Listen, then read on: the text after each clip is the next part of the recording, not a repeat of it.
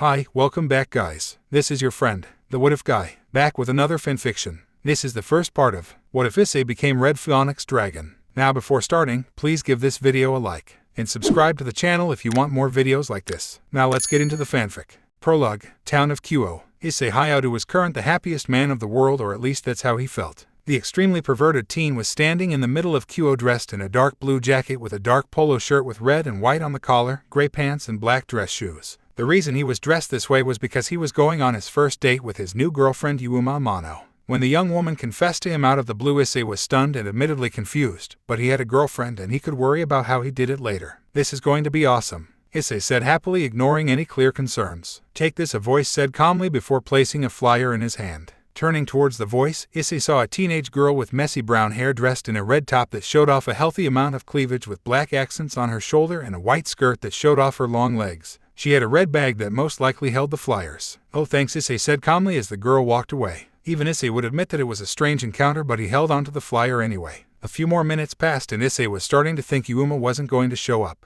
You wouldn't happen to be Issei Hayato, would you? Another female voice seemed to ask, catching Issei off guard. Yes, I would. Whoa, Issei tried to reply as he turned towards the new voice, but found himself absolutely stupefied by the person in front of him. It certainly wasn't Yuuma, but Issei had to admit that the girl in front of him was much better. She was around his height and had blonde hair tied up in drills with large baby blue eyes, but that wasn't the most impressive part about her. No, that would happen to be her outfit, which consisted of a red dress that had a diamond cut in the middle which showed off her ass that were only a little bit smaller than those of his school's idol Rias, and went down to her knees with white shorts underneath black stockings and some red dress shoes. So, are you Issei? The girl asked again, causing Issei to focus again. Yes, I am, but I'm sorry miss, I'm waiting for my date, Issei said bashfully. This girl was gorgeous, but Yuuma was his girlfriend and he was determined to make this work. Then I found the right guy. Yuuma came down with a cold and told me to tell you. She figured you wouldn't be too mad if a cute girl like me came to see you, and since she's my friend, I figured why not. The girl explained, causing Issei to frown. I see. Well, thank you miss, Issei said with an odd expression on his face. He may have never had a girlfriend, but she should have told him herself if something was wrong.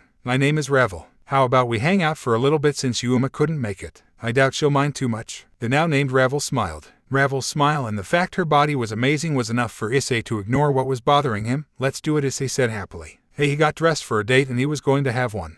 Issei and Ravel walked around for a while doing all the things that Issei planned for Yuuma. They went shopping at the local store and Issei even brought her a small blue bird plushie that Ravel thought was cute. Ravel didn't want to accept the gift at first, but Issei felt like he owed the girl for not ruining his day. As they sat down for food after a few hours, Issei was exhausted. I gotta admit, Ravel, this was an amazing day. I feel kinda bad that Yuuma couldn't join us, Issei admitted as they sat down to eat. Yeah, it wasn't too bad, but do you mind if I ask you something? Ravel questioned. Sure, why not, Issei wondered. How did you and Yuuma meet in the first place? Ravel questioned, shaking her cleavage slightly to distract Issei from the fact her friend didn't know about a potential boyfriend until now. It's funny actually. I was walking back from school one day and she just pops up out of nowhere and asks me out, Issei said bashfully. The distraction clearly worked since he didn't notice how odd it was. I see, Ravel said with a slight frown. Hey Ravel, mind if I ask you something also? Issei wondered. The flyer that he got from the girl before Ravel came over was still bothering him. Sure, Ravel said with a smile. Reaching into his pocket, Issei grabbed the flyer and showed it to Ravel. Some weird girl handed me this flyer while I was waiting for you.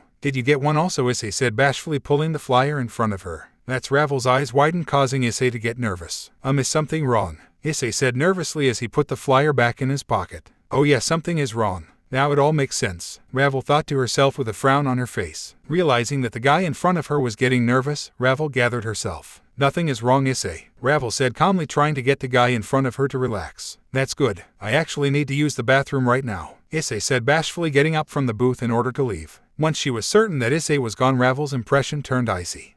As I watched Issei walk away, I couldn't believe what was actually happening. This poor kid was given a summoning circle by Rias without him realizing it, and if not for my interference, he would have been a devil by the end of the day, having been killed by his girlfriend Yuuma, who was a disguised fallen angel. When I first got this assignment, I never imagined things would get this ridiculous. 3 weeks ago, my brother Riser called me into his room, and fortunately for me, my brother was sitting on a chair dressed in a red robe with nobody else in the room. Ravel, I have a favor to ask you, Riser said calmly. What is it, big brother? I replied, trying to keep my calm since he was actually being professional for once. I've been watching my lovely bride Rias, but my familiar told me that he sensed fallen angels in town. So what do you want me to do about it? I asked with a hint of annoyance. I want you to go investigate and see why my beautiful bride hasn't eliminated them already, since she surely knows they're around. Riser said calmly. As far as I was concerned, it was a simple task and I needed to get out of the house. Alright, I replied, using a magic circle to teleport to a local park that was empty at the time. It didn't take long to find one of the fallen angels, who I quickly beat and began to interrogate. It turns out, the fallen was watching a young man named Issei, who apparently had a sacred gear. Now things were getting interesting, and although I could tell my brother what I discovered, I figured I'd wait to get more information. 2 weeks passed and I once again returned to the human world in order to see what had happened, and I hid as the fallen angel I interrogated, spoke to a young man that I assumed was Issei. What's going on, I muttered as they separated again. The fact Rias hadn't done anything yet was terrifying, especially since she was targeting a human. For the next week I watched the Fallen and Issei in secret, and I was furious. The fallen angel walked into the teeth of Rias' territory and nothing happened, and it was obvious that Rias wasn't going to do anything to protect Issei from the fallen angel's plans, whatever they may be. When the fallen asked Issei out on a date a few days ago, I decided to finally act. The day of their date, I ambushed the fallen and killed her before upping my age slightly and changing into a dress that I'm sure somebody would wear on a date, and decided to take over for Yuuma. Hopefully Issei bought it. The rest of the day continued in silence, with Issei unsure of how to manage the beautiful Ravel and Ravel unsure of how to get the real answers she sought. Issei led Ravel towards the park for a romantic ending in the sunset. Sure, he wanted it to be with Yuuma, but it would do. Thank you, Ravel, but I think we should part ways here, Issei said calmly. Why is that? Ravel wondered. He seemed like he was having a good time, and the idea of ending it now was a surprise. Because Yuuma is my girlfriend, and I know she said it was okay, but I feel guilty for spending so much time with you, Issei admitted, and that was it for Ravel. She couldn't explain why, but she was going to save Issei even if it meant exposing herself in the supernatural world. Okay, Issei, Ravel said calmly as she and him stopped where they were. Cool, it was nice meeting you, Issei continued, but before he could give her a proper goodbye, Ravel gave him a powerful punch to the stomach, knocking him out instantly. You'll thank me later, Issei, Ravel said calmly before reaching into his pocket and grabbing the summoning circle he was given. A part of her wanted to destroy it, but she realized that it would actually serve her purposes far better if she kept it. A groggy Issei opened his eyes, wondering what was going on after Ravel knocked him out and why she did so. Where am I? Issei groaned as he looked around the room. He quickly noticed a few things. The first was that he was in a bedroom that wasn't his own. He also noticed that his clothes were on besides his jacket. Oh good, you're up, a voice said haughtily, catching Issei off guard. Turning towards the source of the voice, Issei had to hold back a boner because of the beauty in front of him. She had shoulder-length black hair tied up in Chinese-style buns and blue-green eyes, but what had Issei was her outfit. She wore a blue kipao with gold accents that showed off not only an incredible pair of legs but a massive pair of S as well. Holy Chun-Li, Issei gasped, not expecting to see somebody who looked like the famous warrior. The young woman huffed angrily before turning away. My name is Zulan Human, and you're in Lady Ravel's bed. Issei was confused by a few things, but realized that the young woman referenced his date. Where's Ravel? Issei said calmly, putting the lady part to the side. Wait here, Zulan huffed before leaving the room. As Issei waited for Ravel's arrival, the bad feeling he got from before returned. Yuuma wasn't sick, and this Ravel girl did something with her, and she was going to do the same to him. 10 minutes later, the door opened to reveal Ravel, though she was in a pink dress this time. It wasn't as eye-popping as her other one, but it still looked pretty nice. Hello, Issei, Ravel said calmly. Hello there, fake date number 2, Issei said with a bit of spite as he got up from the bed slightly in order to talk to the girl he spent most of the afternoon with. Of all things you could have said, I certainly didn't expect you to say fake date number 2, Ravel chuckled. Issei's eyes narrowed before he began to speak. I hate to admit it, but Yuuma always seemed off. As for why you're fake date number 2, you clearly did something to Yuuma before coming to meet with me. Issei smirked. You certainly weren't complaining during our date. Ravel scoffed in annoyance. That's because I wanted to figure out what you were after. I'm pretty sure most girls wouldn't send their best friend to tell her boyfriend she wasn't feeling well. Issei replied with a frown. Ravel frowned since Issei was right. You're right that I did something to Yuuma, but telling you would change your life forever and not in a good way. I can tell you now or we can part ways and forget this happened, Ravel said firmly, giving Issei an ultimatum. Issei frowned since that meant whatever purpose Ravel seemed to have for getting involved she achieved. Alright, since I imagine wherever we are isn't close to Kyo, can you take me home? Issei said calmly as he got up. He knew something was off, but now wasn't the time to question it. Of course, Ravel replied, and she knocked Issei unconscious again before placing her own summoning circle in Issei's pocket and a note that explained how they could meet again. The good mood Issei had right before his date was completely gone the next morning. He was fortunate that everything that happened with Ravel took up around an hour, so he didn't have to explain much to his parents considering the complex situation he found himself in. When he woke up in the park, he checked his pocket and noticed that he had a slightly different flyer along with a note from Ravel that said that if he wanted answers to hold onto it and focus his mind. Oddly enough, the other flyer was gone, which was even more suspicious. Issei, you have a visitor, his mother shouted, breaking him from his musing. Okay, Issei groaned as he made his way downstairs, wondering who could be bothering him now. As he arrived in his living room, Issei was absolutely stunned to find that it was Rias Gremory dressed in the Kyo uniform. So Issei, care to tell us what you've done that this young woman is coming to see you on a Sunday morning? I don't know, Issei shrugged, but as he looked towards Rias he noticed that she was anything but calm. She was practically shocked by his presence, and that bothered him more than he cared to admit. I'm sorry, Mrs. Hayato, I think I got the wrong address. I apologize for bothering you on the Sunday morning, Rias said bashfully before leaving the house. What was that about? Issei's mother questioned. I don't know, but I don't like it, Issei frowned as he returned to his room. Something stunk and he needed answers, and there was only one way to do it. Ravel Phoenix was a very unhappy person as she sat in her room the day after the fake date in her classic pink dress, but unlike during her date with Issei, she was notably younger. I don't get it. He was normal. Ravel frowned. As they walked, Ravel confirmed that Issei's gear was dragonic in nature, but whatever it was wasn't awake. The fact that her brother's fiancé would go through the trouble of having the fallen angels kill the young man drove her nuts, though that would no longer be a problem. While Issei was unconscious, Ravel took it upon herself to finish off the fallen angels in the church, and luckily she did so without anybody noticing. All of a sudden Ravel felt a small tug and she couldn't help but smile, since it meant Issei wanted answers. Aging herself again, Ravel allowed the flyer to summon her to see Issei. When she arrived at the small bedroom, she wasn't surprised at all by the decor, since she knew he was a pervert from her observations. So what happened that would make you call me so quickly, Issei? Ravel wondered. I received a visit from Rias Gremory this morning.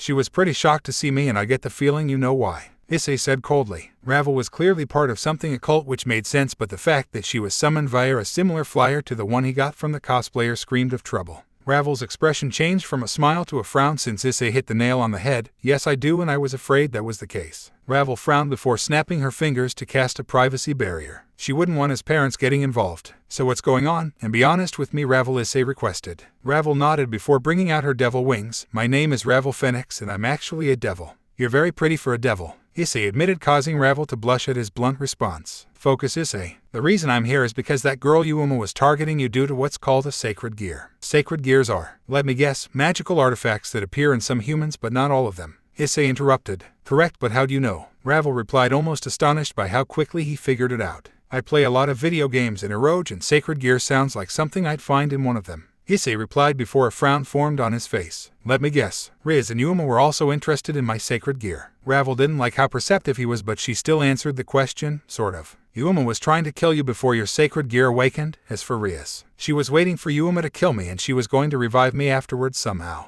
Issei interrupted. That's right. Rias wanted to make you her servant, but she couldn't risk you saying no, Ravel said bitterly. She actually liked Rias, but the fact that she would go this far was a bit disturbing. I have just one more question for now, Issei asked calmly, the annoyance flowing through him body. Of course, Ravel replied. She brought Issei down this rabbit hole, and she was going to see it through to the end despite the fact nothing seemed to come of it. How do I activate this sacred gear of mine? Issei wondered. Why would you want to do that? Ravel asked in shock. I need to know what I have that would make Yuuma want to kill me, and make Rias apparently allow it to happen, Issei said with a fierce determination in his eyes. Ravel could appreciate the determination, and admittedly she was curious as well. Alright, Issei, here's what you do. I want you to think of something extremely powerful and focus on your left arm. That's where your sacred gear is, that much I do know, Ravel suggested, since she really wasn't sure of how to activate one. None of her brother's peerage had sacred gears, and she didn't interact much with other devils her age. Okay, Issei said calmly. He remembered Dragon Ball Z, one of the few shows that he watched that wasn't porn, and remembered watching Goku power up.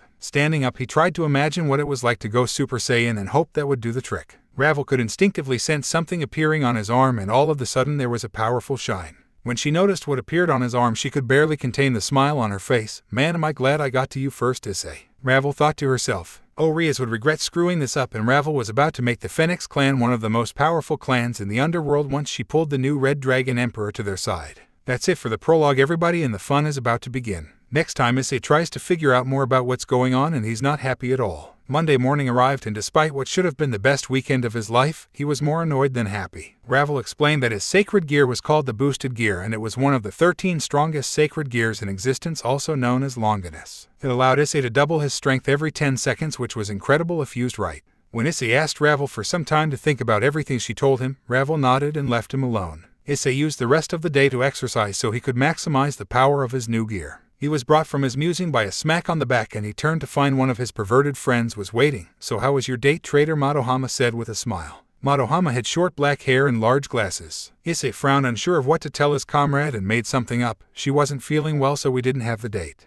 Issei replied calmly. Oh please. She probably realized what a freak you are and decided to dump you, Issei's classmate Catis said harshly. Catis was a member of the Kendo club with pink shoulder-length hair who had a very bad history with Issei. The kendo club was the constant target of the group and he'd been on the wrong side of her shinai on many occasions. Who knows? Issei frowned, deciding that getting into an argument wasn't worth it. "Excuse me, is Issei Hayao available?" a voice said from the outside of the classroom. Much to Issei's surprise, the voice in question belonged to Momo Hanakai. Momo was a second-year member of the council with a nice figure, long white hair and blue-green eyes. "What did I do this time?" Issei deadpanned. "I don't know. I've just been asked to bring you to Kaichu's office and that's it," Momo replied calmly. "Whatever," Issei groaned as he got up from his seat and made his way out. The familiar trek to the student council office was not a big deal to Issei. Due to his antics with his friends, he was very familiar with Sona Shitori, the student council president, and he had a feeling another lecture was on the way. Soon enough, Issei arrived at the office and was brought into the simple room where only the student council president was waiting. Sona Shitori had a slim figure, black hair, and a short bob cut and violet eyes. Issei had to wonder what Sona would ask her about since he hadn't done anything. "Leave us," Sona said calmly as she stared at Issei. He could tell something was off but couldn't explain it. Once he heard the door open, he turned towards Sona with a hint of annoyance. "What do you want, President? I haven't gone peeping since I got my girlfriend." Issei frowned. Sona looked at Issei with a scowl, but it quickly faded since she had a task to accomplish. Reaching into her pocket, she grabbed something and showed it to Issei. "Tell me, Mr. Hayao, have you seen this before?" Sona said calmly. Issei's eyes narrowed since it was just like flyer that the cosplayer and Ravel gave him, though they were slightly different. That meant that Sona was connected to the devil world as well, but the question was how. "I've seen it before. Some weird cosplayer was giving it out the other day, but that's all I can tell you." Issei frowned. Sona noticed Issei's eyes narrowing and realized he knew far more than that. However, she couldn't call him on it without exposing herself. "All right," Sona replied with a bit of disappointment. "Is everything okay, President?" Issei asked curiously. Clearly she was trying to figure something out and her plan had not worked. The fact she revealed the flyer was even more disturbing. "Yes, it is. I'm sorry for taking you away from your classes." Sona frowned, dismissing Issei just like that. "No problem," Issei replied as he left the office. Rias's mysterious appearance at his house the day before and being called in by Sona this morning. Something was off and he needed answers. Fortunately for him, he knew just who to turn to. After school was over, Issei quickly left the school instead of engaging in his typical peeking of the kendo club. Once he arrived at home, he went up to his room and shut the door since this was very much a private meeting. Reaching into his desk drawer, he found the piece of paper that Ravel gave him and focused on the parchment in order to summon Ravel for another conversation. It took him a second, but yet again she appeared in her pink dress. "What is it this time, Issei?" Ravel wondered. Admittedly, she didn't expect to hear from him so soon, but she wasn't about to complain. "Have you ever heard of somebody named Sona Shitori? She has black hair and a bob cut with glasses," Issei asked calmly. "I have, but the name Sona Shitori is a lie. Her name is actually Sona Citri and she's a high-class devil like Rias and me," Ravel confirmed, much to Issei's annoyance. "All right, and I guess I have one more question for you," Issei said calmly. "Of course," Ravel replied, though she was a bit nervous. Issei's perceptiveness was terrifying and there was no telling what he would ask next. "What is this piece of paper exactly, and why do you high-class devils have them?" Issei wondered, revealing the small flyer that Ravel gave him. Ravel frowned since Issei was getting to a dangerous point. "It's a contract circle. Devils typically use them to obtain contracts from humans. The devils do a task for a human and they get compensation for it," Ravel explained. "All right, so what do I owe you in this case?" Issei replied calmly. Ravel said in confusion. "This came out of nowhere. Technically, I summoned you to answer my question. You did that, so shouldn't I give you something in return?" Issei admitted. Ravel was a little flustered by what he said and she wasn't sure how to answer. "Consider the bird from our date as payment," Ravel said with an odd expression on her face. "Okay," Issei smiled as Ravel teleported away. With Ravel gone, Issei took a moment to think about the latest revelations, but the more he thought about it, the less he liked the current situation. As she sat in her clubroom, Rias Gremory could not hide the look of annoyance that appeared on her face due to the way things had changed over the last few days, and it all came back to Issei Hayao. She knew the young man had a date with one of the fallen angels and had prepared her summoning circle in order to bring the young man into her peerage. Oddly enough, the circle was never used, so Rias believed the young man had died. However, when she went to see his family the next day to erase their memories, Issei was there and very much alive. Wondering what could have happened, she sent her knight Kiba towards the abandoned church where the fallen angels were located, and he discovered that the church was now truly abandoned. A part of Rias was curious what happened, but that part vanished quickly in favor of figuring out her Issei problem. "Lady Rias, is everything okay?" a young nun named Asia asked bashfully as she walked into the room. Asia was a young nun that Kaneko ran into during her morning sweet run. The young woman asked her for directions to the abandoned church, and after a small explanation from Kaneko, she was brought to Kyo. Sona was not pleased when she told her what happened with Asia and the fallen angels, so it was decided she would confront Issei. "I'm fine, Asia. I'm just a little tired." Rias frowned. Something was very wrong with all of this and she needed answers. "Okay," Asia replied before leaving Rias to her business.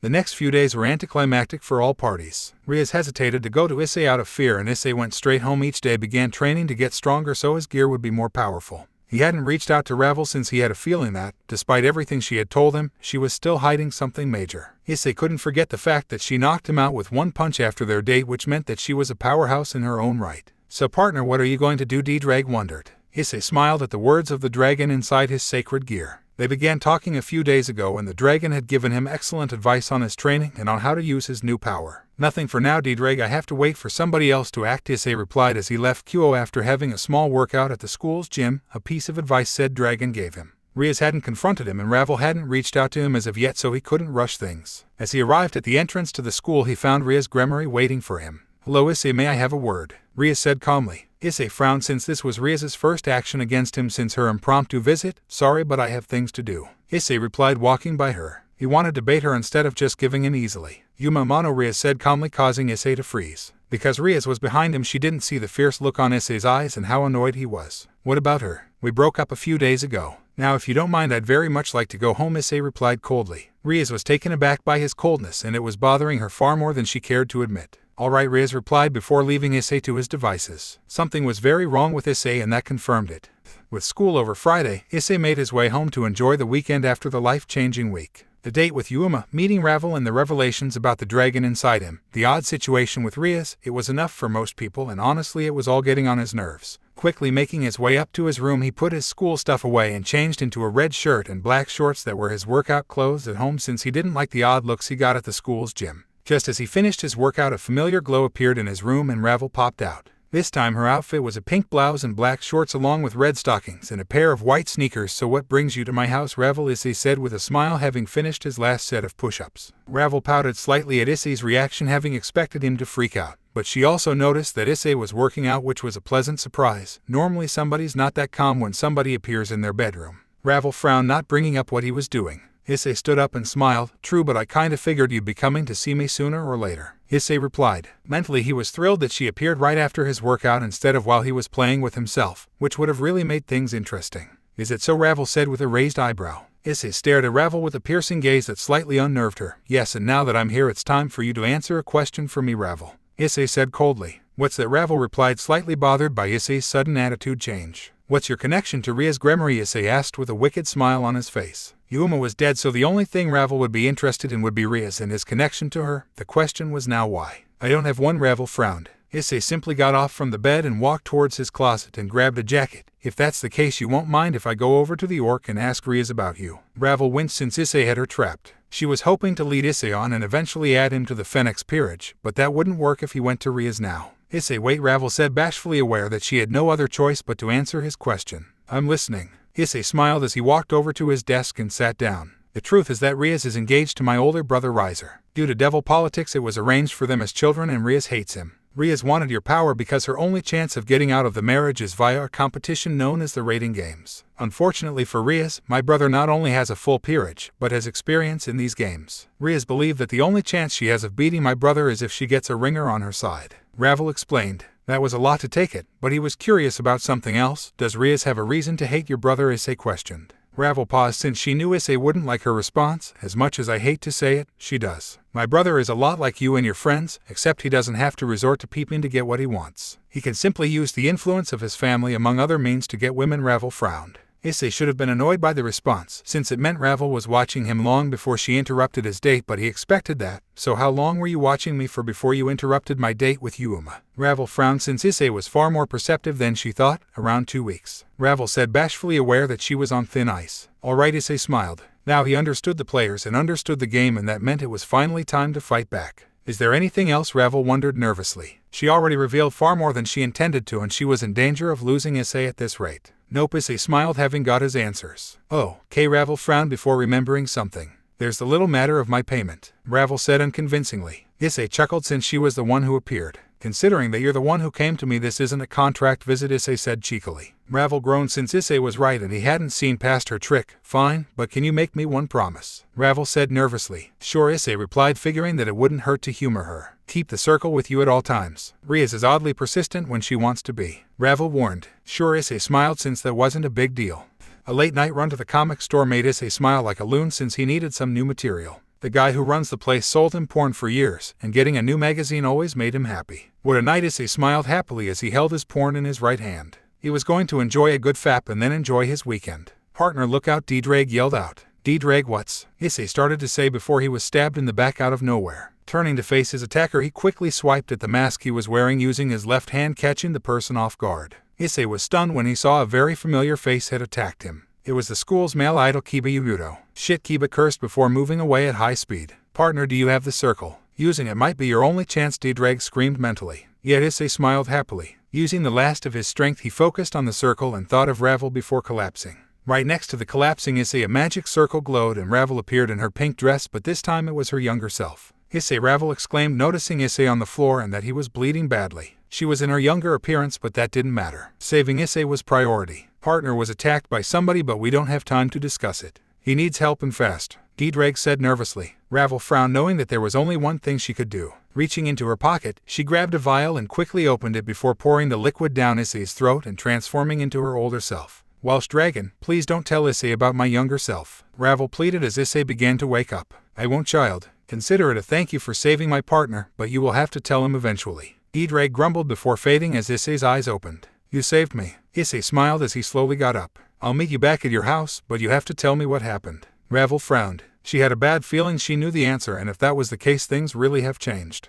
Issei returned home and managed to get upstairs without too much trouble. Tossing his damaged shirt into the dirty clothes, Issei got on a new shirt and focused on the magic circle that would bring Ravel to him. When Ravel appeared, she had a frown on her face that faded when she saw Issei. What happened to you, Issei? You summoned me and I find you bleeding on the street. Ravel frowned as she stood in front of him. I was walking back from the comic store when I was attacked by somebody I know. Who was it? Ravel frowned, the bad feeling in the back of her mind becoming more prominent. A classmate of mine named Kiba Yuuto. Issei replied angrily. No, Ravel said in shock. Yep, and for the life of me I don't know why. Issei frowned. Ravel's face became an odd mix of anger and fury. I know why, Issei, and you're not going to like it. Ravel frowned. Why? Issei wondered, unsure of what could have caused it. Ravel's expression darkened. He did it because his master Rias Gremory ordered him to, Ravel said coldly. Issei's eyes widened once again and his confusion and sorrow turned to rage. Rias couldn't get him via Yuuma, and now that he hadn't come to her, she targeted him again, and this time she nearly succeeded. She'll pay for this. Rias Gremory will pay, Issei growled, his rage slowly building.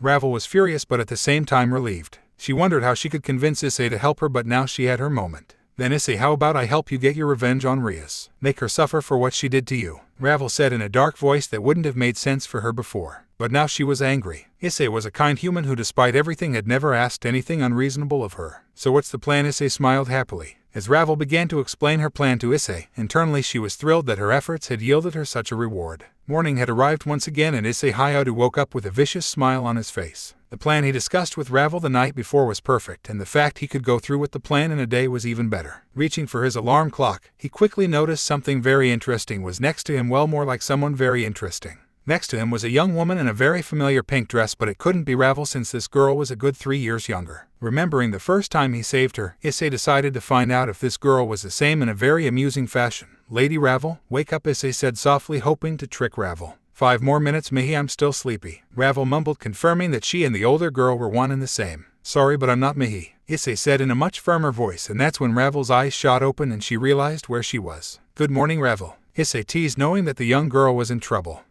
Well, you see, Ravel stammered, aware that she messed up. Ravel was admittedly afraid that Rias would try to silence him directly and decided to watch over him herself. After Issei went to sleep, she returned home to tell her maid Mihi what she was doing and returned here. Unfortunately, she forgot that she had switched back to her younger form before returning, which was a careless oversight by her. We clearly have to talk about some things, Issei chuckled as he turned towards his benefactor. The fact she was kind of cute like this made up for the odd surprise. Okay, but can you put that away first? Ravel said with a blush on her face, looking towards Issei. Issei looked down and realized Ravel had seen his morning wood. Sorry about that. Do you mind coming back in like 30 minutes? Issei said with a hint of embarrassment himself. Ravel nodded before leaving for 30 minutes, having a good idea of what was going on. It also helped to allow her to gather her thoughts, so the interruption wasn't all bad. A half an hour later, Ravel returned to Issei's room just to find a scent she was very familiar with in the room. Clearly Issei had masturbated his morning wood away, and although Ravel was used to the smell due to her brother's capades, it was still awkward to say the least. Care to explain why you're about 3 years younger all of the sudden? Issei smiled. This is what I really look like, Issei. I pretended to be older because it would be easier for us to talk. Ravel admitted, hoping that Issei wouldn't be too mad. Makes sense. If you told me a girl your age was Yuuma's friend, I'd be even more suspicious. Issei chuckled. Granted, he was suspicious as it was, but that would have clinched it. So you're not mad, Ravel said nervously, hoping that Issei had forgiven her. Nope, I'm more focused on the wonderful plan you came up with. Issei smiled. I see, Ravel said, happily glad that Issei still trusted her. So are you going to show up tomorrow as your real self or fake self? Issei mused. Real, definitely real. Ravel smiled. Bummer. Jerk. Ravel pouted slightly before punching him lightly on the side. Things were very much looking up for Ravel Phoenix, and her mistake hadn't cost her at all.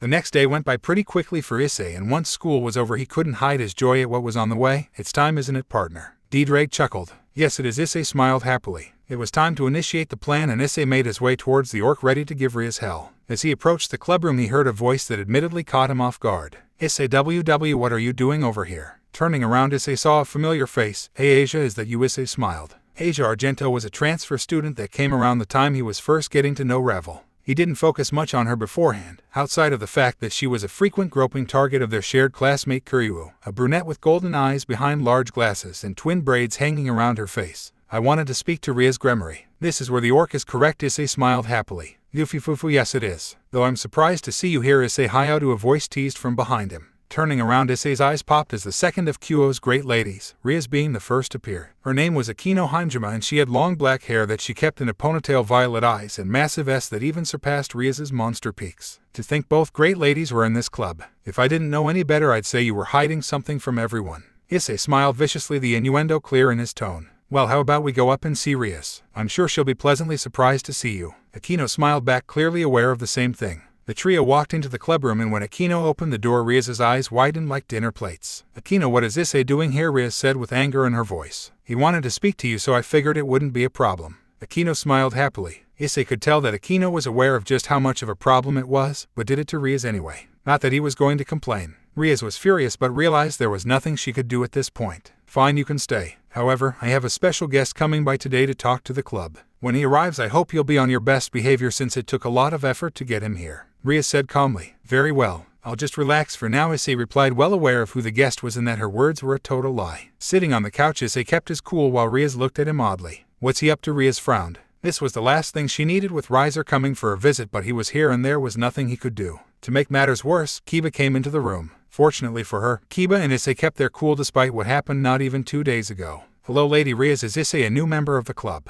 Kiba said calmly. Perhaps. I heard a lot of rumors about the orc, so I wanted to check it out myself. Issei smiled, trying to keep his cool. Yufifufu, what type of rumors? Akino wondered, deciding to stir the pot. Akino, Rias yelled out. Rumors like Rias was secretly sacrificing students to preserve her youth, and she was really some vicious monster. Stuff like that. Issei smirked, causing Akino to chuckle at the irony of said words. And who started these rumors? Akino wondered. Probably some guy who was jealous because Rias rejected him. I don't remember specifics. Issei deadpanned. That's enough, Akino. As for you, Issei, you have to leave. Rias said angrily. He was screwing with her and she knew it. There was no way she could keep him around when Riser showed up. All right. Issei smiled as he got up to leave. Unfortunately for Rias, a magic circle appeared in the room just as he made his way towards the door. Turning towards Rias, he could see her look on with dread as two people appeared from said circle. The first was a woman in a French maid outfit with fair skin and silver hair that fell to her back with a long braid on each side. The other was a man in his early 22s with blonde hair, tan skin, and blue eyes. He was wearing a burgundy blazer with gold embroidery and matching pants with black dress shoes. He also had a white shirt that had the top button open. If Issei was right, this was Riser Phoenix. Hello, Rias, my lovely bride. How are you? Riser said in a smug tone that really annoyed Issei. Now it was time to initiate the plan, and Issei knew just what to do. When you said it took a lot of effort to bring your guest here, I expected somebody amazing.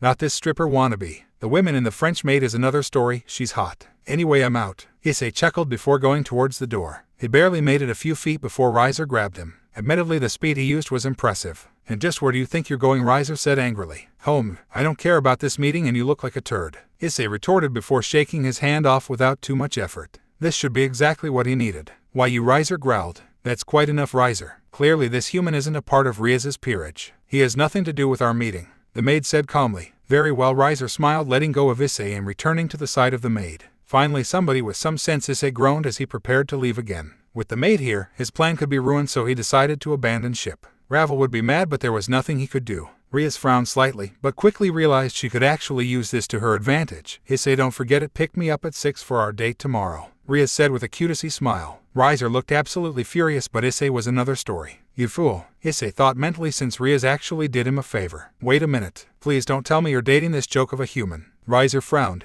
Issei smiled since the plan was back on. That's right, buddy. I don't know who you are, but back off. Issei smiled, causing Riser to glare coldly at him. My name, human, is Riser Phoenix, the scion of the Phoenix family and Rias' fiancé. Riser growled. So tell me, Riser Phoenix, did you decide that or did she? Based on the look on my lovely Rias' face, she doesn't like you too much. Issei smirked. Rias didn't look thrilled either, so it made for the perfect illusion. Riser frowned before a smile appeared on his face. Then how about this boy? I have a group of beautiful women at my disposal that will do whatever I say no matter what the order. I'll give you choice of any one of them if you break up with Rias. Riser smiled, causing Rias to look at him like he was crazy. Considering how ugly you are, I doubt the women you have to choose from are so I'm good. Issei said calmly, trying to hold back his glee. The trap had been set and Riser did exactly what he wanted him to do. Is it so? Riser smiled before snapping his fingers. As the flames cleared, a group of women appeared in various costumes, one of which was the younger Ravel in her pink dress. It was nearly curtains for Rias and Issei knew it. Lady Ravel, what is that human doing here? The Chun-Li look-alike said in shock, causing Riser and the maid's eyes to widen and Rias to freeze. Unseen by any of them was the vicious smile on Ravel and Issei's faces when she said that.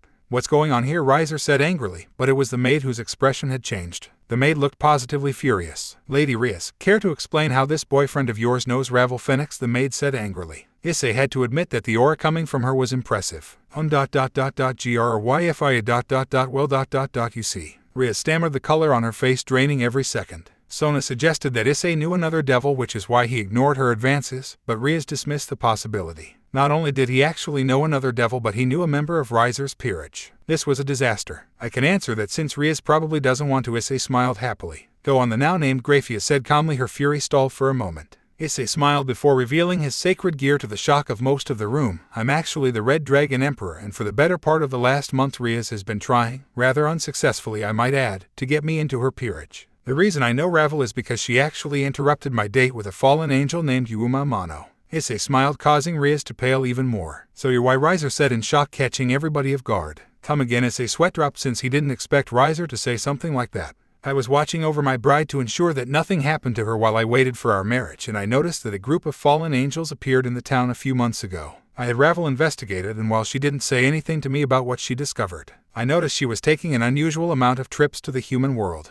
Clearly you're why human, Riser explained. Ravel was next, and she didn't do Rias any favors. That's right, big brother. What I discovered was that one of the fallen angels, Ms. Amano as it turns out, was interested in Issei. Since I didn't know why, I decided to spy on him, figuring Rias would take care of the angels and I could perhaps send him to our side. Unfortunately, Rias did nothing even as the fallen angel entered a relationship with Issei and appeared near Kuo. When the fallen asked Issei out on a date, I decided to make my move since Rias had stayed pat. I decided to ambush Yuuma on the way to her date and before killing her, interrogate her for information. Apparently, Issei had some sort of sacred gear and the fallen was going to kill him at the end of their date in order to stop him from awakening it. Deciding I had nothing to lose, I aged myself slightly and went to Issei hoping to figure out what type of gear he had that would cause a fallen angel to take that many risks. Ironically enough, I ended up going on his date and in the process discovered that Rias gave him a summoning circle via her familiar. Ravel explained, knowing the rest took care of itself. Rias was going to allow the fallen to kill Issei and use the circle to swoop in and add him to her peerage. Grifia was furious as she looked at a paralyzed Rias, but she had to keep her cool to find out if there was anything else the young woman was hiding, anything else I should know about. Yes, actually, Issei spoke up since Rias was already screwed. 2 nights ago, I was attacked by Blondie over there on the way back from the store. He stabbed me in the back and would have killed me if it weren't for a summoning circle Ravel gave me so we could talk about my sacred gear and other supernatural factors. I don't know how she saved me that night, but I'll worry about that later. Issei revealed, knowing it was the nail in the coffin for Rias. Grifia was absolutely furious and Issei was certain if not for the location she would tear Rias apart. However, the maid kept her cool and turned towards an admittedly stunned Riser. Riser, we're leaving. It would seem that a lot of mistakes have been made and we need to rethink the current situation. Alright, Riser smiled since Rias was in deep trouble and he knew it. See you, Riser. Oh, and Ravel, this appearance is cute but I prefer your older one. Issei smirked before walking out of the room as Rias looked on in utter despair. This was an absolute disaster for her and she knew it. Allowing a fallen angel to target a human was one thing and that was bad enough. Ordering her servant to kill a human in order to add him to your peerage, well, that was a major no-no. She was in deep trouble and she knew it. The fact her peerage was in front of her as her treachery was revealed made it worse. A smiling Issei sat in his room and he couldn't be happier. Well done, partner. I thought you were in trouble when she pretended you were her boyfriend, but that was done beautifully. Thanks, Dreg. Today was fun and I don't know how it could get better. Issei chuckled heavily. Ironically enough, it did get better when a magic circle appeared in his room and Ravel Phoenix appeared again. This time she was in her older form and wearing a pink V-cut nightgown that showed off her impressive S. Not to mention, she was carrying a bottle of what Issei assumed was wine and a pair of glasses. Today was a beautiful day for both of us. I figured we could celebrate, Ravel said with a sultry smile. Alright, but I'm a little too young for wine, Issei replied calmly. Ravel smiled and got rid of the wine with a magic circle. Then how about we find a different way to celebrate, Issei? Ravel smiled as she crawled over to the bed with a swing in her hips. When Rias mentioned that Issei was her boyfriend, she thought the plan had failed, but Issei's turnabout was brilliant. Not that I'm complaining, but where did this come from? Issei said in shock. Consider it the price for saving your life. Ravel smiled as she crawled onto the bed. She had grown fond of the young man over the past few weeks, and considering what he did for her family, using her body to reward him was minor in comparison. Works for me, Issei smiled as he wrapped his arms around Ravel's body, pulling her close to him. I'd say your night got better, partner. Diedrag chuckled. Shut up, Diedrag. Issei smiled as he moved up to kiss Ravel, knowing that it was probably the first of many kisses to come. As the sun shone on the morning in the Hayato household, Issei couldn't be happier if he tried. Looking to the side, he saw the sleeping face of Ravel Phoenix, the girl who saved his life twice and now could claim his virginity as her own, sleeping naked with a smile on her face after their night together. Wake up, Ravel. I gotta get going and my family is going to come for me sooner or later. Issei smiled before kissing Ravel on the cheek. She was in her older form right now, but Issei had with both her older and real selves during the night, and each was wonderful. Ravel woke up from said kiss and turned to Issei with the same smile. Don't worry about your parents getting involved. I cast a spell on your house that would prevent them from interrupting whenever I came by. Didn't you find it odd that nobody ever bothered you when I was here? Ravel smiled, leaning in for another kiss, which Issei absolutely reciprocated, pushing the bedsheets away from her body, revealing her naked form to the world once again. That makes life so much easier. Issei chuckled to himself as he enjoyed the kiss because Ravel had a point. Ravel pulled away from the kiss since there was something she had to discuss with Issei. Before you go to school, there's something I want to talk to you about, Issei, Ravel said with a slight frown, since she knew this was going to be annoying.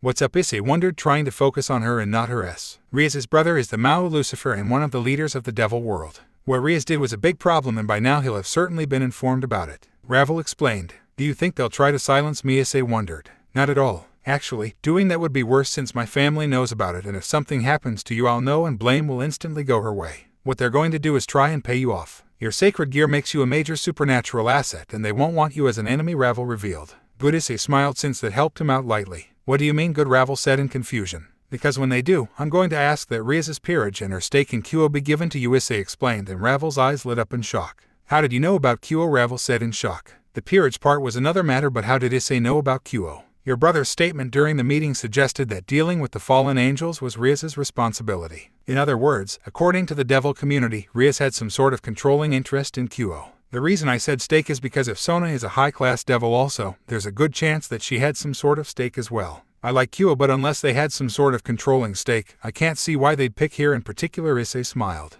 Ravel's eyes widened since he made leaps in logic that normal humans shouldn't be able to make. Issei, you're amazing, Ravel smiled, but before he could respond, Ravel jumped onto him and slammed her lips into his in pure joy. I think you can afford to be late today, partner, Diedrag suggested, knowing where this was going. I was thinking the same thing. Issei smiled as he returned the kiss, and as morning began with him enjoying Ravel Phoenix once again.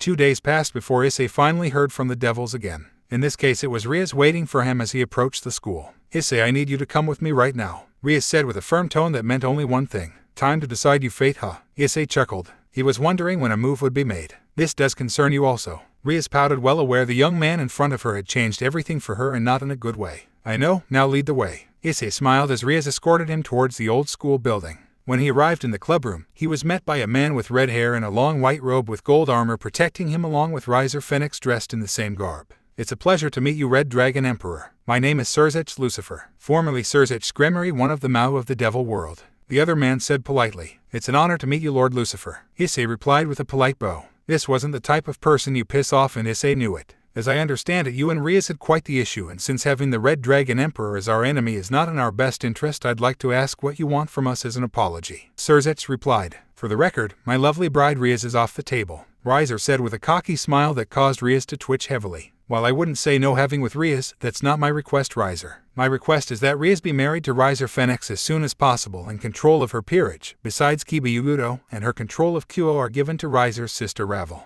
Issei explained, catching everybody off guard. What Rias exclaimed, and admittedly Riser and Surzech were also shocked by the nature of her requests. Why would you give her the peerage aside from the blonde knight? Riser scoffed, hiding his annoyance. He had quite the designs on Rias's queen, who was arguably just as good a catch as Rias herself, and he wouldn't do a thing with the knight personally. Kiba is the one who tried to kill me and would have succeeded had Ravel not saved me. If Ravel is to control Kyo, she needs good people to have her back, and Akino and Asia are good people from what I can tell. Issei smiled. I'm curious where that leaves you, Red Dragon Emperor. By taking her knight, Rias only has a queen, one bishop who appears to be a pacifist, and one rook. That's not much of a peerage for my dear sister, Riser wondered. Ravel could get her evil pieces anytime she wanted, but they were held back since the family believed she was too young for the serious duties of a high-class devil. Admittedly, Kyo would be perfect for her since Sona would make for an excellent partner to help her get used to matters. Actually, she has another bishop, but much like with Rias, Ravel may not be powerful enough to control him. Surzech revealed to the shock of Issei and Riser. However, Issei was focused on his end of the bargain and the bomb he was about to drop. A secret that even Ravel herself did not know.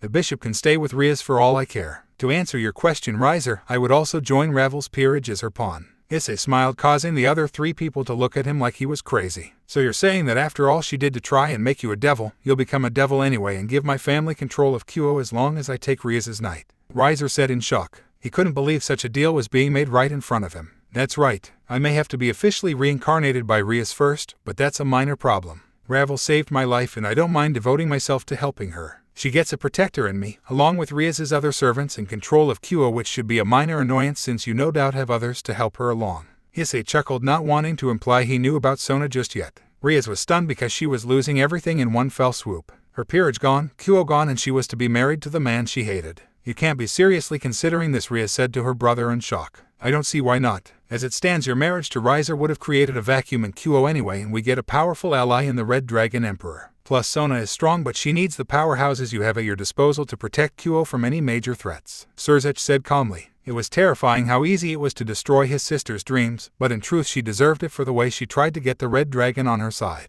Rias had caused plenty of trouble already with the other members of her peerage, so this was simply her paying the price in her own way. I'm alright with this as well. Of course, in order to make the Red Dragon Emperor my sister's official pawn, Rias will have to reincarnate him and then trade her over. She's not quite powerful enough yet. Riser smiled, knowing it would break Rias even more. To have the Red Dragon Emperor at her side just to lose him in a flash would break Rias far more than he ever could in the bedroom. Her plan had backfired in a royal way, and he and his family were going to reap the benefits. That's fine. Should we do this now, or should we wait till the end of the day for everyone to learn their fate? Issei smiled. Come back at the end of the day, Red Dragon Emperor. While my sister's school life is coming to an end, you still have yours, Red Dragon. Surzech smiled. Thank you. Issei smiled before leaving a stunned Rias and a gleeful Riser to go to class. He could only imagine the look on Ravel's face when she learned what he had done for her.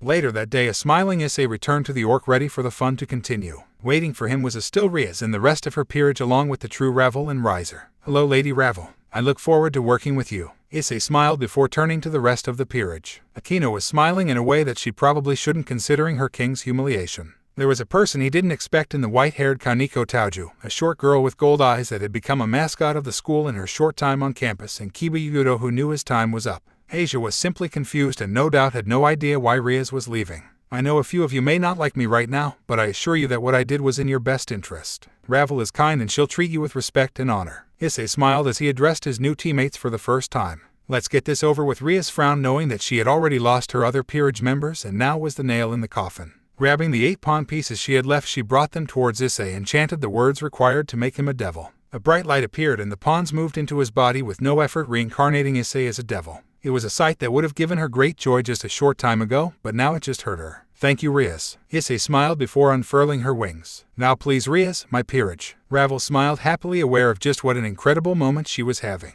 Of course, Rias said solemnly as Issei, Kaneko, Asia, and Akino were transferred to Ravel, with Kiba staying by her side along with her other bishop. It was a painful sight that she would not forget for some time and would serve as a stern reminder of her failure. So now what? Kaneko frowned, wondering what would happen next. Well, right now, Kiba and Rias are going to gather their things and move into the Phoenix household. As for my new peerage, Akino, I want you to stay with me and help me understand what I'm getting into, as well as getting me ready for transferring to Kyo. The rest of you can go home, and that includes you, Issei. Ravel ordered, aware that things were about to get very interesting for all of them. Got it, Issei replied with a smile, and Kaneko nodded her approval. Asia was simply stunned, so she didn't say anything. Yufifufu, I can't wait to see how you look in that Kyo uniform. Akino smiled. Rias looked towards her former peerage with regret in her eyes and said, Thank you, everyone, Rias said calmly before she and Kiba were taken away by Riser and Surzech. Later that night, Issei was on his way to grab some food since his new diet required him to eat a lot more than usual, when he heard a voice with his enhanced hearing. Help me please, a young woman screamed, and it was a voice Issei was very familiar with. Catis, Issei exclaimed before running towards said voice, which was in an alleyway not far from the convenience store. In the alleyway was Catis, as he expected, and she was in trouble. A large man had overpowered her and tossed her onto the wall. There were bruises all over her body and her clothes were in tatters. It didn't take much for Issei to know what was coming next. Nobody's coming for you and we're going to have a little fun, girly. The man cackled, and that was enough for Issei to act. I don't think so, Issei roared, focusing on his new devil powers. Issei charged the man and sent him flying with a tackle to the sides. As the man flew into the alleyway, Catis saw who saved him and couldn't believe what she was seeing. What the? Issei, Catis said in shock. This was the skinny Issei who couldn't handle a kendo shinai. Now he was attacking a thug and, from the looks of it, doing a fair bit of damage. Catis, listen to me carefully. Run towards the convenience store and tell them what happened to you. I'll deal with this guy, Issei said calmly. Issei, are you crazy? That guy overpowered me. There's no way he can overpower you. Catis protested, ignoring what just happened. Maybe so, but I'd rather see myself get beat up than do nothing and let you get raped. Issei replied with a smile. It wasn't going to come to that, but she didn't need to know. Catis was stunned by Issei's words but noticed the guy was starting to stir. All right, I'm going. You better not die, pervert. Catis smiled briefly before running away towards said store. Luckily for Issei, Catis was long gone when the guy got to his feet and walked back towards him, allowing Issei to get a good look at him. It was a hulky guy with tan skin, black hair, and tattoos all over his face. You'll pay for that, brat. I'll skin you alive. The man cursed as he grabbed a knife from his pocket. Doubt it. Boosted gear. Issei smiled as his sacred gear appeared on his right hand. What are you? The man said in shock. Your worst nightmare. Issei smiled happily. As the gauntlet shined in the alleyway, Issei went to work. By the time Catis returned with the cops, Issei was long gone, and the man that attacked her was a Y-mess, which shocked not only the officers but Catis herself. Maybe he's not so bad after all, Catis thought to herself. There were plenty of questions to be answered, but Issei deserved a reward for his efforts, and she was going to give it to him.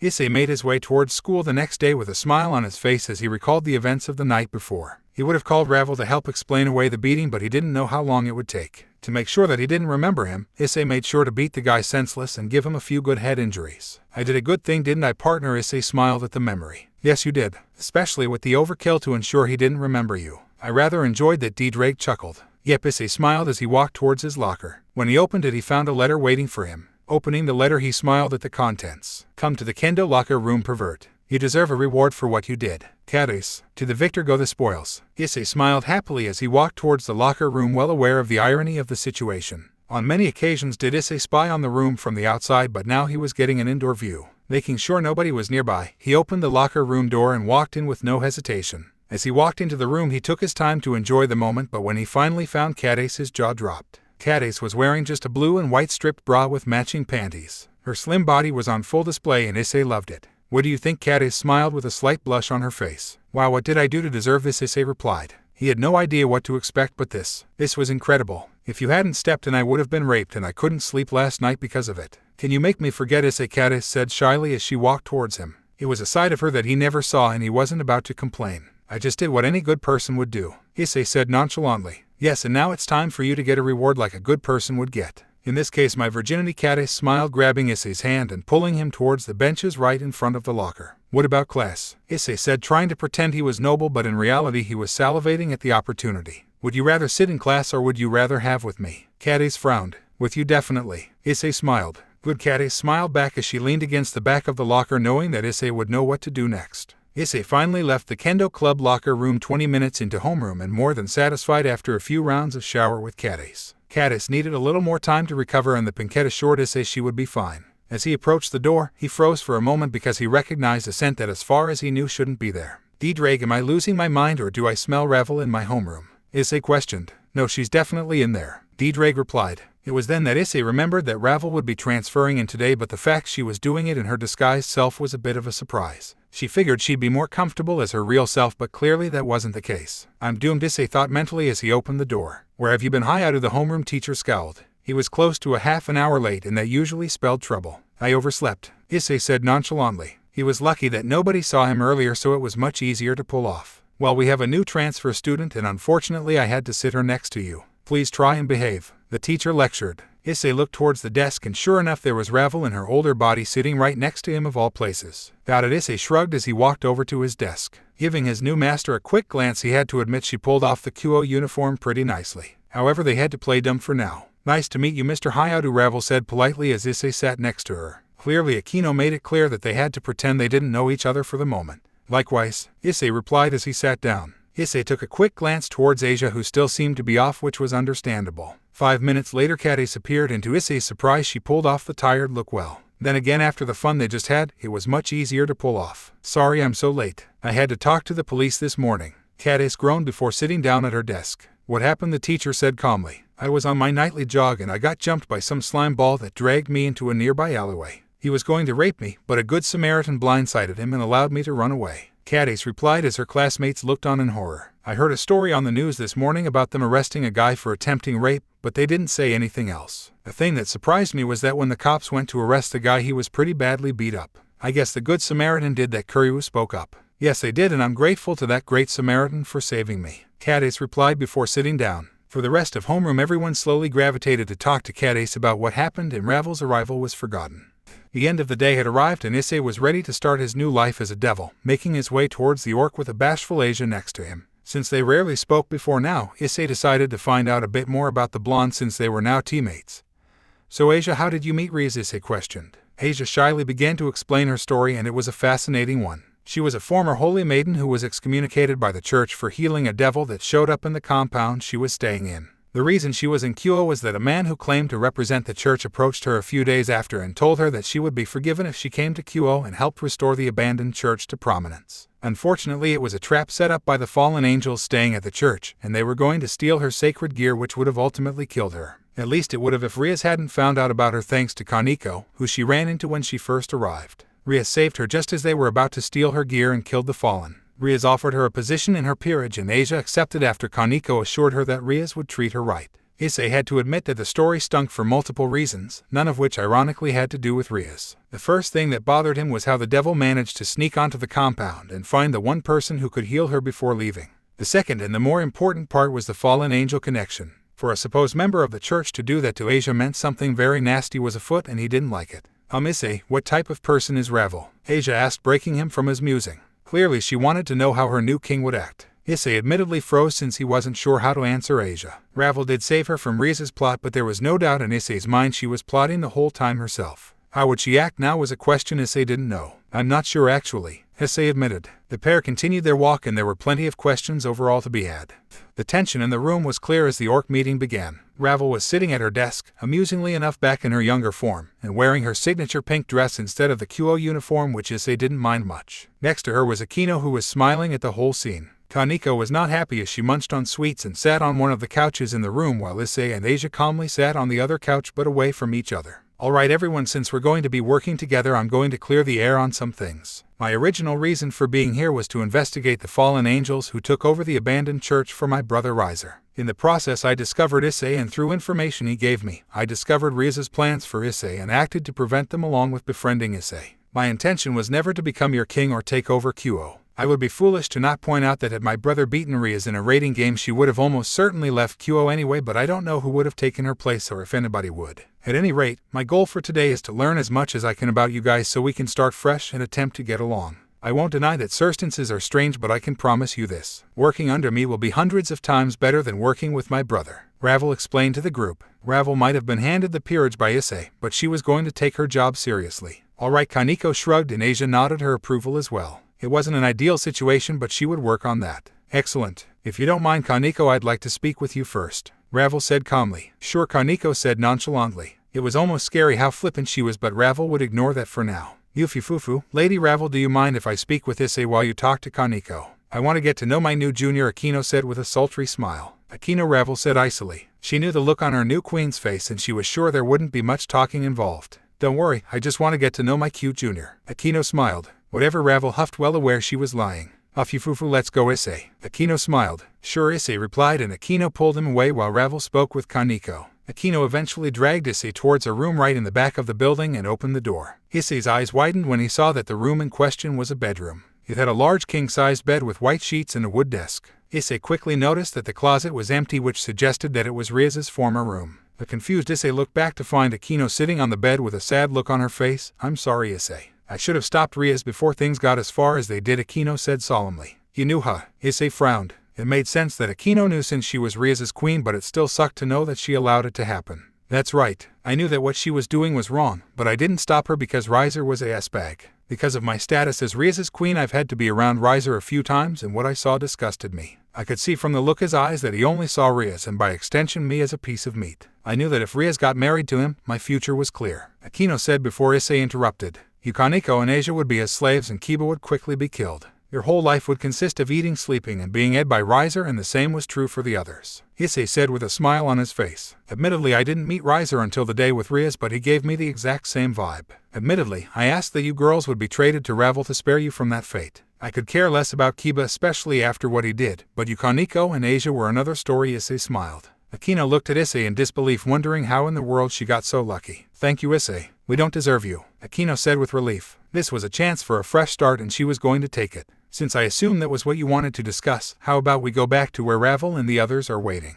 Issei said calmly as he turned to leave. Fufu, I'm disappointed. Here we are, a boy and a girl in a private room, and yet your first instinct is to leave without doing anything. Some pervert you are, Aino teased in a sultry voice. You underestimate me, Aino. Admittedly, I'd love nothing more than to you senseless on that bed and make you scream my name. However, now isn't the time for that, Issei replied as he spun back towards Aino. The lustful gaze he was giving was a complete 180 from before. Aino stared back briefly before unbuttoning the corset on top of her uniform and getting rid of it with her shirt not far behind, leaving her in a lacy black bra that barely held back her amazing ass. Issei watched with hunger as she stood up and her skirt soon followed her shirt off her body, revealing a matching set of black panties.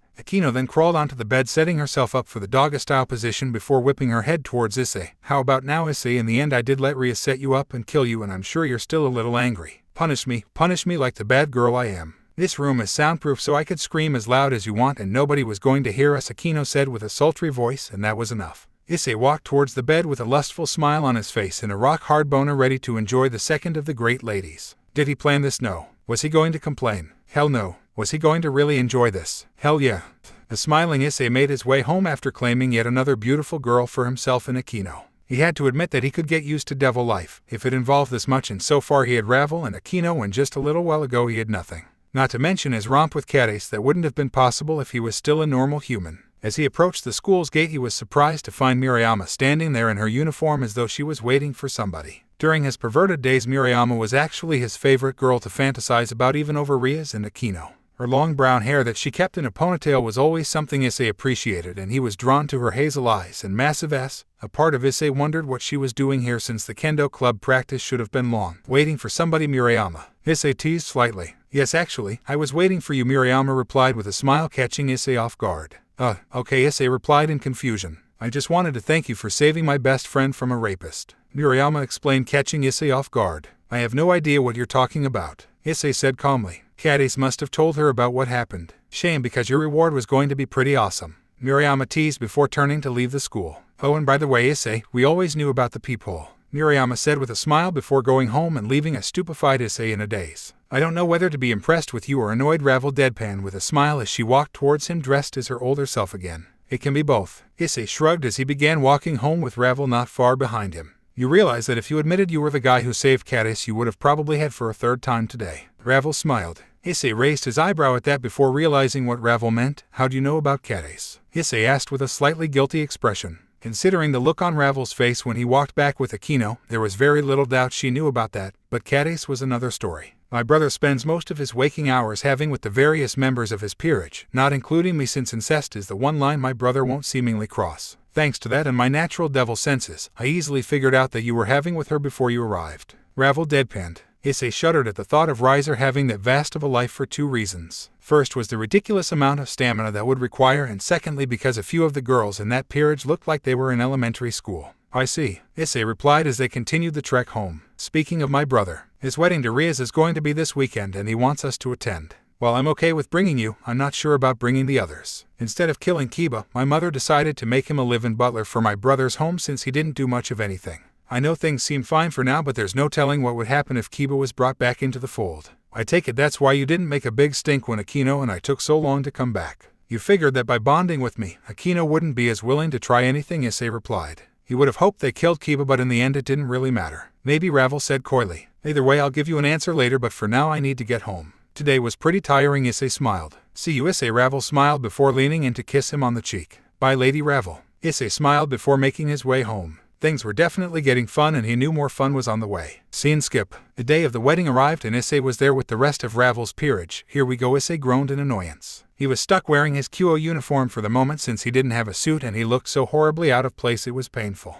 Ravel was currently acting as her usual self since this was a family thing, wearing a strapless purple dress with purple gloves with a pink fan. Akino was dressed in a black ornate kimono with white socks and sandals, while Kaneko was in a cutesy pink dress with flowers, with Asia wearing a similar design in blue. As of now they were relaxing, but it was obvious they weren't happy either. He was brought from his musing by a familiar female voice. "Red Dragon Emperor, please come this way." Zulan instructed. She was dressed in the same blue outfit from before, which Issei certainly appreciated. Okay, Issei shrugged since this seemed out of nowhere. Zulan led him to a private room with a small bed on it. Sitting on the bed was a crimson-red suit with a black shirt and black dress shoes. Amusingly enough, there weren't any ties either. "Lady Ravel ordered this for you in preparation for the wedding. I was instructed to bring you over here," Zulan said in a monotone voice. "Thank you," Issei said kindly as he walked towards the bed to retrieve his suit. As he started to get undressed, he realized that Zulan had stayed behind. "Please don't worry about me. I was instructed to be here in case you needed my assistance since Lady Ravel is occupied," Zulan said in a still monotone voice. Issei shrugged and started taking off his uniform since it ultimately didn't matter. With his upper body exposed, he heard a small gasp from Zulan, which meant she noticed how toned he was. "Let's see if I can't have some fun of my own," Issei thought to himself, well aware of the fact that Zulan was paying closer attention than she should have to his body. "I'm curious, how did Ravel get my measurements for the suit?" Issei questioned as he reached to slide down his pants. "I believe she took them when," Zulan stammered.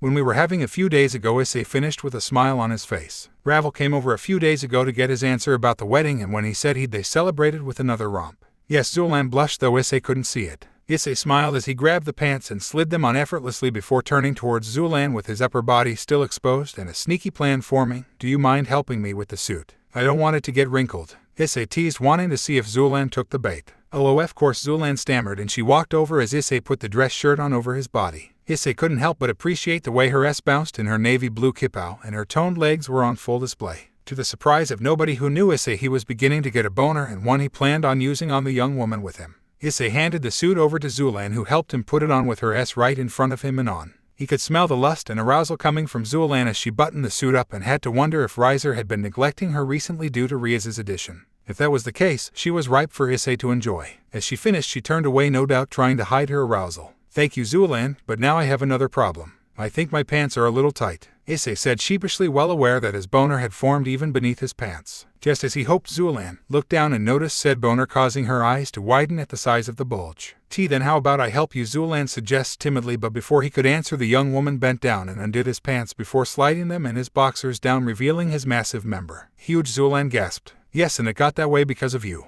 Issei smiled, caressing Zulan's head. Zulan didn't say anything else and simply wrapped her lips around his massive beast and began bobbing her head up and down his monster. It may be Riser's wedding, but Issei was definitely going to celebrate with a bang.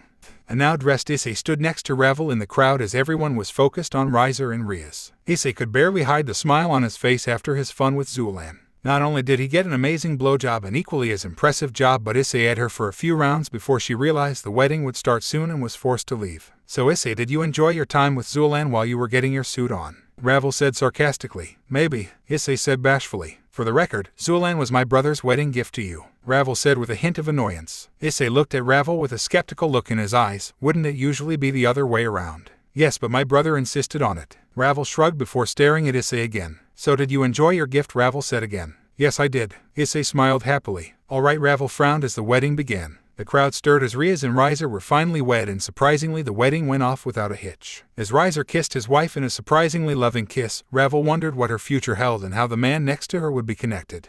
As the sun shone on the Hayadu residence Monday morning, Issei Hayadu was getting an incredible wake-up call. Opening his eyes, Issei found a completely naked Zulan bobbing on his member like it was the best thing she ever tasted. There were many things on his mind, but he put those to the side as his release arrived. "Now this is how to start a day," Issei smiled happily as his load shot into Zulan's waiting mouth. "I'm glad you liked it." Zulan smiled, her naked body fully on display as she swallowed his load. "Not that I'm complaining, but what are you doing here?" Issei smiled, his boner still not satisfied despite the wonderful treatment it was given. "I wanted to say good morning to my new teammate." Zulan smiled as she straddled Issei's member, pleased to see it was ready for more. "New teammate?" Issei said skeptically. "That's right," Zulan said calmly as she straddled his waist before deciding to explain what happened. It turned out, the farthest Zulan was supposed to go was a blowjob or using his S, but she couldn't resist Issei and ended up being him, much to Riser's annoyance. Riser's punishment was to trade her to Ravel and for Zulan to watch over Ravel so the Phoenix family could be comfortable. If Issei didn't know better, he was convinced that Riser wanted to give his sister some extra help and sent Zulan using what happened as an excuse. However, none of that mattered to Issei right now. What mattered to him was that his week was starting with him getting laid and that he hoped Ravel's spell worked for any devil interaction because he didn't want his mom barging in on him as he enjoyed yet another young lady. As Issei made his way towards the orc, he couldn't help but reflected on what ended up being an extremely interesting first part of the day. It turns out that in addition to joining Ravel's peerage, Zulan was also transferring to Kuo and ended up being a second year in his class. Much to his joy, their class had gym that day and Issei got to see both Zulan and the older Ravel's bodies in bloomers, which gave him great joy. His enjoyment was noticed by a very jealous Catis, and since Issei and her just so happened to be putting away the gym supplies that day, he enjoyed a very heated makeout session in the gym supply room with her to get her to focus on him again. Unfortunately for the pair, Catis' best friend Murayama noticed they were taking too long to get done and barged in on the pair in the middle of said session. Instead of getting angry, Murayama wanted in, and soon he was making out with Murayama as well, and Issei was in heaven. He was pretty sure had the bell for class not rung loudly, he would have been able to add Murayama to his growing list of lovers. Arriving at the orc at last, he was met by the delicious sight of Zulan in a brand new outfit. It was a dark blue sleeveless blouse that hugged her body incredibly well, along with a pair of blue hot pants and black leggings with some tennis shoes to complete the ensemble. Sure, it wasn't the incredibly erotic Chinese dress she usually sported, but it was still a wonderful choice. I'm glad you could make it, Issei. I assumed your buddies are the reason you're late. Ravel snorted, turning her focus towards her instead of Zulan. Something like that, Issei smiled. Issei decided to walk with Matsuda and Madohama for a bit after class and was amused to discover that they weren't going peeping since the kendo club hole was gone. Considering what Murayama told him the other day in their makeout session after gym, it was pretty clear why the hole was there. Well, you might as well sit and relax since we're going to be meeting with the other devils in the school today. Ravel frowned as she had to go over some paperwork. Alright, Issei nodded as he sat down on the couch opposite of Kaneko and Asia. Akino returned with the tea before taking a place on Ravel's right side and smiling as they awaited what was to come. After a few minutes, the door opened and in walked the student council. There were quite a few beauties in the group, but Issei was more interested in the white-haired Momo Hanakai.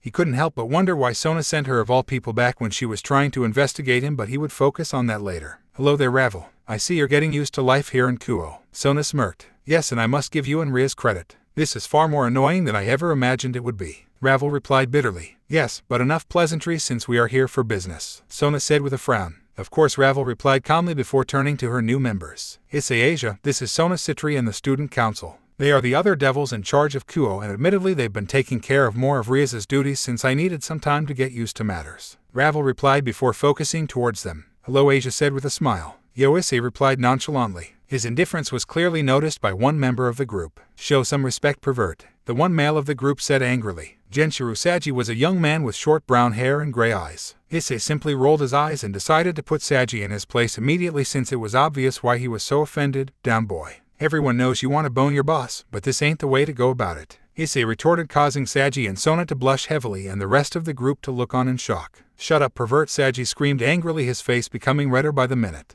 That wasn't a denial. Issei smiled viciously, further burying Saji in the ground. Stop teasing the hopeless fool, Issei. Between the facts that he has to win a chess match against somebody who's the human equivalent of a grandmaster, and Sona having a sister who's as obsessed with Sona as your former friends are with us, the kid has no shot of doing anything, Ravel added, further adding to Saji's misery. Saji's face was now all red and Sona now deathly quiet due to her situation being called out and the further confirmation of her pawn's feelings. Lady Ravel, as amusing as this might be, you are trying to work together, Zulan reminded her, even if she was enjoying the moment. Sorry about that, Zulan, you're right. Now were we, Lady Citri? Ravel smiled, though she wasn't sorry at all. Sona gathered herself from the insane start to the meeting and tried to focus. Well, originally I came to introduce myself to your new servants, but we got sidetracked. Sona frowned. Issei's comments aside, Ravel knew far more about her than she was particularly comfortable with. My bad. I saw a bad dog that needed to be punished and I did, Issei said nonchalantly. It was obvious to everyone watching that he didn't mean it. Sona coughed to return the attention to her before Saji could act again. Anyway, the familiar forest is open tonight and I was curious if you intended to get a familiar for your new servants, Sona said calmly. I wasn't thinking about it, but if Issei or Asia wants one, I'll go, Ravel said dismissively. What is a familiar? Asia asked innocently. Think of it as a magical assistant.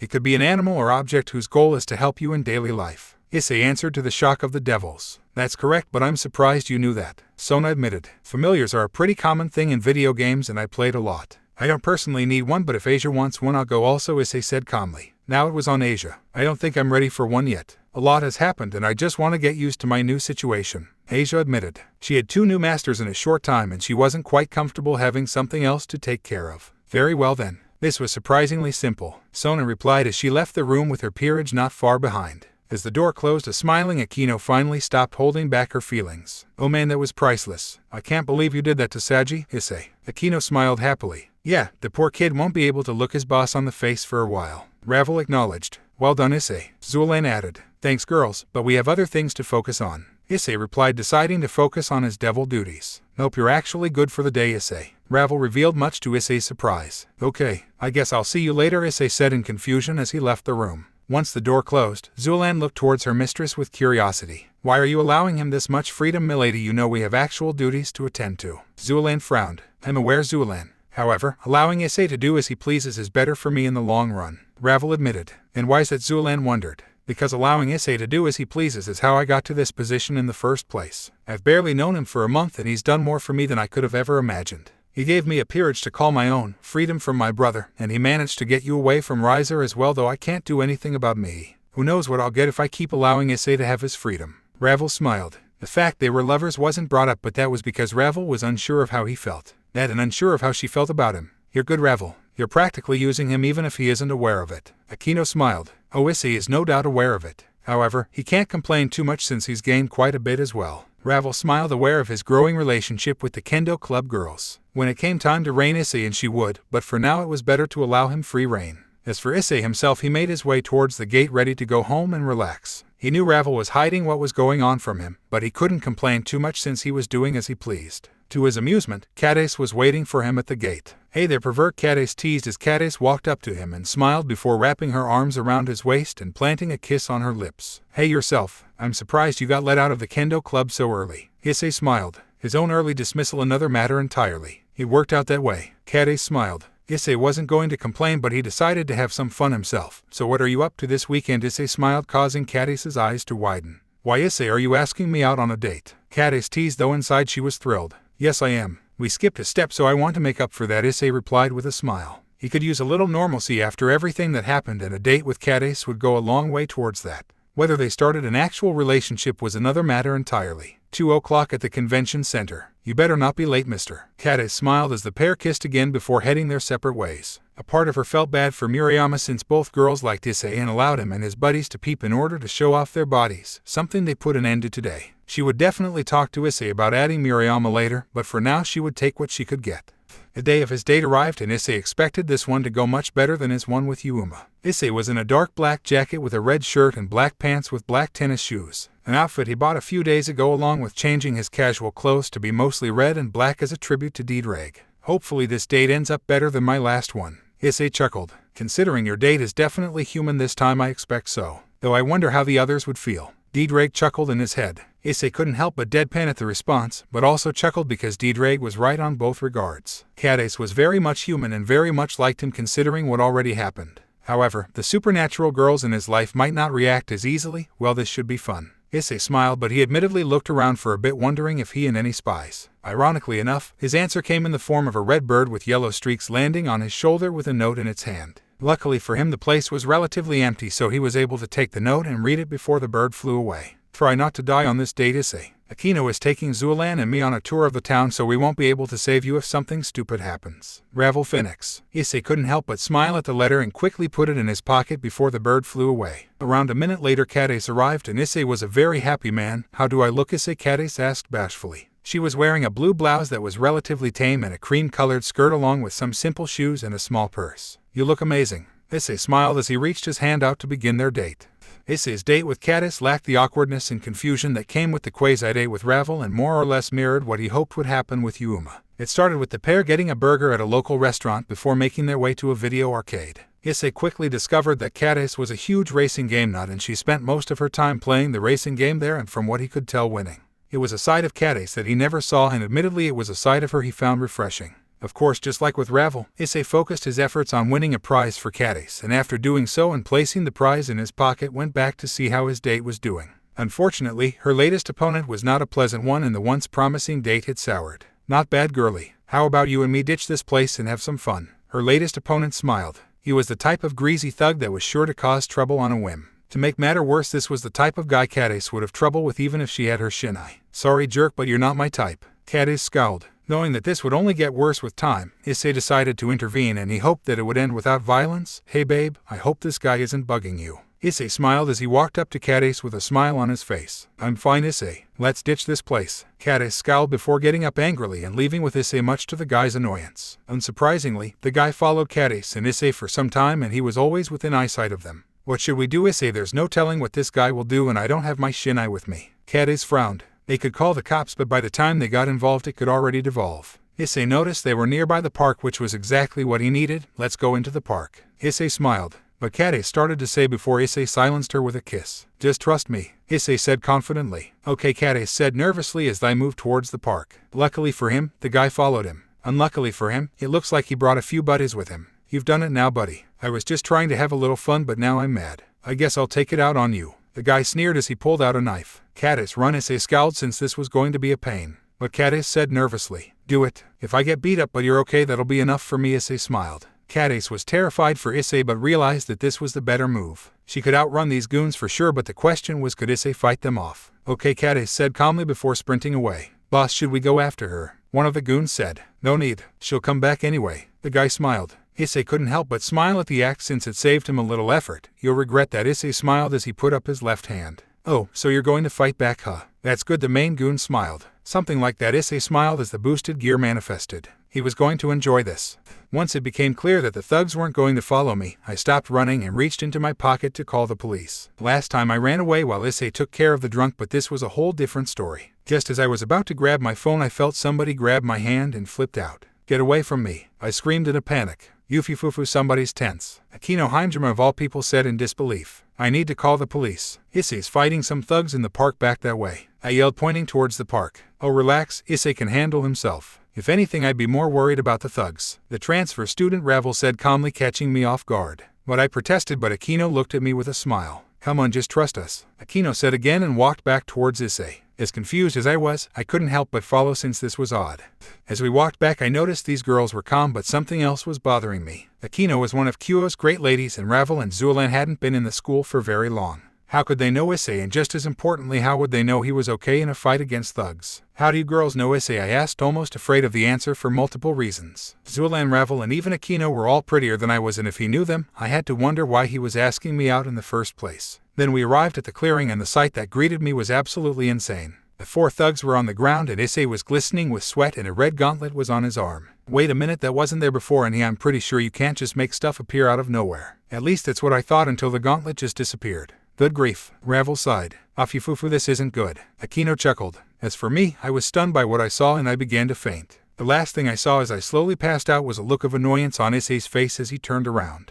Issei turned around just in time to find the fainted Catis and the look on his face was one of pure annoyance. What happened to the tour of the city and why did you bring Catis with you? Issei groaned in annoyance. We ran into her by accident and when she mentioned you we followed along.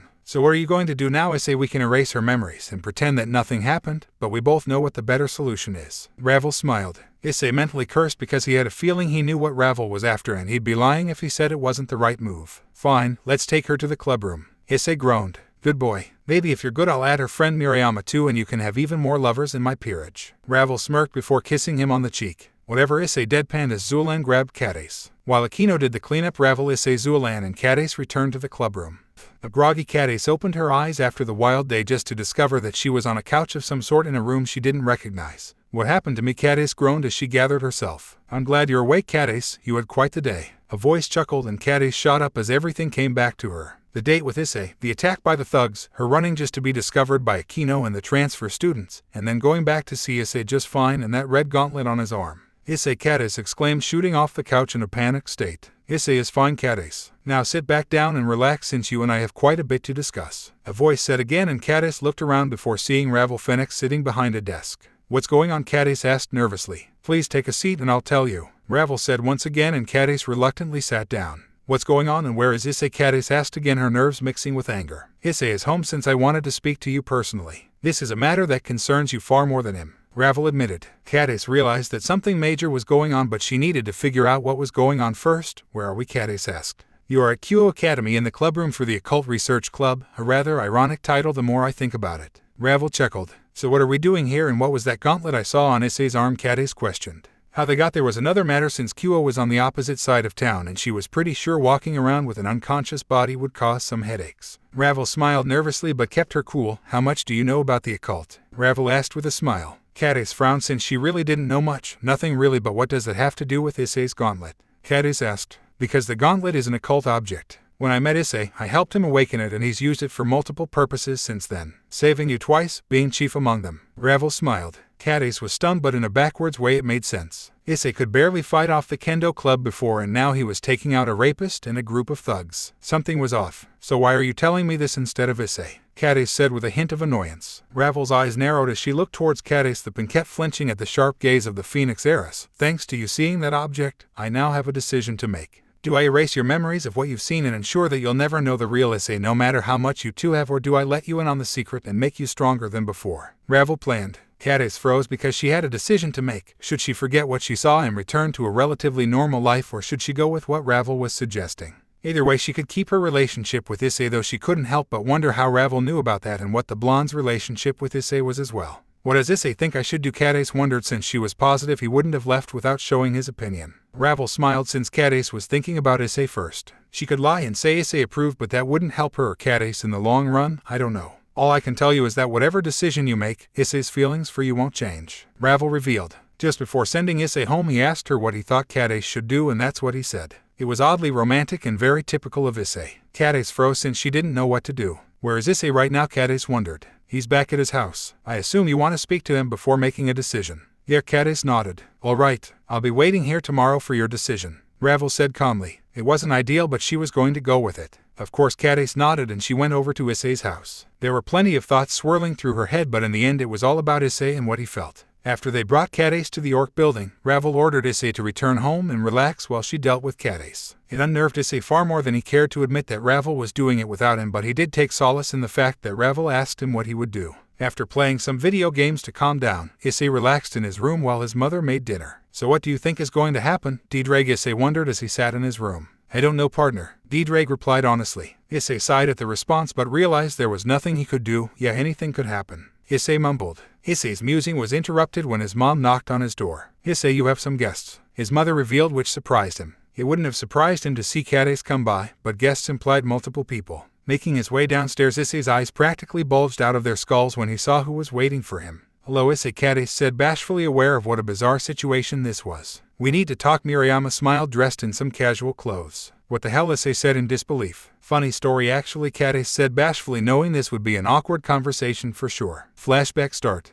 As I made my way towards Issei's house, I thought about everything that happened and admittedly I was torn. If she raveled my memories, I could keep the current relationship I had with Issei without a problem. We were classmates, and although it was difficult, Issei could easily come see me after practice now that Matsuda and Motohama no longer peeked at us. Hey there, Catis, a voice said, breaking me from my musing. Focusing on the voice in question, I realized that it was my best friend Miriama. She was dressed in a yellow blouse and some black shorts that went down to mid-calf along with some sneakers. What's up, Mori? I replied, not expecting to see my best friend. I was just about to go shopping for some food. How was your date with Issei? Mori asked me, and I couldn't help but flinch, which caused Miriama to frown. What happened, Catis? Miriama said sternly. Nothing happened, I said, nervously aware that this was the last thing me or Issei needed. Are you sure? Miriama replied, and just as I was about to answer her, my phone rang. Hold on a second, I said calmly, and reached for my phone. The message on it caused my eyes to widen even more. If you want to tell her the truth, it's okay. I'll simply extend the same offer to her that I gave you, Ravel Phoenix. I couldn't believe that Ravel had my number. Wait, that wasn't the problem. How did she know about my conversation with Murray? These devils are just weird. Catis, are you okay? Murray said nervously. Yeah, I said calmly before taking a deep breath. Something happened on our date and I got separated from Issei. I was just going to check on him, I said calmly. Miriama's eyes narrowed at the response. Tell me more, Miriama replied, and together we made our way towards Issei's as I explained what happened. Hopefully he isn't too mad with me. Flashback end. Normally, Issei should have been thrilled by having the Kendo Club girls at his home, but that wasn't the case right now. After leading the girls to his room, he sat on the bed and turned towards the girls. So what are you girls doing here? Issei wondered. The fact that Catis was nervous and Miriama had a strange look in her eyes had Issei nervous, since that meant anything could happen. Amusingly enough, it was Miriama who broke the ice. Since Catis doesn't want to ask the question on her mind, I will. How did you go from a guy who could barely handle our shinai to being able to take out multiple thugs? That doesn't seem possible under normal means. Miriama frowned. Issei mentally cursed, since that meant Catis told her about what happened. The answer is because I'm a devil. Issei said bluntly, realizing that messing around wouldn't do him any good. Let's go, Catis. Issei's clearly crazy. Murayama scowled as she looked towards her best friend who wasn't moving. So what they said is true, huh? Catis said in disbelief. Murayama said in disbelief. Issei smiled before unfurling his wings in front of the two girls to Catis and Murayama's shock. But how? When? Murayama said in disbelief. It all started when I had my date with my now ex-girlfriend Yuuma. Issei smiled bitterly. Both girls' eyes widened before Murayama came to a conclusion that she probably shouldn't have so quickly. Your date wasn't cancelled, was it? Murayama scowled. Well, it was cancelled. Sort of. Not only are devils real, but so are fallen angels and actual angels. It turned out that Yuuma was actually a fallen angel. I found this out later, but Yuuma was after something called a sacred gear which I happen to possess. Issei explained. But that's impossible, Issei. We're in the middle of major devil territory, and for a fallen angel to directly target you for a sacred gear, despite that, means it would have to be at least Longinus Lev. Murayama explained before realizing what she said and shutting her mouth instantly. Murayama cursed internally as Issei and Catis looked at her with different expressions. Issei was amused while Catis's jaw was about to drop. So you know about the supernatural, huh? Issei smiled. Murayama fumed internally before realizing the jig was up. Yes, I do. My father was an exorcist, but he retired a long time ago. Actually, I knew you as a kid and played with you in Arena, Issei Murayama revealed, stunning the other two even more. Wait a minute. If Murayama knows about the supernatural, does that mean? Catis said in disbelief. Mean I knew about the orc? Yes. I've always known about them, but since they protect Kyo in secret, I didn't want to spill the beans. By the way, I noticed that they're under new management recently, Issei. I take it you're the reason, Murayama answered with a cheeky smile. A grinning Issei answered Murayama's rather rhetorical question for the sake of the other person in the room. Yes, I am. The previous manager knew about the threat of the fallen angels and let them do as they pleased. Long story short, the previous manager messed up and Ravel took over, Issei revealed, to the annoyance of Murayama and further confusion of Catis. Ugh, I knew something about that whole thing seemed odd. I saw you walk up with Yuuma once and I had her pegged as a fallen instantly, even with my limited powers, and if I did, there's no way Rias didn't.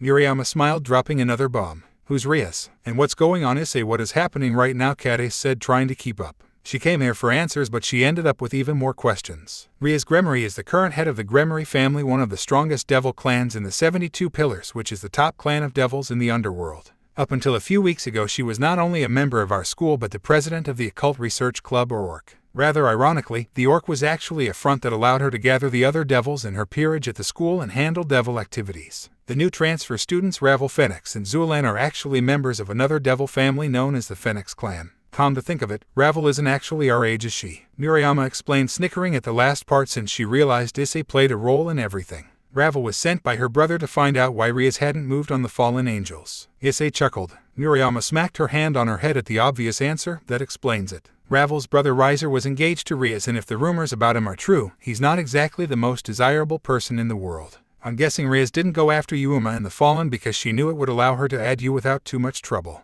Murayama concluded. That's right. Ravel pretended to be older and walked with me instead of Yuuma during our date. Events afterwards led to her explaining the supernatural world to me and helping me get revenge on Rias by forcing her to marry Riser and giving up her peerage to Ravel. Issei shrugged. Details were left out, but they didn't need to know everything as far as he was concerned. Murayama chuckled a bit. Let me guess. At some point when she wasn't speaking to you, Ravel also took out the Fallen, forcing Rias to use Kiba as a sneak attack instead. It failed, and when it was time to punish Rias, you sent him to the Phoenix as revenge. Murayama smirked. If I didn't know any better, I'd say you were there when it happened. Issei smiled. Nope, just incredibly good at putting things together. Murayama chuckled. What Issei wasn't aware of was that the night before Ravel's transfer, one of the familiars attempted to erase her mind, but her father stopped it from happening. Instead of killing the beast, Murayama convinced her dad to keep it a secret. Ravel's transfer, along with the disappearance of Kiba, actually did a lot of the guesswork for her. Forgotten in all of this was Catis, who was angry that her best friend had hijacked the conversation. Aren't you guys forgetting someone? I am the one who came to see Issei in the first place. Catis pouted, causing the two to look at her with a look of embarrassment. Sorry, Catis, the two said bashfully. Whatever. Catis huffed before turning towards Issei. I'm sure you've figured it out by now, but Ravel made me an offer to become a devil, but I wasn't sure what to do.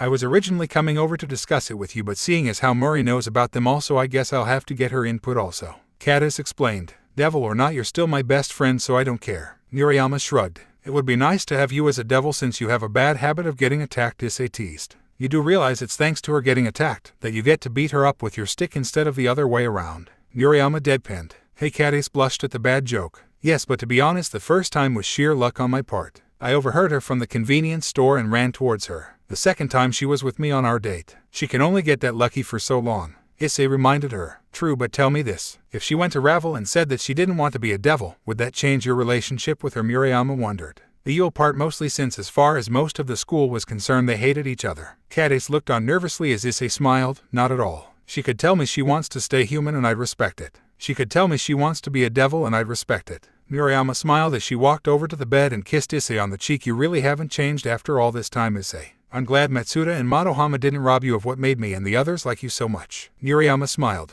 Care to explain that? Catis questioned. Nothing. Just a bit of nostalgia. Sadly, I have to get home or my dad will worry, so I'll leave the rest to you. Murayama smiled before walking out of the room, leaving a confused Issei and Catis alone at last. Catis was stunned by all she learned, and admittedly hearing about all the secrets around her may have made the decision much more difficult. However, there was one final question she needed to have answered before she made her decision. If I told Ravel tomorrow that I don't want to be a devil, how much of my memory would she erase? Catis wondered. That would depend on you, honestly. If you told her that you wanted to only forget the details about the devils, she would do that. If you wanted to forget about the devils and how our relationship has changed, she'd also do that. It depends on you, and Ravel is by no means unreasonable, Issei admitted. All right, well, I've made my decision. Catis smiled. Good. Issei smiled before Catis walked up to him and kissed him on the lips briefly. That was for saving me yet again. Catis blushed before leaving Issei to his own thoughts.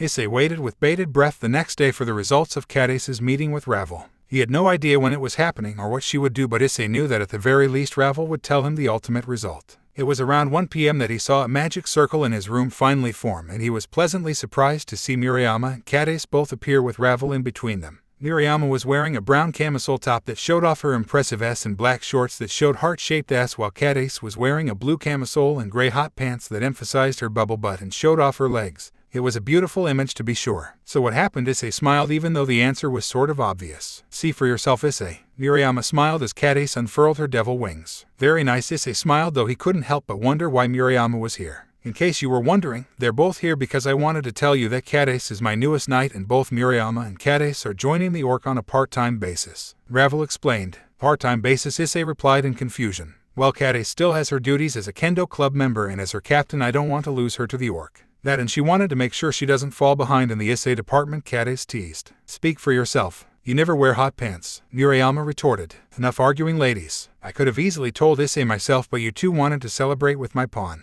Ravel reminded the two. Both girls stopped their arguing before blushing slightly. Right, Murayama and Catis blushed as they turned towards Issei. See you later, Ravel. Issei smiled, since he knew his new master would be gone in moments. That's Lady Ravel, Issei. Ravel huffed, but she did indeed leave the group alone. With Ravel gone, Issei's focus turned to the impending threesome. So where were we? Issei smiled. You were about to welcome us to the orc. Murayama and Catis smiled back. Sounds like a plan, Issei said happily, getting off the bed. Damn, that was impressive, Catis admitted, noticing how pleased Murayama looked. It wasn't quite an Ejeho, but it was close. I've got a few more rounds in me. Issei smiled, pulling out of Murayama to reveal that he was still rock hard. This is the beginning of a beautiful friendship, Issei. Catis smiled. Yeah, but before I forget, I have something to give you. Issei smiled as he got up from the bed and walked towards his closet, not caring much about the juices falling on the floor. What's going on? Murayama wondered. She got her answer when Issei pulled out a small necklace with a pink circular jewel on it. Before our date went south, I got this for Catis at the arcade, and I wanted to make sure she got it. Issei smiled. Catis beamed happily at the present, and it confirmed that she made the right choice. Now I know I made the right decision. Do you mind putting it on for me? Catis smiled.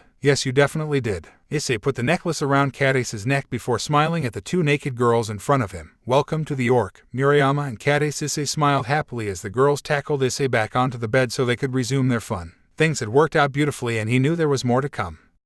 A month has passed since Catis and Murayama joined the orc, and Issei was living the life that he dreamed of back when spent most of his free time looking at porn with his buddies. Every morning seemed to start with him getting a heated kiss from one of his new lovers, a habit started by Catis the Monday after he gave her the necklace she seemed to wear everywhere now, and continued by Murayama the next day, with Ravel and Zulan following suit in the 2 days following.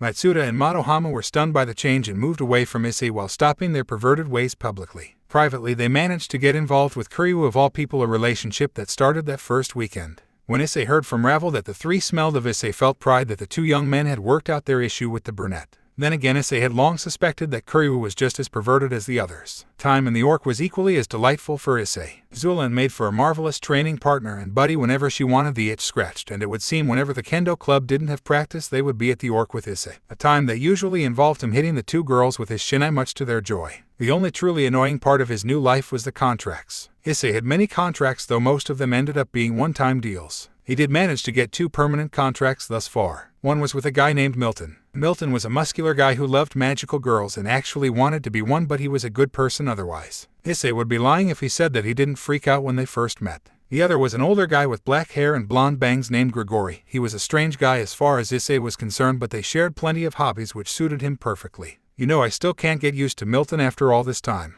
Issei chuckled as he relaxed in his room after another long day. He was actually at Milton's today for their meeting, and as usual it was difficult for him, but he managed. Partner, I thought your friends were strange, but that man is just something else. He's gotta be in his mid-30s, but he acts like he's a 15-year-old girl. How do you deal with him? Drake chuckled. I think I just find him unique. Issei smiled. Hey, he was a pervert, and while it was tough to look at Milton, the various girls around him made for adequate viewing. His musing was interrupted by a text message on his phone, and when he noticed the contents his eyes widened. Major incident in the church. More details to follow tomorrow. Murayama. Well, that can't be good. Issei frowned. Murayama's position in the orc was certainly a unique one compared to the others. While he didn't really have any supernatural powers outside of her ability to sense supernatural creatures, Murayama's father was a different story. He was actually a retired exorcist, and a powerful one at that. To make life even more interesting, Murayama's father had contacts within the church that informed him of anything happening in the supernatural that would affect him or his family. When she realized that, Ravel decided to meet with Murayama's dad and talk shop because those contacts would be extraordinarily useful to her own cause. After realizing that Ravel could be trusted despite the hostile takeover of Kyo, he agreed to share any relevant church information with them in order to best protect Murayama and of course Catis, who was like a second daughter because of how much time she spent with Murayama's family. During that same sit-down, he also had a private conversation with Issei and made it very clear that while he didn't like the 2 girls being part of a harem, the girls chose him and he would respect that. He also warned Issei if he failed the girls he would answer to him. Things are about to get interesting, Drake replied. Yet Issei nodded. Ravel's first test was here and hopefully it wouldn't be a big one.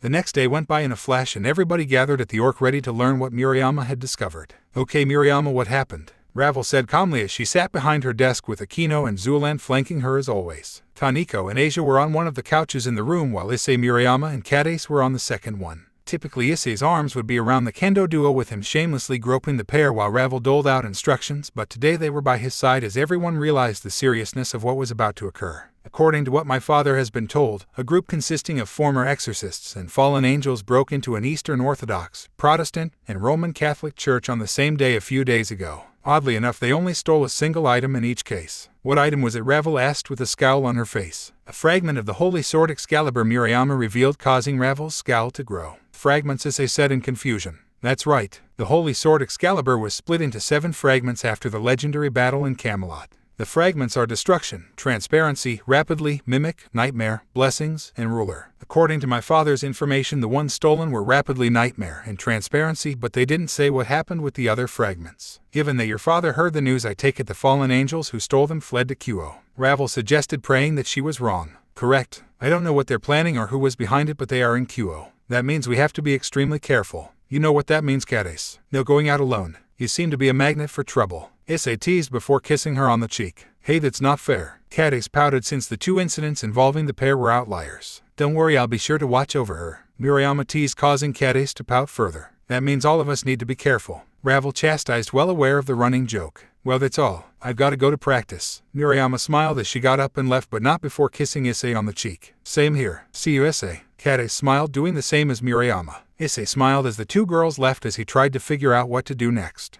This is not good, Murayama cursed as she walked around her bedroom. Her father had just gotten off the phone with the church and the information he had was not news she wanted to hear. 2 church agents would be coming to Kyo the next day and they were each bringing Excalibur fragments of their own. I don't see what's wrong with 2 church agents coming to Kyo. Isn't that a good thing? Catis replied in confusion. It would be, if one of them wasn't Arena. Murayama frowned, causing Catis's eyes to widen. You mean that arena? The arena that seemed to be with Issei all the time, Catis exclaimed. Catis and Murayama met in middle school during a meeting for the school's kendo club and became fast friends. Murayama told Catis many stories about her time with Issei in arena. Rather ironically, those stories led to her developing feelings for Issei herself, and it was those feelings combined with the ones that reignited in Murayama that led to them creating the peephole. That's right, Arena's dad was an exorcist like mine, and he took Arena to England to start her exorcist training.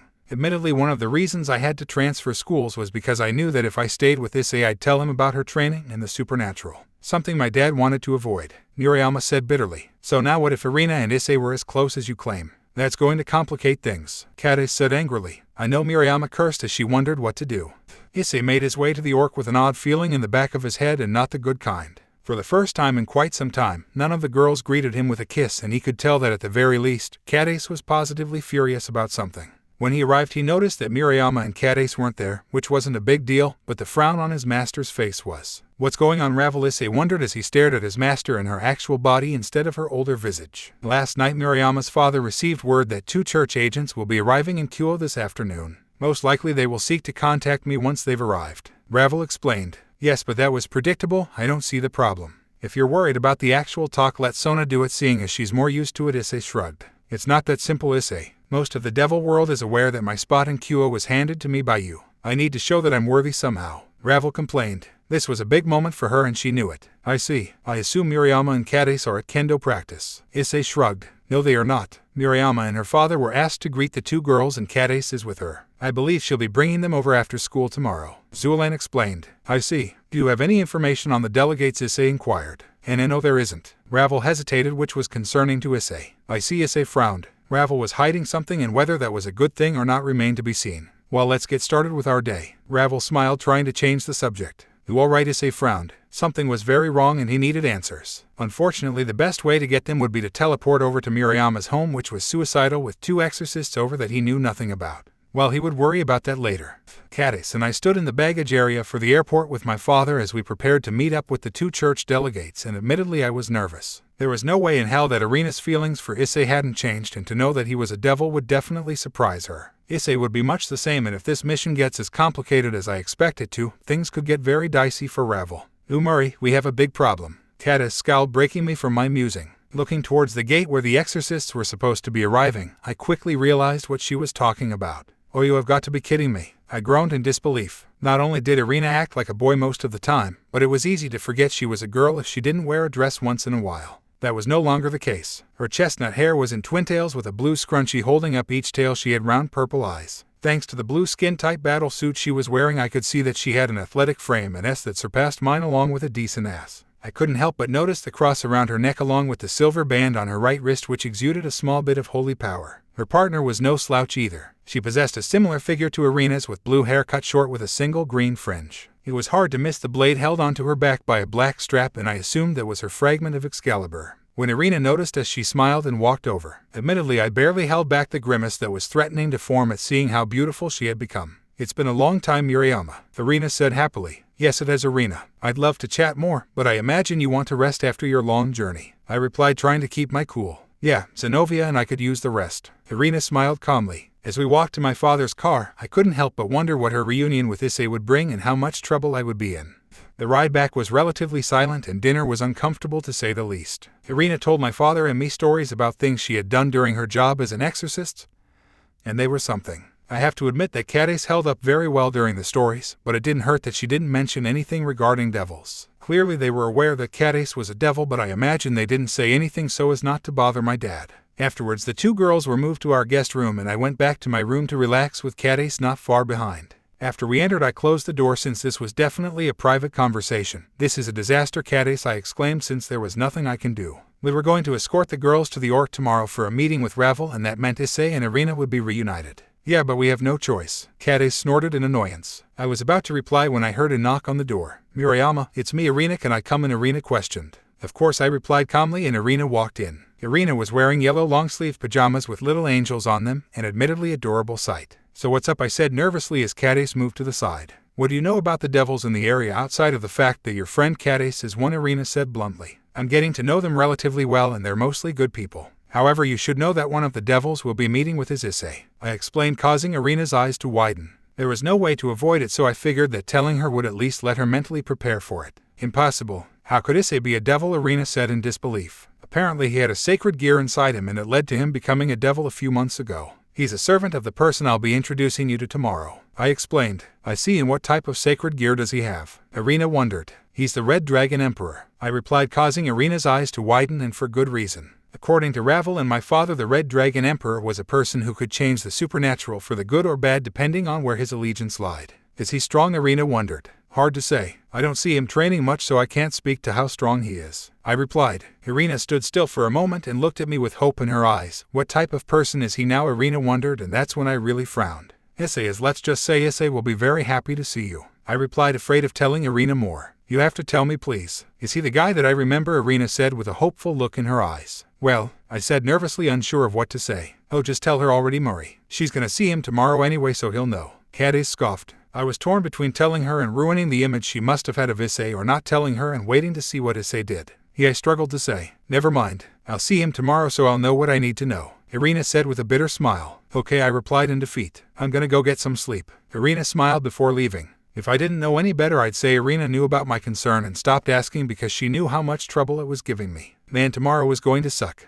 As Issei approached the orc alone, he couldn't help but wonder why things seemed to take a total 180. The day before, Catis was frustrated and angry about something, but when she walked in, she popped onto his lap and gave him a searing kiss that would have gone into a full-blown makeout session had Murayama not interrupted her so she could do the same thing. I don't get women, D-drag, Issei chuckled. You're not meant to partner, but you need to focus. Those exorcists are on the way and Ravel will need you to be at your calmest, D-drag reminded him. Yeah, I know, Issei replied as he walked into the club room. As he opened the door to the club room, he quickly found the two exorcists and froze. He couldn't believe his eyes at who was waiting for him. Irina Shido, and even though she was wearing a long white exorcist robe, it was hard to forget that face. Hey there, Issei, Irina replied with a slight blush on her face. Quit staring at him like a statue and go. You already made sure you'll be fine, Zenovia deadpanned before pushing Irina towards Issei. On the way to the club room, Irina admitted she wanted to hug Issei, but couldn't do so without hurting him. Apparently the silver band was actually her Excalibur fragment. Excalibur mimic could be anything, but Irina simply chose a silver band since it made it far easier to access it when she was about to fight.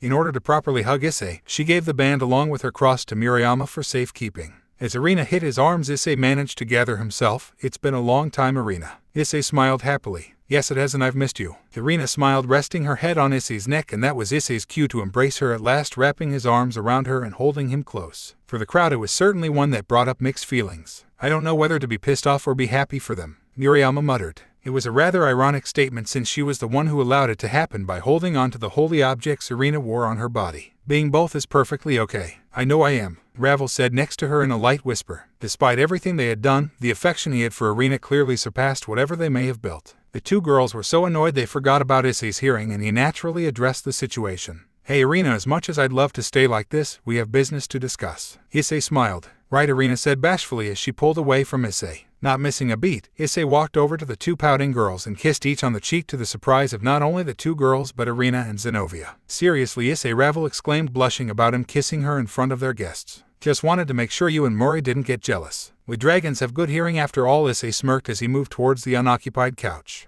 Can I have my cross in that back? Irina said with a slight blush on her face since she didn't expect it. Oh yeah, Murayama said in a daze since Issei caught her off guard. The rest of the room watched as Murayama reached into her pocket and grabbed the silver band and necklace she was holding onto before handing it to a still blushing Irina. Now that Irina's had her reunion with her childhood friend, can we get down to business? Zenovia said rather angrily. Somebody's in a bad mood. So which would you like, Zenovia? A hug or a kiss? Issei teased, deciding to have some fun. Issei, Irina, Murayama and Ravel said simultaneously. I was just teasing, Issei said with a shrug. A now focused Ravel moved back to her desk to show her position of power. I've been made aware of the situation and I'm curious what the church wants from us, Ravel stated firmly, wanting everyone to forget what just happened. Our leaders just wanted assurance that you'd stay out of our way, Zenovia said bluntly. And just what makes you think we'd interfere with your efforts? If anything, we would be helping you stop the fallen angels, Ravel said with a hint of annoyance. The same way you helped Rias Gremory deal with fallen angels. I'm afraid I don't want that kind of help, Zenovia said with an icy tone in her voice. Ravel was furious at the implication, but took a deep breath since she didn't want to mess this up. You realize that I'm the one who killed the fallen angels that were in this town before. Why would I work with them this time? Ravel replied, much calmer than before. The higher-ups certainly believe that's possible. After all, the last time you were involved with fallen angels, you ended up with a whole new peerage and the Red Dragon Emperor, Zenovia said icily. Zenovia, that's Irina started to say before a strong killing intent filled the room, stunning everybody. Issei was not pleased at the response and decided that it was business time. It would seem you're under a rather massive misunderstanding, Miss Zenovia, Issei said coldly as he stood up and focused his intent on the blue net. Ravel is the one who ambushed one of the fallen in order to save me. Ravel is the one who, despite having absolutely zero reason to do so, killed the rest of the fallen angels and exorcists that were hiding in Kuo. Her integrity is not something you should question. Also, Ravel didn't ask for the peerage. I asked for it as thanks for her helping me and because I knew that their previous master leaving would leave a power vacuum that would make situations like this even harder to deal with. Issei said coldly as his intent started to rise, but before it could return to the others, Murayama came behind him and wrapped her arms around his neck. Calm down, Issei, Murayama said calmly, pecking him lightly on the cheek so he could calm down. Luckily for all involved, it worked. Maybe we should go, Irina said with a slight blush at Murayama's actions and the fact that she could feel the power coming off of her old friend.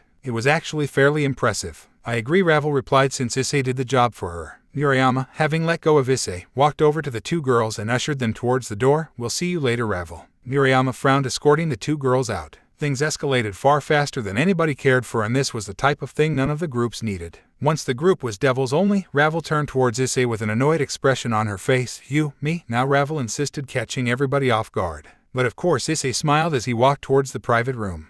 What about us, Asia said nervously, trying to hold back the massive blush on her face at Ravel's request. Just let Akino and Zulan run things. I'm going to be busy for a while, Ravel huffed before transforming into her older self and following Issei into the private room. The first meeting did not go as planned and she needed to relax. The fact that she watched Issei drool over one of the exorcists didn't help. Despite the fact he was with his much more desirable client in Grigori, Issei's focus was on everything else happening in his life instead of what they were doing. For the last few days, Zenobia and Irina had been staying with Murayama, and as far as she knew, the two girls simply left in the morning to find clues and came back empty-handed. Issei couldn't help but wonder what they'd do if they actually found somebody, but apparently they had it covered. According to Murayama, Zenobia and Irina were using two of the church's fragments as their weapons. Zenobia's was the massive sword on her back and it was known as Excalibur Destruction. Irina's fragment was Excalibur Mimic, and as its name suggested, it could transform into anything. Irina had been using it as a bracelet, which explained why Murayama held it during their reunion hug, since he was still a devil and it was a powerful holy relic. Are you ready for another game, or are you just going to stare into the void? Grigori teased, breaking him from his musing. The pair had just finished a rousing game of Smash Brothers, but Issei's distraction was clear, with him making plenty of sloppy mistakes leading him to lose. Sorry, it's just been a long day, Issei groaned in annoyance. More like long week, but he didn't want to discuss it with a client. Why don't we talk about it? Grigori smiled warmly. Issei was going to reply, but all of a sudden he sensed a magic circle appear inside the house. What the hell? Issei gasped as he ran out of the room. Unseen by him was the annoyed scowl on Grigori's face before he followed behind. Issei barely managed to run into the living room as the magic circle faded to reveal a young girl with a slim body, shoulder-length blonde hair, and blue eyes. She was wearing a dress that reminded Issei of something that a sorceress would wear, with a huge blue hat with a black bow and yellow stars, and matching cape with pink flowers and a white interior. The new guest quickly noticed Issei and blushed, since she knew that she messed up. Hello there, the girl said bashfully. Issei frowned instantly at the girl's appearance, but instead of resorting to violence decided to take a more peaceful approach. Care to explain why you just showed up in the middle of Grigori's house, since I'm pretty sure you didn't open the front door? Issei teased. Well, the girl started to say before Grigori walked into the room. Damn it, LeFay, this is why I told you guys not to teleport in randomly, Grigori yelled out. The realization that Grigori knew the girl was a big one, and one that turned Issei's focus towards his client. Who are you, Grigori? Issei frowned as he turned towards his new friend. Grigori looked towards Issei with a solemn expression before revealing 6 sets of wings that were black with long feathers. My real name is Azazel, and I am actually the leader of the fallen angels, Grigori explained. So Drake, care to explain why you didn't tell me that Grigori was the leader of the fallen angels? Issei said with a hint of annoyance. There was no way that his sacred gear didn't realize who he was, and the fact he hid it was an annoyance to be sure. A green circle appeared on his left hand, and from there the Dragon Emperor spoke. Because I didn't know what would cause him to reach out to us. When he revealed himself, I would address that issue then.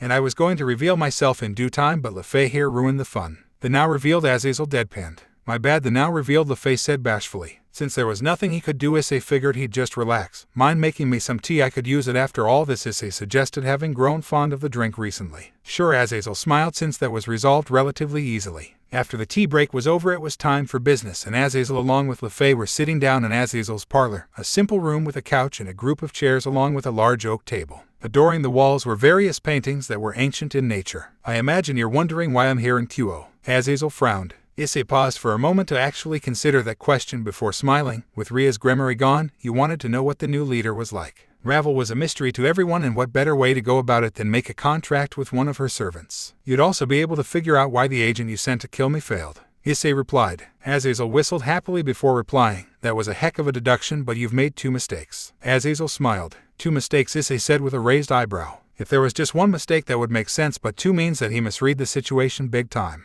The first mistake you made was that you assumed Rainier, or Yuuma as you knew her, was sent to kill you. She was told to observe you and that's about it. Somebody else may have told her to kill you, but that wasn't me." Azazel smiled. Issei nodded in understanding, but he filed that away for that later. "So what's the second mistake?" Issei questioned. "You assumed I moved here recently. I've actually been living in Kyo ever since Rias took control." Azazel smiled. Issei's eyes widened at the statement before he remembered something else that concerned him. "That explains why that group fled to Kyo. They knew you would offer them protection from Rias." Issei frowned. "What group?" Azazel said with an annoyed glare, his eyes narrowing towards Issei. "This can't be good," Issei thought to himself, concern growing on his face. If Azazel didn't know about the theft of the Excalibur as the leader of the fallen angels, it meant he had a major problem. Actually, that's why I'm here. My brother received word that a group of fallen angels stole 3 of the fragments of the holy sword Excalibur from their hiding spots and fled to Kyo," LaFay said bashfully, causing the normally calm expression on Azazel's face to vanish and a look of pure rage to appear on his face. "Damn you, Cockabeel, I can't believe you'd go this far." Azazel cursed, causing LaFay's eyes to widen. "Did you just say Cockabeel? Isn't that Cockabeel?" LaFay gasped. "Yes, I said that, Cockabeel." LaFay. Azazel groaned, knowing things were about to get extremely annoying. "Who's Cockabeel?" Issei wondered. "Let's just say that things just became very interesting for your girl Ravel," Azazel replied, causing Issei's eyes to widen. After leaving Azazel's house, Issei made 2 calls immediately. His first call was to Ravel to tell her that he had information the group desperately needed and to gather everyone at the clubroom. His second call was to Murayama to drag said church girls and Catis over to the clubroom. Based on what Azazel told him, their situation was much more dangerous. When he arrived at the clubroom, Issei was pleased to see that everyone besides the church girls were already there. "What did you learn, Issei?" Ravel wondered. "I'd like to wait for the church girls to get here since repeating myself would just be a pain," Issei replied. Ravel nodded and the group relaxed for about 20 minutes until the door opened again, revealing the church girls along with Murayama and Catis. "Why are we here, devil?" Zenobia said angrily as she turned towards Ravel. Zenobia clearly held a grudge for what happened before, and it showed. "I don't know, this information comes from my pawn." Ravel frowned and now everyone's focus was on Issei. "I called you here because I came across information that is extremely relevant to your hunt for the Excalibur," Issei revealed, causing Irina's eyes to widen, but Ravel's eyes to narrow. "What did you find out, Issei?" Irina wondered with a mix of nervousness and excitement. Their hunt had thus far been unsuccessful and they needed something. Issei took a deep breath before saying, "The theft of the blades was not the work of some rogue fallen angels and exorcists. It is the plot of a man named Cockabeel, one of the cotters of the fallen angels," Issei explained, and the room was silent. "Forgive me for the confusion, Issei, but did you just say that this was the work of Cockabeel?" Zulan said in almost shock. "That's right." Issei frowned. Zulan turned towards Lady Ravel immediately. "We need to contact Riser immediately. Cockabeel is far too powerful for any of us here," Zulan said sternly. "Absolutely not. Hell no," Ravel and Issei said at the same time. Are we missing something?" Irina said nervously, noticing the instant denial from Ravel and Issei. Clearly this Riser person was a problem. Issei and Ravel looked towards each other before Issei nodded in understanding. "My brother is the type who would accept your help, but then ask for you servitude in exchange. The reason I'm even speaking to you instead of Rias Gremory is due to the extreme lengths she went in order to get away from him," Ravel admitted. Irina couldn't help but notice the annoyance on Issei's face. "How extreme are we talking?" Irina said nervously, afraid to anger her childhood friend more. Issei was about to go on a date with a disguised fallen angel, but instead of warning Issei about it, she had her familiar give him a contract circle. Ravel said with an icy tone. "I see," Zenobia said coldly, and the usually calm Irina gripped her hands in a clear attempt to hold back her rage. The girls knew about contract circles and quickly realized that Rias planned to allow the fallen to kill Issei, and with the circle as a conduit appear by his side in order to make him her servant. "The point is that Riser would likely ask for one of you, and I'd rather allow Cockabeel to kill us all than be safe and have Irina in his clutches," Issei said icily, himself recalling Rias's attack on him. I see Irina blushed heavily at Issei's words, but Zenobia dismissed them completely. "We have God on our side. Even against Cockabeel we will find a way," Zenobia said firmly. "Are you freaking serious? You just heard us tell you how dangerous he was and you're going to ignore it," Catis said angrily, but Murayama put her hand on her friend's shoulder. "That's enough, Catis. Warriors like these two are taught that God will protect them from everything. It's what the church does," Murayama explained with a bit of mirth. "I take it you understand why we feel the way we do," Zenobia said calmly. "Yes, I do, but I still hate it," Murayama replied frankly. "God may protect you, but my offer for assistance still stands. If Cockabeel is involved, our best hope is to work together," Ravel revealed, bringing everyone's focus back on the matter at hand. Zenobia was confident, but one look at her partner told her that Irina wasn't as convinced. "If you're so concerned, we can work together. However, I don't intend to get along with you devils at all." "That's fine with me. We'll reconvene tomorrow after school to make a new plan." Ravel nodded. "Agreed," Zenobia confirmed, and that brought an end to the impromptu meeting. Once the Kendo girls left with Zenobia and Irina, Issei was brought to a private area by Ravel, who confirmed that his source was Grigori since he was on a contract with him at the time. Issei was forced to reveal that Grigori was actually the leader of the fallen angels and Azazel. Ravel was furious that she allowed him to contact Issei, but seeing as how he hadn't shown any signs of doing anything, she let it go. Cockabeel was a much bigger problem, and Azazel hadn't done anything dangerous as of yet. A sour Issei left Kuo and instead of returning home decided to take a detour to the park that he played at as a child in order to calm himself down. "Partner, are you all right?" Diedrag said calmly as Issei approached the old park. "Not at all," Diedrag, Issei admitted as he saw the playground he enjoyed as a kid. The sandbox and swing set hadn't changed and neither had the various play areas. Luckily for him it was late so the kids wouldn't be around, which gave him a private moment without anybody to interfere. Issei sat on the swings for a little bit in order to calm himself since things had changed big time in only a day. He was brought from his musing when he saw his childhood friend walk into the park as well. "Great minds think alike, huh, Issei?" Irina said solemnly as she walked towards him. Irina was wearing a pink shirt that seemed a bit too small and some brown khaki pants along with tennis shoes. Unlike before, she had Excalibur mimic on her wrist and her cross on her neck so she couldn't be close to him like before. "What are you doing here, Irina, especially alone?" Issei chuckled. "I wanted to have a bit of nostalgia considering what we're up against, and I'm not alone.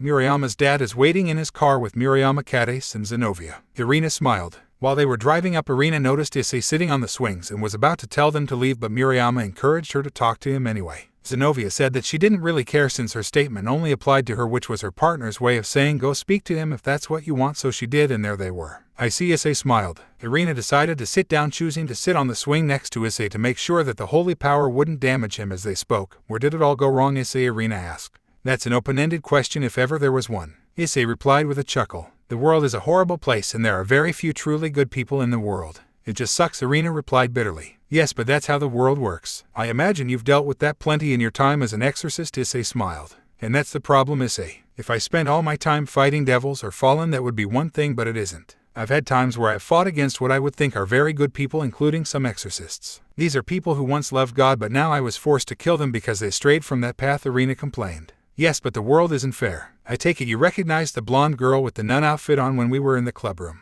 Issei smiled, referring to Asia. "Yes, I did. I know all about Witch Asia Argento, but didn't speak on it because I knew it would be foolish. It's not quite as simple as she healed the devil." Irina. Asia was sitting in her compound minding her own business when she saw somebody appear in front of her injured. She had no clue where the man came from, and she did what she was always taught to do, heal him. She had no idea the man in question was a devil, and when the man spread his wings and flew away, she was horrified. Irina's eyes widened since that was a game changer, so Asia was set up by somebody. Irina frowned since that's the only conclusion that could be made. The compound Asia stayed in was massive, and for a devil to sneak in and find the only person who can heal him was nearly impossible unless it was planned that way. "That's right. The world is a dark place and sometimes life sucks. But people like you have to protect it. People like me play a role as well, but only to a certain degree." Issei chuckled. Irina chuckled herself since she did know that devils took care of strays when they could, which was some form of protection, but not much. "Yes, but now what? We both know that Cockabeel is too powerful for any of us, and if we had to fight him, we'd be dead in a heartbeat." Irina frowned.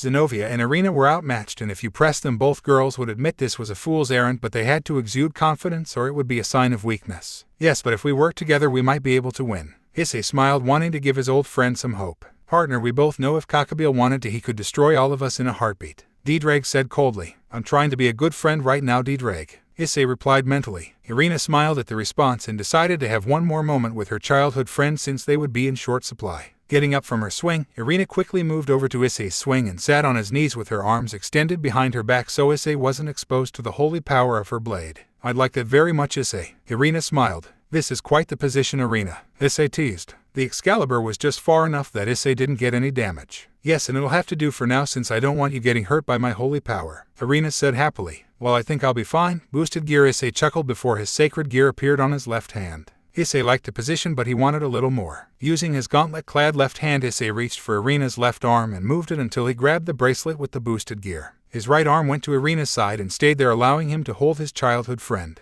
Since the cross's power was minor, the pair could be a little closer without him in danger. "Issei," Irina blushed heavily, not expecting him to do that. "I'd pull you in closer, but you know." Issei chuckled. The Excalibur fragment was dealt with by his boosted gear, but the cross was a different matter. Irina smiled before coming up with an idea. "Then let me do something about that," Irina said happily before getting off her childhood friend. Irina then focused her left hand, turning her fragment back to a sword quickly before transforming it into a jewelry box. Now she could take the cross off and put it in said box before putting it on the floor. "Clever," Issei smiled, appreciating the ingenuity. The smiling Irina got on top of Issei again, but this time she wrapped her legs around Issei's waist and pressed her S against his chest, a much closer and much more intimate position. Now where were we? Irina smiled. I think I was about to do this. Issei smiled before leaning in and kissing Irina on the lips, with Irina responding in kind. The once inseparable childhood friends made out on a swing set they had played on many times as kids. Right now all that mattered was that the feelings they both had for one another hadn't vanished in their time apart, and all was right with the world. Starting the next day, they would focus on the mission and Cockabeel, but for just a moment nothing else mattered besides the two of them. Issei made his way towards the orc with Murayama and Catis next to him and a smile on his face. The church duo was already in the clubroom, having been brought by Murayama's father earlier in the day. So Mori, did you and Irina talk after I left? Issei smiled. On their way back, Irina revealed that she knew about his relationship with Murayama and she was worried that he wasn't being fair to her. Murayama blushed since she and Irina did talk, and specifically about how she was going to handle her feelings for Issei. We did and came to an understanding. Murayama smiled. Since Irina was no longer a part of his life, she wanted Murayama, and to a lesser extent Catis, to watch over Issei for her. That's good. It's nice to have my girls working together. Issei smiled before pulling the kendo duo close to him. Can we focus on the real problem like the guys who are going to be coming at us? Catis said with a hint of embarrassment. Yes, but that's only when we arrive. Issei chuckled before letting go of the girls. Fine. Catis pouted, mostly due to Issei letting go of her. They arrived at the clubroom to find everyone was there, but just as Ravel was about to get the meeting started, a magic circle appeared in the room. Were you expecting somebody, Lady Ravel? Issei said with a raised eyebrow. Yes, I was, and it appears he's here now, Ravel said calmly. The circle faded to reveal Kiba Yuido in the QO uniform. Hello everyone, it's been a long time, Kiba said calmly, to the shock of his former teammates and the annoyance of Issei. Yufifufu, it's been a while, Kiba. Akino smiled. Yes, it is, Akino. Lady Rias got a call from Sona, and when I learned it involved Excalibur I volunteered immediately. Rias was hesitant but figured I was a better alternative to Riser. Kiba explained calmly. That explains it, Issei said mentally with a look of pure annoyance on his face. Am I missing something? Why does Issei look like he's going to strangle the new guy? Irina whispered to Murayama. I'll tell you later, Irina, Murayama replied. I understand this might be a personal issue for you, Kiba, but make sure you stay in line. I'm not as gentle as Rias, and if you act out you will be punished, Ravel said with a stern warning. Of course, Lady Ravel, and if I step out of line I'm sure that Issei will make sure to discipline me, Kiba said with an impassive smile. With pleasure, Issei growled. Any excuse he could make to tear the boy apart would be most appreciated. Ravel noticed Issei's expression and made a mental note to talk to her pawn. At any rate, we're going to split up into groups. Kiba, I want you to go with Akino, Kaneko, and Asia and make group 1. Issei, Yuzulan, and Catis will make group 2.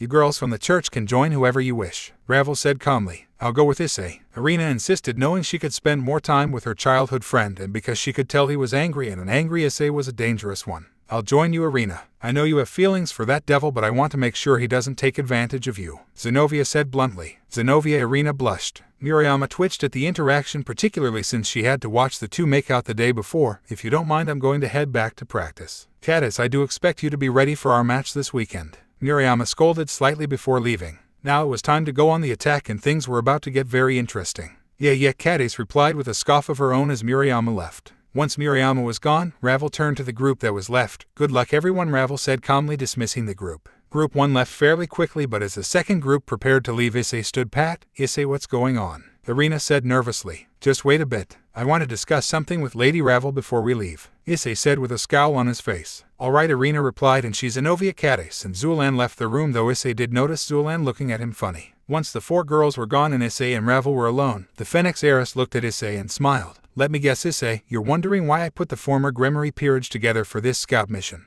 Ravel said with a smile. That's right. You know damn well that having them together could be disastrous for you if Kiba decides to rebel. Issei frowned. Akino seemed to go along with everything, but he still didn't have a read on Kaneko. To Issei this was reckless. I'm aware, Issei. I'm doing this to test them and see just how loyal they really are to me. Ravel smiled. Is that so? Issei said with a frown, since this was a dangerous move. That's right. What better way to test their loyalty than to put them together when they're against a foe that even an immortal phoenix cannot overcome? Ravel smiled viciously. Issei's eyes widened since Ravel was practically daring them to try something. This is reckless, but I'm going to trust you on this one, Ravel, Issei admonished as though he was the master. We'll see how reckless it is in the end, Issei. Ravel smiled before Issei left to join the others. Ravel knew the risks involved, and it was the type of risk that she had to take if she was going to be taken seriously. Their opponent was a cotter, and even if it meant dealing with a traitorous element, she would do so in order to protect her new home. The former Gremory team of Kiba, Akino, Kaneko, and Asia walked through Kyo with various thoughts on their mind. For Akino, it was the thought of their current mission and trying to protect their home from the fallen angel's wrath. For Kaneko it was about Kiba's return and why it was allowed, and for Kiba it was about seeing his old teammates and dealing with a dark part of his past. The awkward silence was clear to everyone and it was horrible. "So how are you guys?" Kiba said calmly, finally breaking the silence. "Fine," Kaneko replied nonchalantly. "Yufifufu, considering what you did, I'm actually surprised you're still alive, Kiba. I guess that charm of yours was good for something," Akino teased. The reality was that people were executed for less and Kiba should consider himself very lucky. Kiba couldn't help but agree with the comment since he did catch a massive break. "Rias told Lady Phoenix that I was good around the house and that saved me. I'm essentially Lady Phoenix's butler, but that is what it is," Kiba replied bashfully. "I see Yufifufu," Akino chuckled as the group continued. How is Lady Rias?" Asia asked nervously, finally speaking up. "She's hanging in there," Kiba replied. Rather ironically, Riser hasn't done much if anything to her so far and Rias is a bit helpless. Considering her original fear, it is a bit ironic, but Kiba wasn't going to complain. "Yufifufu, let's focus on the mission. We need to stop these guys." Akino smiled. "Yes, and I'm glad I can get my revenge on that sword," Kiba said coldly. Kiba had a very rotten history with the holy sword Excalibur, and when he was sent to the Phoenix he was certain he'd lose his chance at revenge. When he heard about what happened, he begged Lady Phoenix to let him join, and he was incredibly lucky when she agreed. "Well, let's get hunting," Akino smiled as the group kept walking. What they were unaware of was that the hint they needed was sitting in casual clothes nearby. "The boss might want to hear about this." A young man smiled. He had short white hair and gleaming red eyes. His name was Fried Selzen and he was working with Kakabeel. This was actually his second time in Kuo since he was part of the team with Rainier. He managed to escape during Ravel's slaughter, which was turning out to be a lucky coincidence. Issei, Zulan, Arena, and Zenovia moved through the other side of Kuo, and while Arena and Zenovia were focused on finding Fried, Issei was focused on the blonde knight. What is Ravel thinking? There's no telling what Kiba would and could plan. Issei thought to himself. To say that he didn't trust Kiba was an understatement, and he still held quite a grudge over what happened to him. "Issei, are you okay?" Arena said nervously. She knew Issei very well and something was bothering him. "Yeah, I'm fine," Issei lied, hiding his annoyance. Arena had enough on her plate and this would only make it worse. "You shouldn't lie to her," Issei, Zulan said with a frown. Arena gasped, not expecting that. She knew something was off and that Issei was lying, but there was absolutely nobody who could call him out on it. "Well, besides her, this isn't the time," Zulan, Issei chided. This was between him and Kiba and he didn't need Arena involved. "Yes, it is. She clearly cares about you even after your time apart. Understanding your history with Kiba wouldn't hurt," Zulan replied. What history? Arena thought to herself before moving in front of Issei and giving him a look that he couldn't resist in their younger years. "Fine, I'll tell you, but you have to promise you won't let it bother you," Issei replied bitterly. The look still worked. "You mean like it's clearly bothering you?" Arena frowned. "I won't let it bother me, Issei, so what happened?" Arena replied, and the group stopped so Issei could explain the truth. "Remember how Ravel told you that Rias gave me a contract circle right before my date with a fallen angel?" Issei smiled bitterly. "Yes," Arena replied with venom in her voice. "When that failed miserably and I ignored her various attempts to facilitate a meeting, she sent her loyal knight to attack me and kill me." "That knight was Kiba, wasn't it?" Arena growled, her free hand balling into a fist yet again. "That's right, and before you even think of killing him, don't. That pleasure will belong to me." Issei smiled viciously. But Arena protested before Issei put a finger on her lips. "No buts, Arena. Kiba is playing the good soldier, so killing him now would be stupid. If he messes up, I'm killing him personally." Issei smiled before kissing her on the cheek. "Okay," Arena blushed. "If that's the case, I'm surprised you kept your cool when you saw him, Red Dragon." Zenovia replied. "If somebody had wronged her like that, it would be a problem. I kept my cool because, as I said, Kiba is playing the good soldier. Trust me, if he does something stupid, he will pay heavy price." Issei smiled viciously. A part of him was actually hoping he'd try something so he has an excuse to kill Kiba. However, Arena didn't need to know that. "I see," Arena replied. Even after all these years, she could see the gears turning in his head. Issei wanted Kiba to mess up badly, and when he did, he would exact his revenge. She only hoped that it wasn't after something else horrible happened.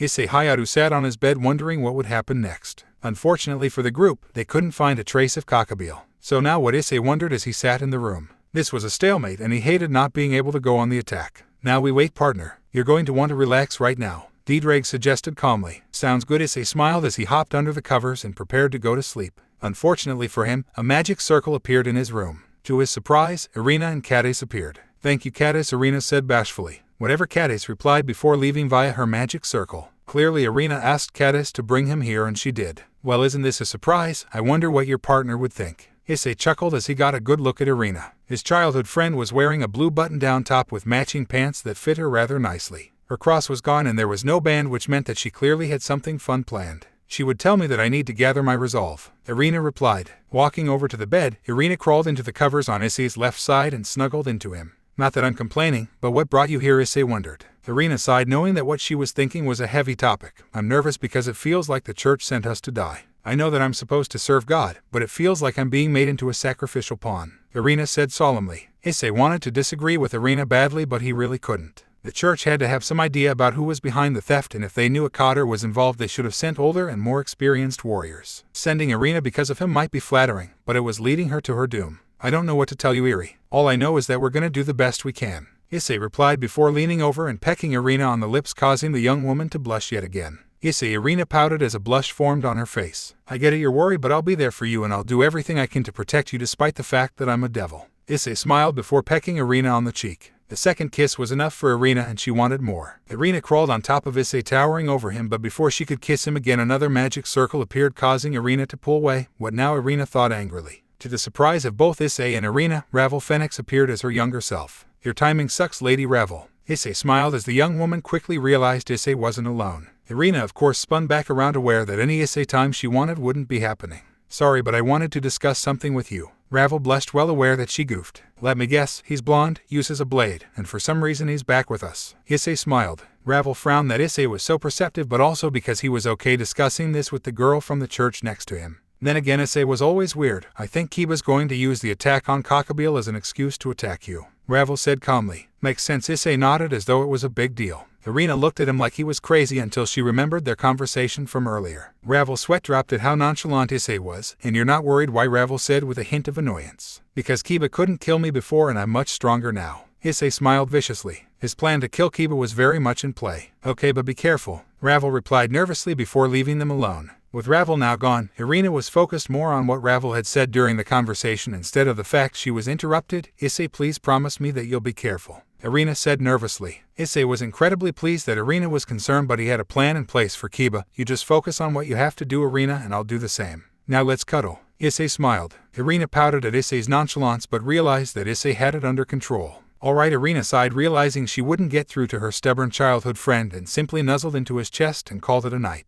Kiba Yuudo would admit that he was playing a dangerous game at the moment, but frankly he had no choice. Walking through the forests of Kyo, he made his way towards an abandoned amphitheater with a smile on his face. This is all I can do for her. Kiba frowned, aware that what he was doing was reckless and some would argue treasonous. Due to his sacred gear and history with holy swords, Kiba was well aware of what it felt like when one was nearby. Thanks to that, he noticed that somebody with a holy sword was around them earlier. That person had followed them briefly but chose not to attack them, no doubt due to a numbers disadvantage. Kiba figured that he could track the signature of the blade, and he walked around hoping to catch the same signal. He eventually did and followed the source to his current location. I know you're here, priest. I've come to chat, Kiba shouted.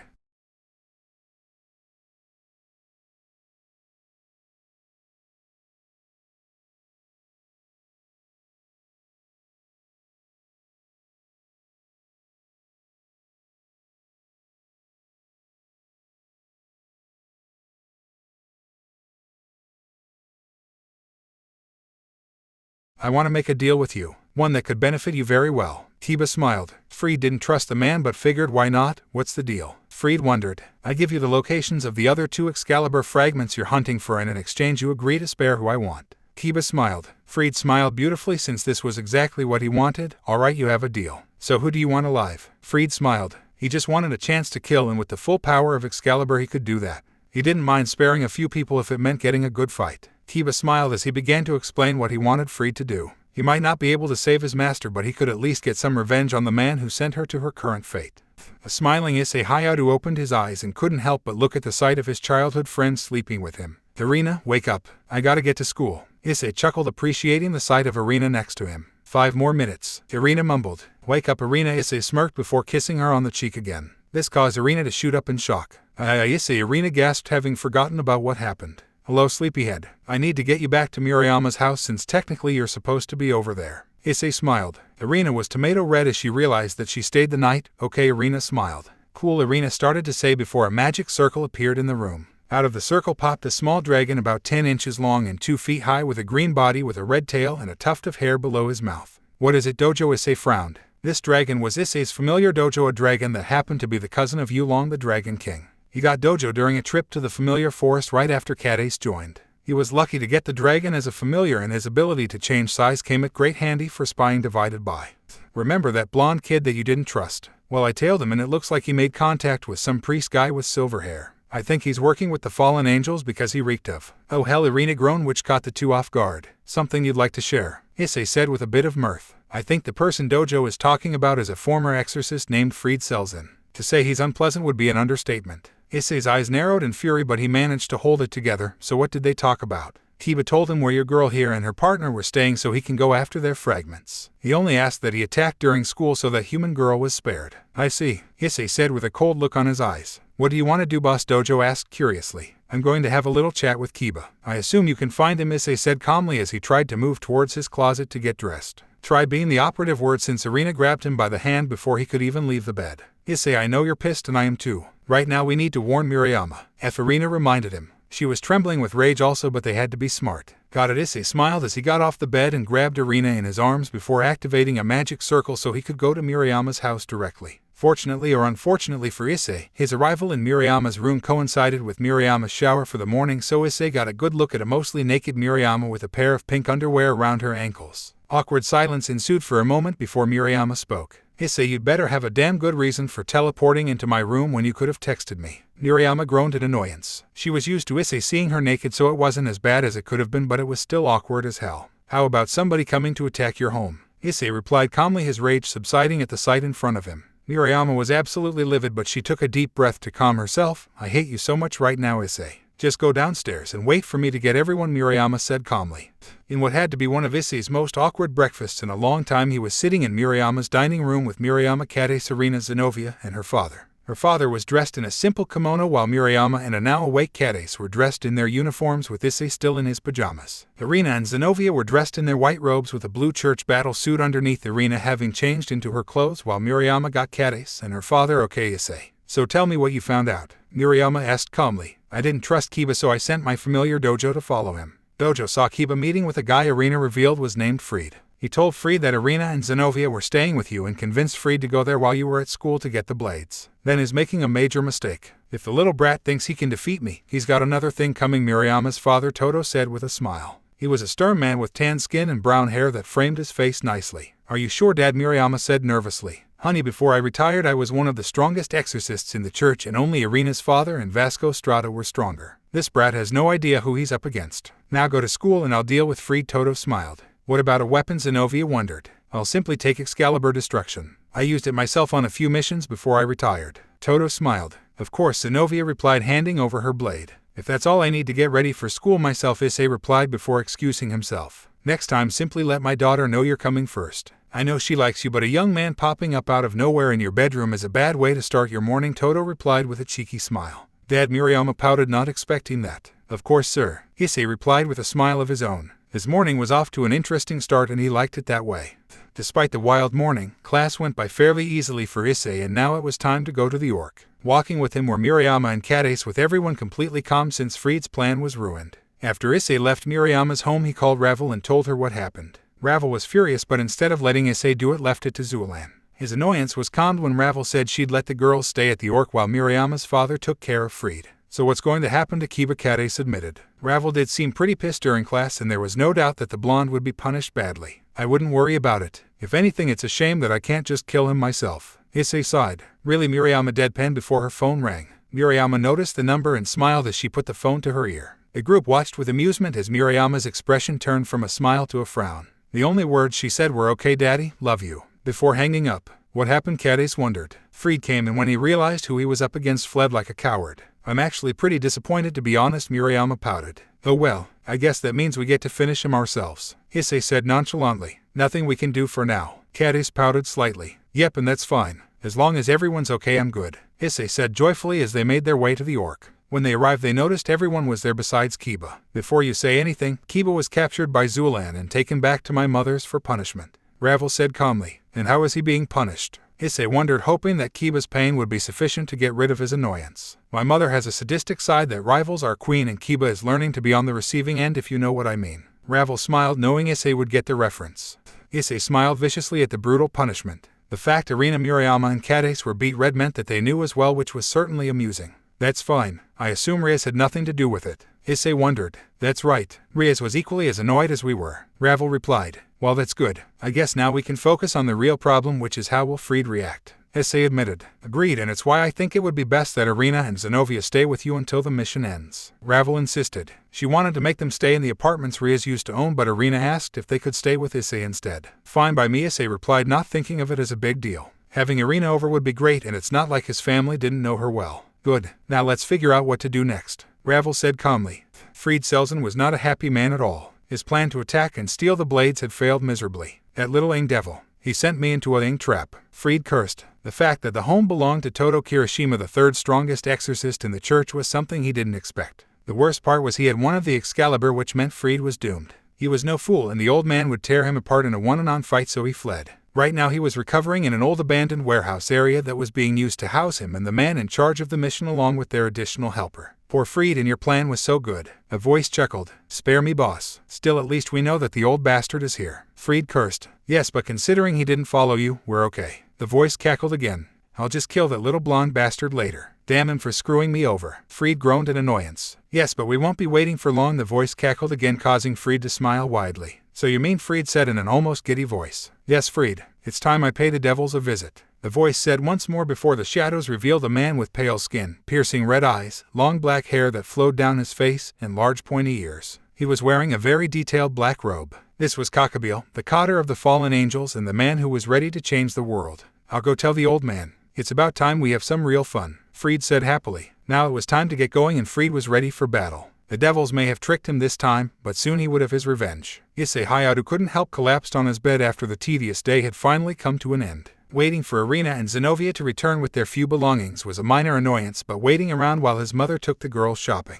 His mother was thrilled to see Irina, but the knowledge that all she had to wear was her church battle suit was too much for his mother to handle. She grabbed the girls and insisted on taking them shopping, which gave Issei a chance to focus on what would have happened had he not followed Kiba with Dojo. Based on his new knowledge, there was no doubt the girls would have fought Fried off, but there was also no telling how much collateral would have happened, and the thought was uncomfortable. Kiba's actions were foolish and dangerous towards the group, and depending on when Fried attacked, it could have even involved Murayama and Catis, which infuriated him. When he got his hands on Kiba, there would be hell to play. His musing was interrupted when somebody knocked on his door. Come on, and Issei said calmly. Much to his admitted surprise, Zenobia Quarta walked in, and she was wearing a purple short-sleeved top with blue shorts, an outfit she must have gotten from the shopping trip. Can we talk about something, Red Dragon Emperor? Zenobia said calmly. Sure, Issei nodded, getting into a cross-legged position on the bed. What makes you so special? Zenobia wondered, speaking the thought that had been bothering her for some time. Most people would be offended, but Issei found the blunt question amusing. What do you mean by that? Issei chuckled. What makes you so special that we're being sent to live with you instead of some of the other devils? Irina speaks so highly of you despite not seeing you for years, and from the sound of it, that Murayama person is the same.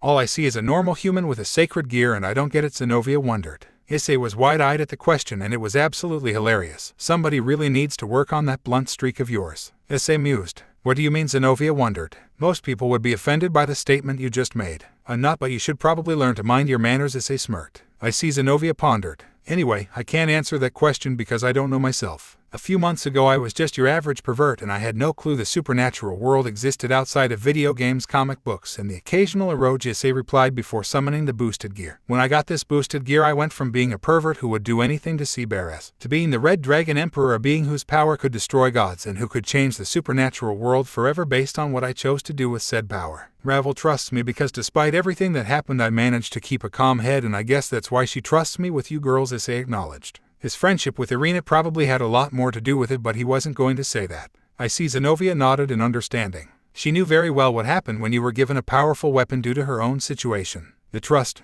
As for Catis and Murayama, it turns they were always interested in me, but they couldn't act because I was so messed up as a person. Issei chuckled. It wasn't lost on Issei that had either girl acted on their feelings, Yuuma's date would have never happened and he'd still be human. Then again, Rias would have found a way to get him involved anyway. Do you ever wonder what could have been, though? I mean, if your current master didn't get involved with you. Of course I do, but I've learned that if you focus on what was, you can't move forward, Issei admitted. If Ravel hadn't gotten involved, Issei would have been killed by Rainier, and he'd be Rias's pawn. That much was obvious. The young woman would attempt to manipulate him using her considerable charm, and pray he didn't realize what was going on. Unfortunately for her, the moment familiars came up, Issei would have connected the dots, and it would have led to a fair bit of resentment. What would happen from there was another story, but fortunately Ravel stepped in. Zenobia took Issei's words to heart and smiled, realizing that Issei was just a simple guy who was letting what happened happen. He wasn't quite powerful enough yet to make a major difference, but he was smart enough to know that he could do more. Thank you for telling me all that, Red Dragon. Zenobia smiled, since it was nice insight into the young man. Of course Issei chuckled before Zenobia left the room and Issei alone with his thoughts. A part of him was curious about his childhood friend but figured his love life was complicated enough as it was. Issei Hayato was a pervert and because of that he woke up to the sound of a young girl with various personality traits. Sometimes it was a tsundere wake up and sometimes it was a harsher one, but nonetheless that's how he typically woke up. On this particular day, Issei wasn't woken up by a young girl's voice, but by a young girl's tongue, and it was one he was sort of familiar with at this point. As Issei's eyes shot open, he saw the brown ponytail of Murayama right in front of him, and a quick look down revealed she was naked and giving him a morning blowjob. What are you doing here, Murayama? Issei said in disbelief. I'm waking you up with a blowjob. What does it look like? Murayama said as though it wasn't a big deal before resuming her actions. Yes, I can see that, but why now? For that matter, how did you get here? Issei wondered as Murayama teased his shaft with her lips. He should have been enjoying this, but now he was just confused. That would be because of me, Catis said bluntly as she stood near the door watching what was going on with a massive blush on her face. Unlike Murayama, Catis was still clothed, but Issei could see her nipples were hardened through her thin pajamas, so clearly she liked what she was watching. Lori wanted to thank you for warning her about Freed coming after them, so she convinced me to teleport over here and surprise you.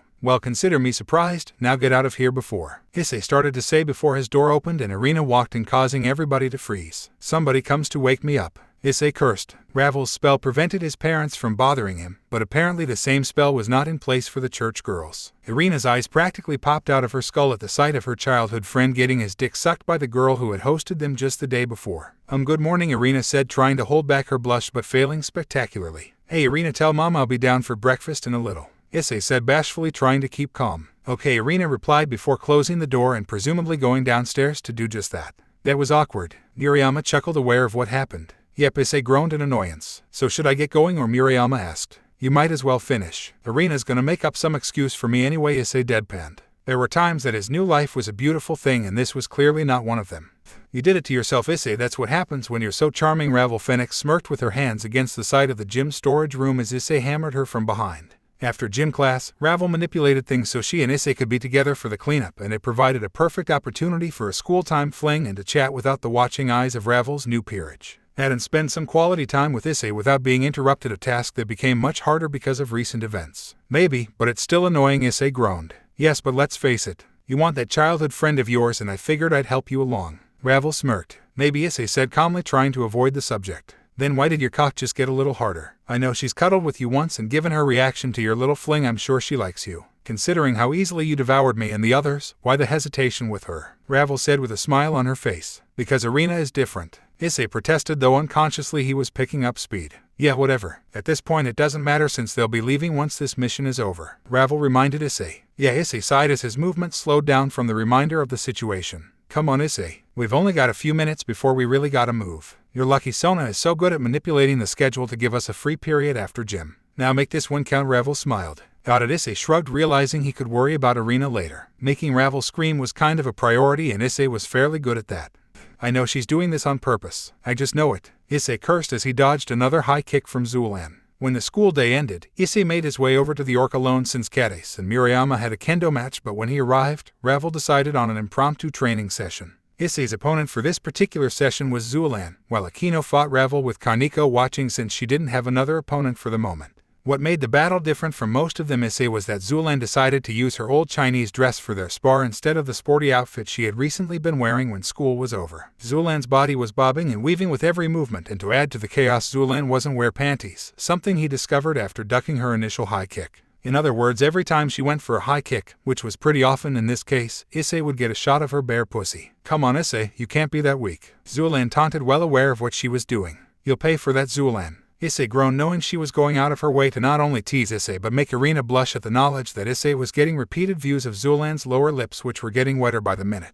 Boost. Now we're talking. Zulan smiled as she lit her hands up in fire. Yeah, and now I'll show you what Issei started to say before he froze instinctively and turned towards the bushes, to the confusion of most of the group aside from Kaneko, who was even paler than usual. Issei, what's going on? Ravel started to say before she froze as well. Not bad at all. I have to admit I thought I hid myself well. A voice cackled, causing the rest of the watching group to turn towards the bushes. When they did, a man walked out with a smile on his face and caused everyone to freeze. Even without an introduction, everyone knew exactly who he was and that his appearance was nothing but trouble. Cockabeel, Issei gasped, the words barely getting out of his mouth. It's a pleasure to meet you, Red Dragon Emperor. I must confess you're growing quite marvelously. It would be a shame if somebody were to cut you down so soon. Cockabeel smirked, causing Issei to freeze. What do you want?" Ravel stammered, unsure of what else to do. He was suppressing his power, that much was obvious, but he was still more than powerful enough to kill everyone here. "I simply wanted to tell you that I'll be coming to this school in a few days to complete my plan, since there's no way you can stop me as you are now. If you have a few days to prepare, perhaps you can make this more interesting for me. That includes you girls from the church," Cockabeel taunted before turning away and leaving.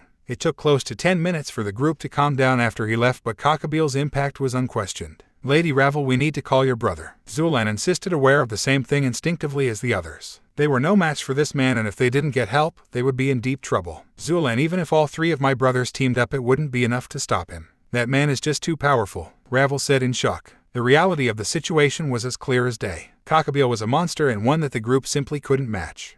Nightfall had arrived, and for Irina Shido the day's events were horrifying in a way that she never could have imagined. Cockabeel left without doing anything, but it wasn't lost on her that if the man wanted to, all of them would have been dead and he'd have a close to fully functioning Excalibur. Her belief that she was a sacrificial pawn was driven even deeper, and it made her rethink a lot of her life, particularly her feelings for her childhood friend. The reality was that they were all as good as dead, and if she was going to die, she was going to do it knowing she made her feelings known and acted on them. Her cross and Excalibur fragment still in the guest room, Irina made her way towards Issei's room in a pink spaghetti strap top that showed off her impressive S and a pair of blue shorts. With any luck, Issei was alone, and this time she might be the one enjoying his member instead of the brown-haired girl. "Here we go," Irina said to herself as she arrived at Issei's room just for the young man to swing the door open, catching both of them off guard. "Sorry, Irina, but I'm actually headed to see a friend," Issei said bitterly. Her outfit made it very clear what she wanted to happen, and normally Issei would jump at the chance, but he had his own plans. "A female friend?" Irina questioned. "No, actually it's a male friend. He called me a moment ago and asked me for a favor that couldn't wait, so I need to go," Issei said calmly. Irina couldn't believe her rotten luck. "Okay, but can we talk when you get back?" Irina said nervously. Her chance may have been ruined, but she could still salvage it. "Absolutely," Issei replied with a smile as he made his way downstairs and out of the house. Issei was completely lying, but for the sake of his future and the future of those he cared about, turning down Irina for a night would be the right move. Ravel Phoenix was not a happy woman as she enjoyed lunch after a troublesome morning. The night before, she got into an argument with her knight Zulan over what happened with Cockabeel, and Ravel barely managed to talk her out of calling her brother or even the Mao for backup. She was hoping to see Issei and calm down for a bit before class, but he wasn't here, and even as first period started he was nowhere to be found. None of the girls seemed to know what was going on, and that wasn't what she needed. "So we know nothing about where Issei is," Ravel said angrily as she sat with the kendo club and her loyal rook in Zulan. "That's not quite true. I managed to get a hold of Irina, and apparently he left in the middle of the night to see a male friend," Nurayama revealed, having snuck away during the second period of the day to call Issei's home. Ravel's eyes widened at the response. "I think I know where he is, but it means we may not see him today." Ravel frowned. For Issei to seek that person out meant that he was desperate, and Ravel couldn't exactly blame him. Issei currently found himself in a Grigori lab in a town to the north of Kyo, with a smiling Azazel accompanying him. Just before Irina arrived in his room, Issei called Azazel to ask if there was a place he could go to get some serious training, and Azazel revealed that he had a gravity room set up in an old lab and Issei could use it if he truly wanted. Getting there was easy, with Azazel simply transporting him over there once he arrived at his house, but because of the state of the lab, Azazel spent half the night preparing it while Issei slept. Dragon Ball Z made it look a lot harder than it actually is. Issei, Azazel taunted as Issei, who was wearing a black tracksuit with white stripes along the arms and legs, a red shirt underneath and red and black sneakers, tried to move around. "You're telling me, how can anybody train like this? I mean in real life," Issei grunted, knowing the coder could hear him. "Honestly, I don't know myself. I made it because I wanted to see if I could. Even once I did, I didn't have anybody who wanted to give it a try, so I left this base to its own devices," Azazel admitted. "Lucky me," Issei grunted. Issei's current training regimen consisted of him walking around the gravity room, which was set to twice the gravity of Earth comfortably, until he could do his normal workout of 100 push-ups and 100 sit-ups before Azazel turned off gravity so Issei's body could reset. The first set took him close to 2 hours before he was done, and he needed 4 special energy drinks from Azazel and an hour-long break just to recover, and now it was time for set 2, which would be more intense at 4 times so Issei could get used to a more intense level. "Remember, Issei, if anything goes wrong I'll step in." Azazel smiled as Issei began the second set. To Azazel's surprise, this set only took an hour, which said a lot about Issei's determination. "This kid is going to be terrifying," Azazel thought to himself.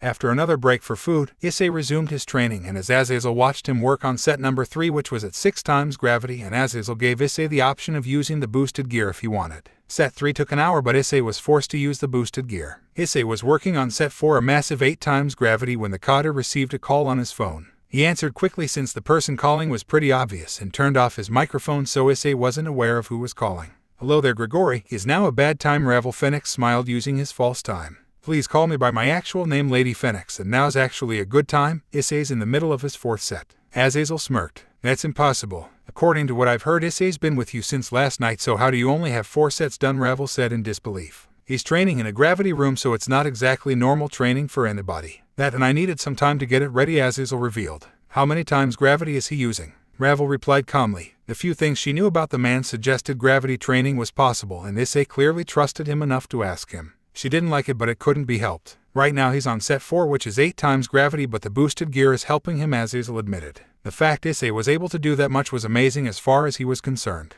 All right, take good care of my pawn, but I expect him back tonight, Ravel said sternly. Got it. Azazel smiled as he looked towards Issei, who was going through the 4th now. Poor Cockabeel won't know what hit him, Azazel thought to himself, enjoying the fruits of his labor.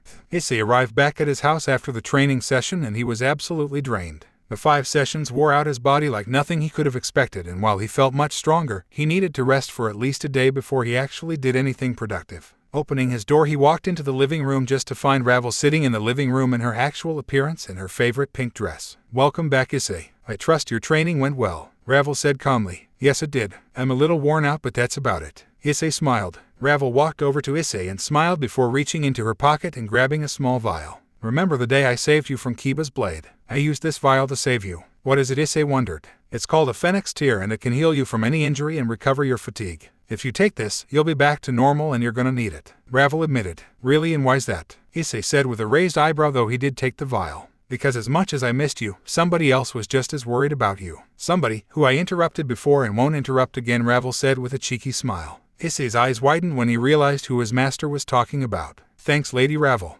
Issei smiled before kissing his master on the cheek. Just go, Ravel said with a slight blush before teleporting away. Of course, Issei smiled before taking the Phoenix Tear and drinking it, feeling his power quickly restored. He also couldn't help but recognize the taste as a part of the drink Azazel gave him.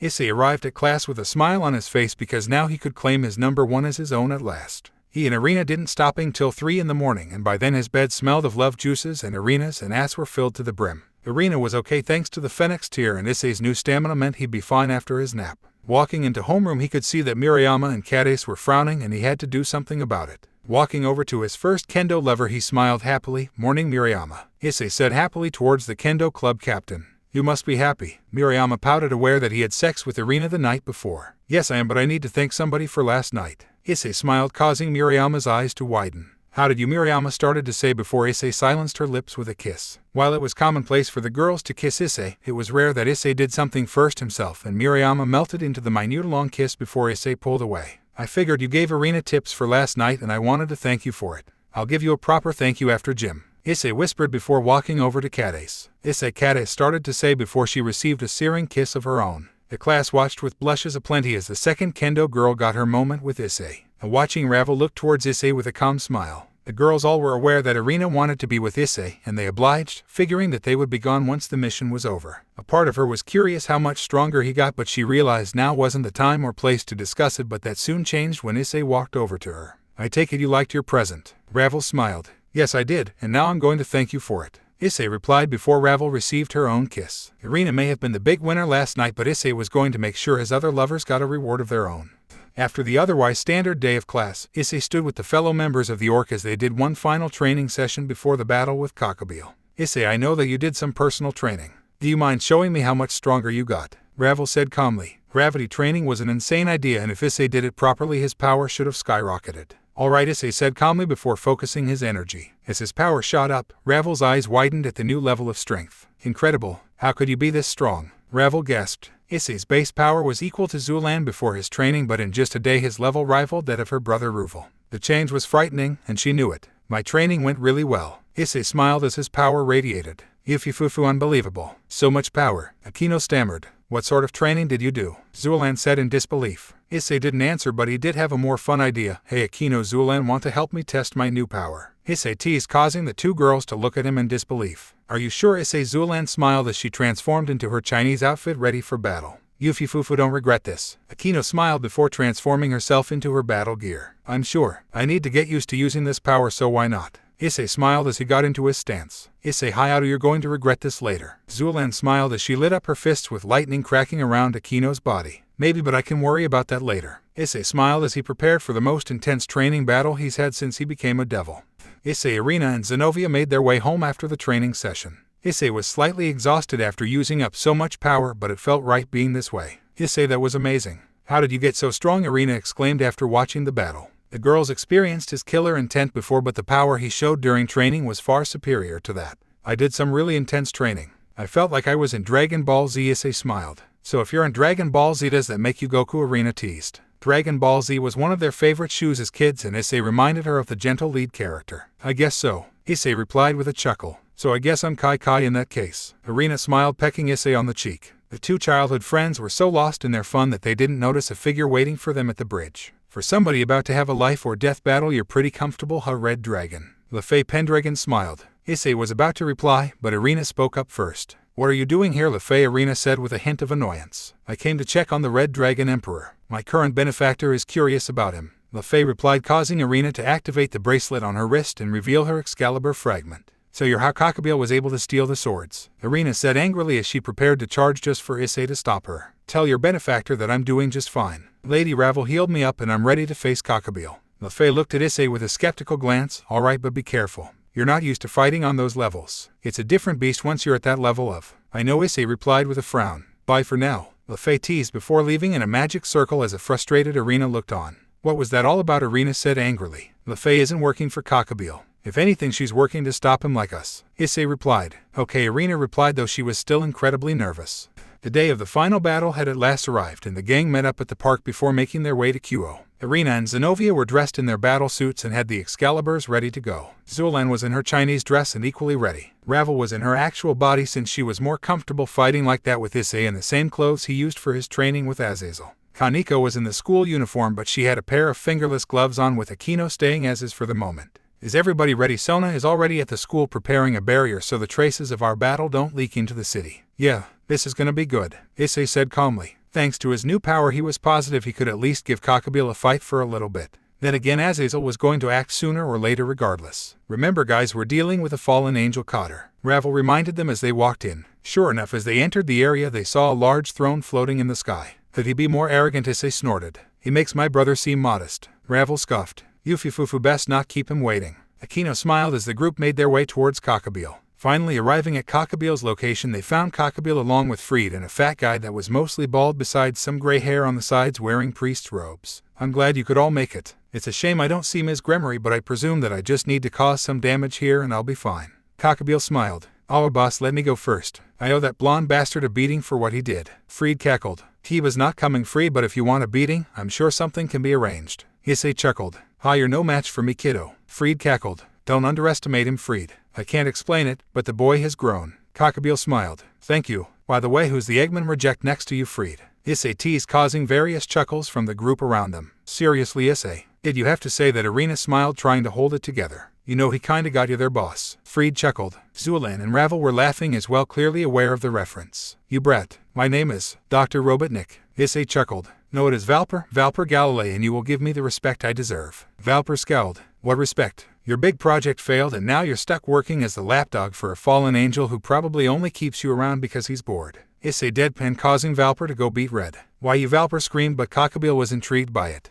That's quite the statement, Red Dragon. What makes you think I only keep Valper around because I'm bored? Cockabeel asked calmly. Because if you used your full power you could destroy this entire town. Honestly, I don't know why you don't just do that and call it a day, Issei said nonchalantly. Issei, please don't give the fallen angel Cotter any bright ideas, Irina pleaded. Haha, you're very blunt, but since that's the case, what is my plan? Why would I go through all this trouble when I could do as you say? Cockabeel chuckled. Admittedly, I don't know that. What I do know is that you're up to something, Issei admitted. He couldn't explain what Cockabeel was up to, but it was obvious that something was amiss. Cockabeel smiled and looked down at the boy. How about we make a deal, boy? I can tell you've grown stronger since our first meeting and I want to see just how much. If you can defeat Freed and some friends of mine by yourself, I'll leave without doing anything more. If you fail, I'll reveal my real plan, Cockabeel suggested. Wait a minute, that's crazy, Ravel insisted. Cockabeel could summon anything and Issei would be forced to fight against it and win. That was just a bad deal. That's right, let us fight too. Irina insisted, not wanting Issei to go through all of that. Fine, Issei said calmly. This was best, and getting rid of that bad feeling in the back of his head would be worth it.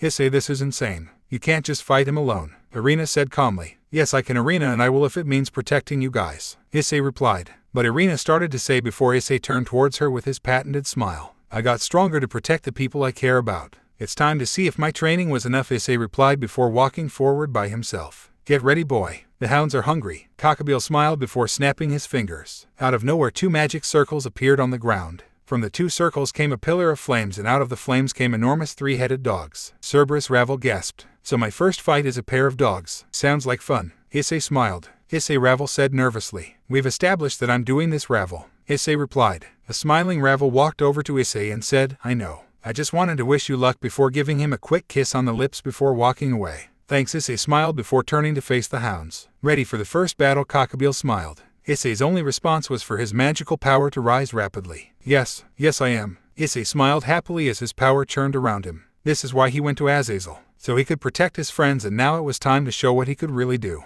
A smiling Issei charged the Cerberus with a smile on his face and his new power soaring around him. He charged the first beast using his great speed and slammed it in the stomach, sending it into the air, but before he could revel in taking the opening move, the second beast blasted flames at him, forcing him to dodge. Boost! A smiling Issei turned towards the second one. Get out of my way, mutt. Dragon shot, Issei shouted before sending the strike at the beast that connected flush, causing a decent explosion. He'll get him, Issei, Murayama shouted, wanting to encourage Issei as he fought for all of them. Irina was silent as she watched her childhood friend and new lover fight, but she couldn't help but worry. These were Cerberus, and they weren't exactly the easiest things to take down. You should say something also, Ravel smiled from next to her. She knew how the young woman felt, and she was equally eager to encourage him, but she knew he needed the support from her more. I know, Irina said nervously. She wanted to shout, but she figured this would be easier. As the beast tried to get a hold of him, Issei continued to dodge and send simple strikes back. Never enough to truly finish them, but little by little they were weakening. Not bad, but it won't be enough, Cockabeel smirked, watching the battle play out. We'll see, Issei smiled. In truth, he could have ended it, but he wanted to get used to fighting at this level before he inevitably fought Cockabeel. Come on, Issei, Irina finally encouraged, and little by little the rest followed. Boost. Partner, it's time, Drake said from inside him. Yeah, Issei replied as he found his 6th boost. Explosion. At last, his power exploded and Issei soared above the Cerberus, ready to take them out for good. Issei focused his energy into one massive strike, and the Cerberus looked up, firing blasts of flame towards him. Deciding to call back to one of his favorite moves from his childhood days, Issei brought his hands together and spun his hips halfway to the right.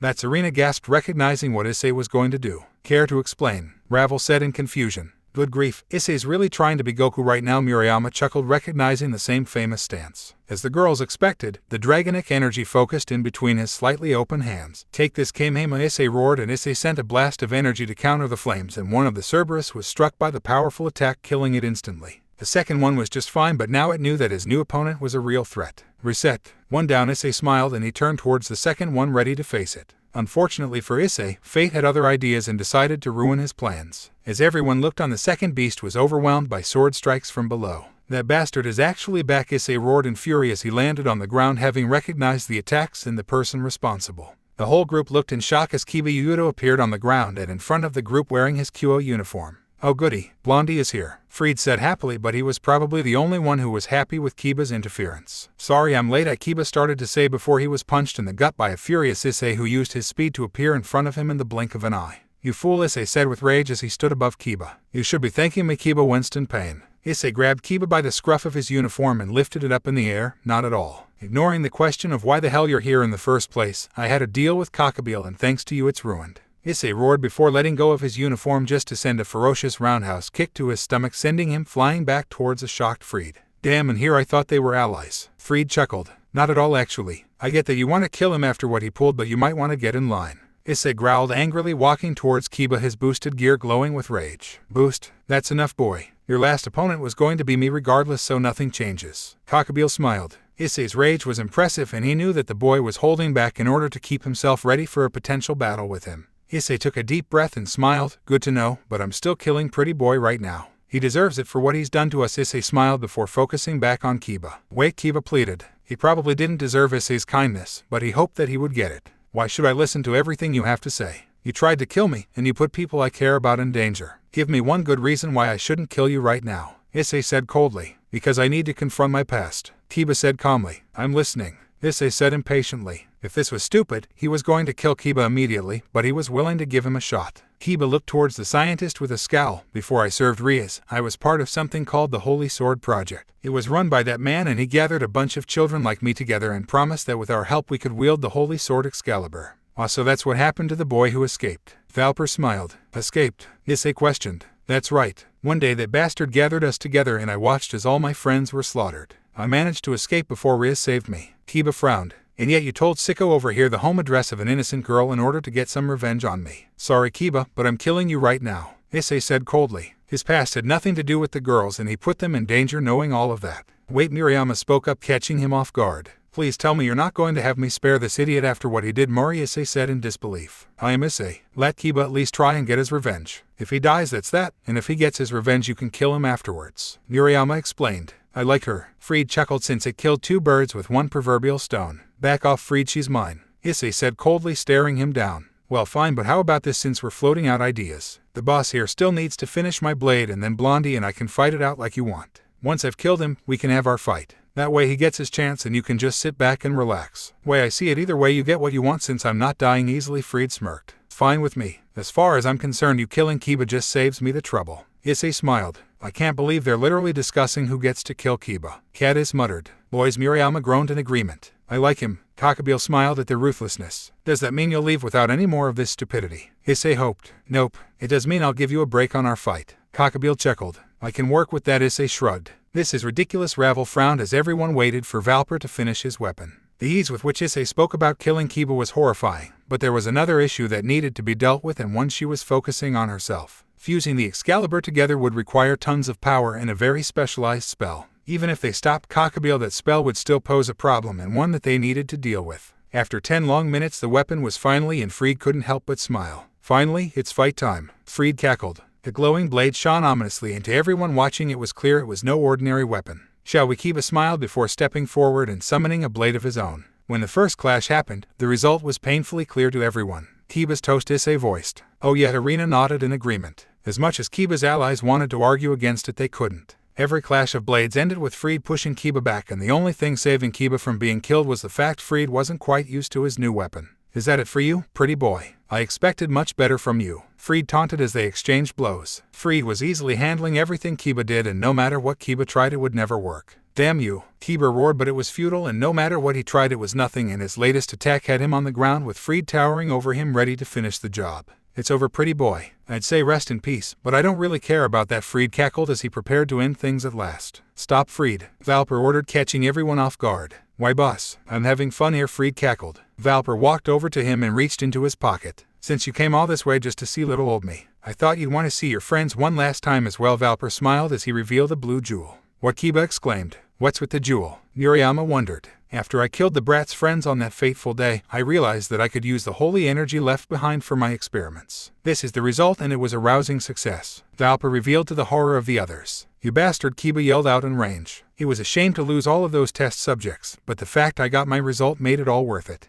Of course, when I brought my results to the church, those hypocrites from the church kicked me out. The fact they have nerve to use my work for their experiments was enough to drive me crazy. Valper cackled before tossing the jewel to Kiba. My friends, Kiba cried out as he held onto the jewel. It was clear to almost everyone watching that this hurt Kiba on a deep emotional level, though some weren't as forgiving as others. This is stupid, Issei deadpanned. Kiba deserved zero sympathy as far as he was concerned. Issei, have a heart. What would you do if somebody killed me? Or Murayama Arena responded. Issei turned towards his childhood with eyes that were horrifyingly cold, and the group couldn't help but shudder. I'd hunt them to the ends of the earth, and when I found them, they would be torn apart. As far as I'm concerned, Kiba's lucky to still be alive, and not because of Dr. Robotnik over here. I figured the devils would have punished him for what he did to me, and even after getting a second chance he still chose to betray us, Issei said with a calm rage. Kiba was running on borrowed time as far as he was concerned, and the only good thing to come out of this was the fact that he might put up a decent fight now.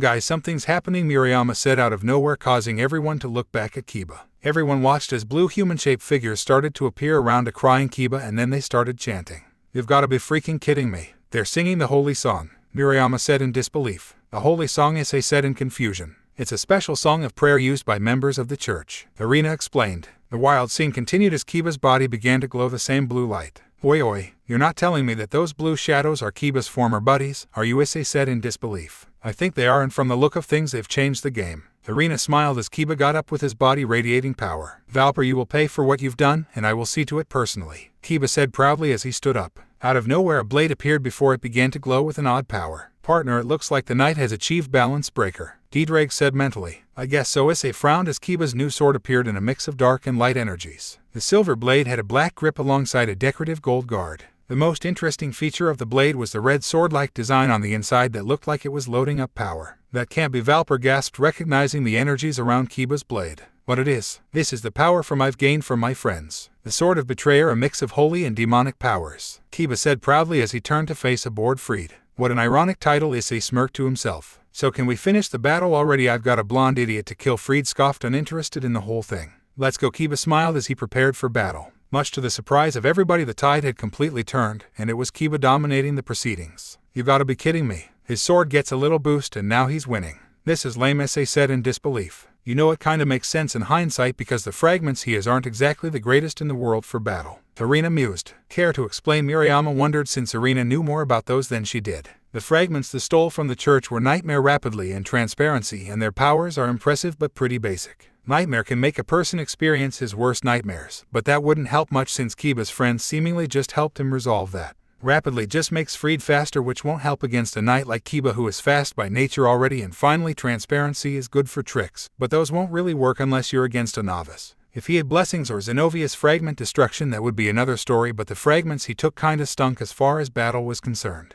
Irina explained. Hold on a minute. I remember you saying there were 7 fragments, but you only mentioned 6. Issei wondered. He didn't care who won since he was killing the winner, but this was good information for the future. The last fragment is Ruler. It's held by Arthur Pendragon, the former heir of the Pendragon family. I haven't seen him in a long time, but I assure you he's not somebody you want to face, Irina said ominously. Alright, Issei shrugged as Kiba broke the blade of his opponent and a smile appeared on his face. Alright, Freed, you've had your fun, but the battle is over. Now it's time to die, Kiba said happily, but just as he was about to finish Freed for good, Valper spoke up, catching him off guard. I can't believe it. That must be why. Valper staggered as he tried to gather himself. Why? What? Kiba frowned, stopping his attack. Why, your sword has holy and demonic powers. Don't you see? Valper cackled. See what? See that the only explanation is, Valper started to say before a holy spear and dragon shot seemed to collide right in front of him. The combined explosion vaporized Valper as a shocked group looked on. Sorry, but he was getting annoying, Issei deadpanned. Issei was hoping to hit the remnants of the spell that Valper used to combine the blade, since that would be a headache. Fortunately for him, the combination not only killed Valper but vaporized the spell also. And here I thought it was because you realized what he was going to say. Cockabeel snickered. What do you mean what he was going to say? Ravel spoke up, causing everybody to pay attention to the cotter. Cockabeel's snicker turned into a full-on bout of laughter when he realized what was going on, so you don't see it. This is rich. See what? Ravel wondered further, frowning as she tried to figure out what Cockabeel was getting at. Cockabeel calmed down just enough from his bout of laughter to deliver the news that he knew would change everything. The reason that the blonde knight can mix holy power and devil powers is because God is dead, Cockabeel revealed, causing shock to appear on the group opposing him. What? Irina said in disbelief. It can't be, Murayama gasped. That's right. During the Great War the Devil Kings weren't the only ones who died. So did God, Cockabeel cackled as he dropped an absolute hammer on the group. No, Irina said in shock as she fell to her knees. Murayama, Zenovia, and even Asia each felt their heart break with the knowledge and collapsed just as Irina did. It's true. Michael has done a wonderful job of replacing him, but it's obvious that he can't do everything, Cockabeel revealed. This can't be. No, you're lying. No, Irina cried out, despair beginning to make itself known. I have no reason to lie, girl. God died and that bastard Azazel withdrew anyway. We could have won that damn war. Cockabeel cursed. It was mayhem all around as the girls from the church looked on in shock, and Ravel and Akino wondered just what else had been hidden from them. As for Issei, he only felt rage, and it was directed one place and one place only. You, Issei roared as he walked towards a despondent Kiba. What have I done? Kiba said in shock, having been shocked by God's death also. That's right, you little worm. God is dead and that's fine and good, but the only reason this prick told everyone is because of you. Issei roared as he grabbed Kiba by his neck. That's right, this is my fault, Kiba said in shock. If he had stayed in the underworld, Valper wouldn't have made the connection and the truth wouldn't be known. That's right, and now I'm going to finish what I should have done after your last screw-up. Issei roared as he threw Kiba to the ground and summoned his boosted gear back. Thanks to their haze, none of the group could stop him, and Issei was very much looking forward to what happened next. Tell Rias I said goodbye. Kiba smiled, accepting his fate as Issei's hand came right in front of his face. Issei looked down on the young blonde and smiled. Not a chance. Dragon shot, Issei roared before firing a powerful kill shot at the blonde, vaporizing him completely. The attack was enough to break the group of their shock over learning about God's death, and when the smoke cleared, everyone knew what Issei had done. The members of the old Gremory peerage were silent as the reality of the blonde's death hit, and even Kaneko couldn't really say anything against Kiba. Kiba was running on borrowed time, and the fact that it was his actions that led to Cockabeel dropping the hammer wasn't lost on them. He was going to be in deep trouble anyway. While they silently mourned their former comrade, Issei's childhood friend had a very different reaction to Issei's slaughtering of the former night.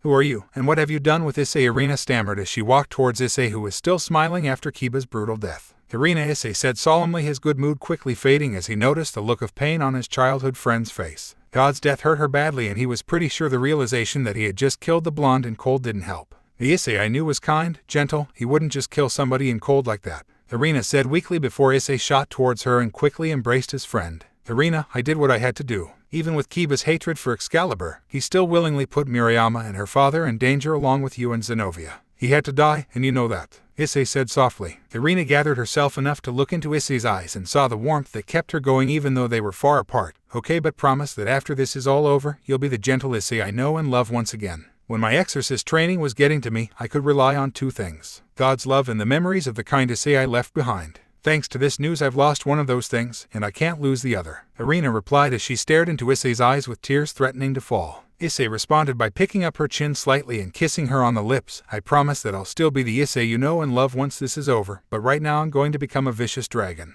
Issei smiled as he let go of Irina before turning towards Cockabeel, who was simply enjoying the moment. "Are you done having your little moment? I was getting bored waiting for you, Red Dragon Emperor," Cockabeel said with a look of amusement on his face. Issei turned towards Cockabeel and smiled. "Yeah, I'm done. Now how about we clear the area so we can have a proper fight?" Issei said happily as he walked towards Cockabeel, leaving Irina behind. Issei's words brought everyone back to the moment, and that included his new master. "Issei, are you crazy? You can't fight him alone," Ravel exclaimed. "Ravel's right. Let them help you," Murayama insisted. "Sorry, but that's not going to happen. You can yell at me all you want later, but this is something I have to do," Issei said firmly. Ravel could see the look on Issei's face and realized that there was only one solution. "If that's what you want, okay." Ravel nodded, aware that Issei went through incredible training just to give them a chance in this battle. She didn't like it but would accept it. "You can't be serious, Ravel, this is madness," Murayama exclaimed, trying to make the Phoenix Era see reason. "I am Murayama, and this is what it means to be a devil sometimes. I'll trust in my servant and await his victory. Now let's go," Ravel insisted, not wanting to discuss this. But Murayama started to say, but Catis interrupted her. "Let's go, Murray. We can give him all the grief we want later after this is over," Catis said with a smile before spinning to leave.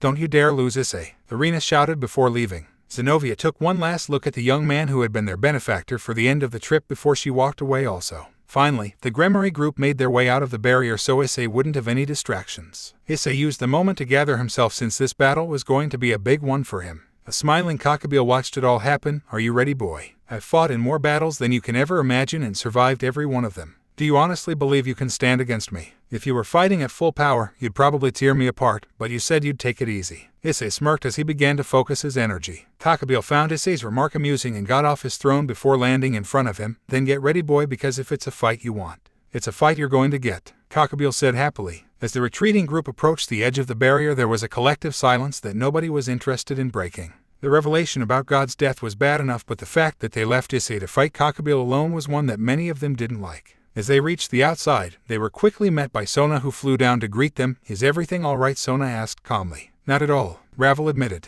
Between leaving Issei to fight along and God's death, it was a rotten situation, and one that was no doubt going to get worse before all was said and done. "What happened?" Sona said nervously before quickly realizing that one person was missing. "Do you want the short version or the long version? Because no matter which one I tell you, both suck," Ravel said with a bitter chuckle. "Let's go with," Sona started to say before a new voice interfered. One that Sona and the other members of the group certainly didn't expect. Whereas Momo, Hanakai yelled as she flew down from her spot nearby. "Momo," Sona said in shock, not expecting this. Whereas Issei, Momo yelled out, catching the group off guard. "Calm down, Momo. Now isn't the time for this." Murayama spoke up, further shocking the group since the two never interacted with one another. But Momo continued before Ravel interrupted. "Clearly I'm missing something. Why is Momo so interested in Issei?" Ravel wondered. "Because she went to the same elementary school as Issei and me," Murayama revealed, catching the group off guard. "Explained," Sona said in confusion. She knew about Momo's interest in Issei but never asked why. "I went to the same elementary school as Issei, Irina, and Murayama, but only for the last 3 years. People used to pick on me because of my white hair, but Issei and Irina would get in their way. Before long I was part of their inner circle," Momo admitted with a fond smile. "Holy crap, you're white flower, aren't you?" Irina said in shock. "Yes, I am Irina. It's been a long time," Momo smiled, glad that she was recognized by somebody. "I can't believe you're here also, and I can't believe you became so pretty." Irina smiled, her mood changing due to the revelation.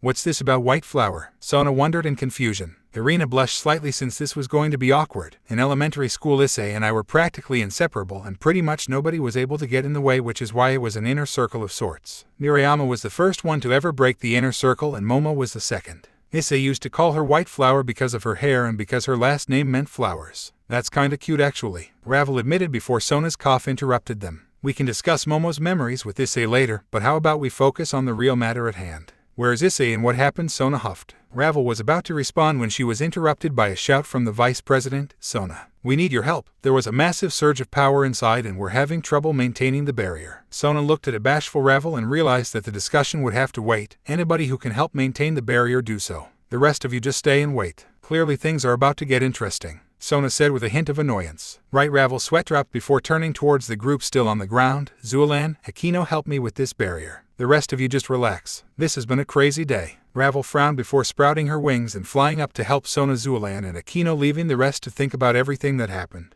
A smiling Catis stood next to Murayama and couldn't help but ask a fun question. So when are you going to tell Issei about Momo? Catis wondered. We'll see what happens after this is said and done. Murayama frowned. She didn't want to say it out loud, but there was no way that Irina and Zenobia learning about God's death was going to end well for them. When Issei realized the fact, which he would sooner or later, he would be extraordinarily pissed. In hindsight, it was probably a good thing he killed Kiba now, because if he realized what Kiba's mistake had cost Irina, nothing would have saved him from Issei's wrath.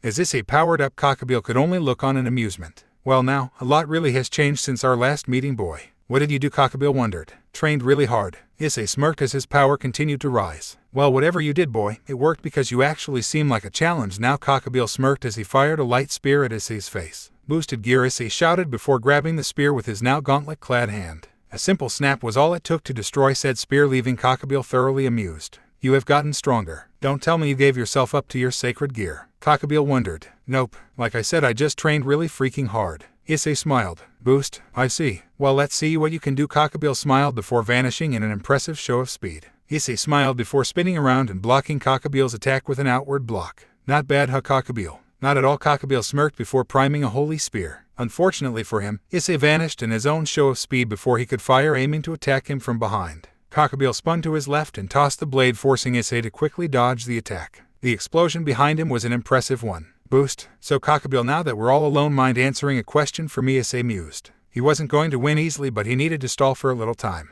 I know you're stalling in order to give yourself time to get more boosts in. Seeing as how you aren't quaking in fear like last time, I'll take the bait. Cockabeel smirked. This was a battle worth having, and he would wait if he had to. Issei internally cursed that Cockabeel was allowing him to do this, but he continued. Why did you work with a little slime like Valper? If you honestly wanted to, you could have killed us that day and caused the result you wanted, or at the very least lured Rias back to the area. Issei mused. Heck, if he had gone after Sona instead of them, it would have done the same thing. Boost, you're smarter than I thought, boy, but if you want the answers you seek, you'll have to beat me. Cockabeel smiled. Issei groaned in annoyance but realized he would have to continue the battle. Hopefully the girls can hold on to the barrier. This is about to get nuts. Issei thought to himself. Boost, you wanted the Red Dragon Emperor, Cockabeel, you got it now. Issei to the gravity training. Issei's power had grown greatly in the last few days, and thanks to his boosted gear his strength was about to explode. Explosion.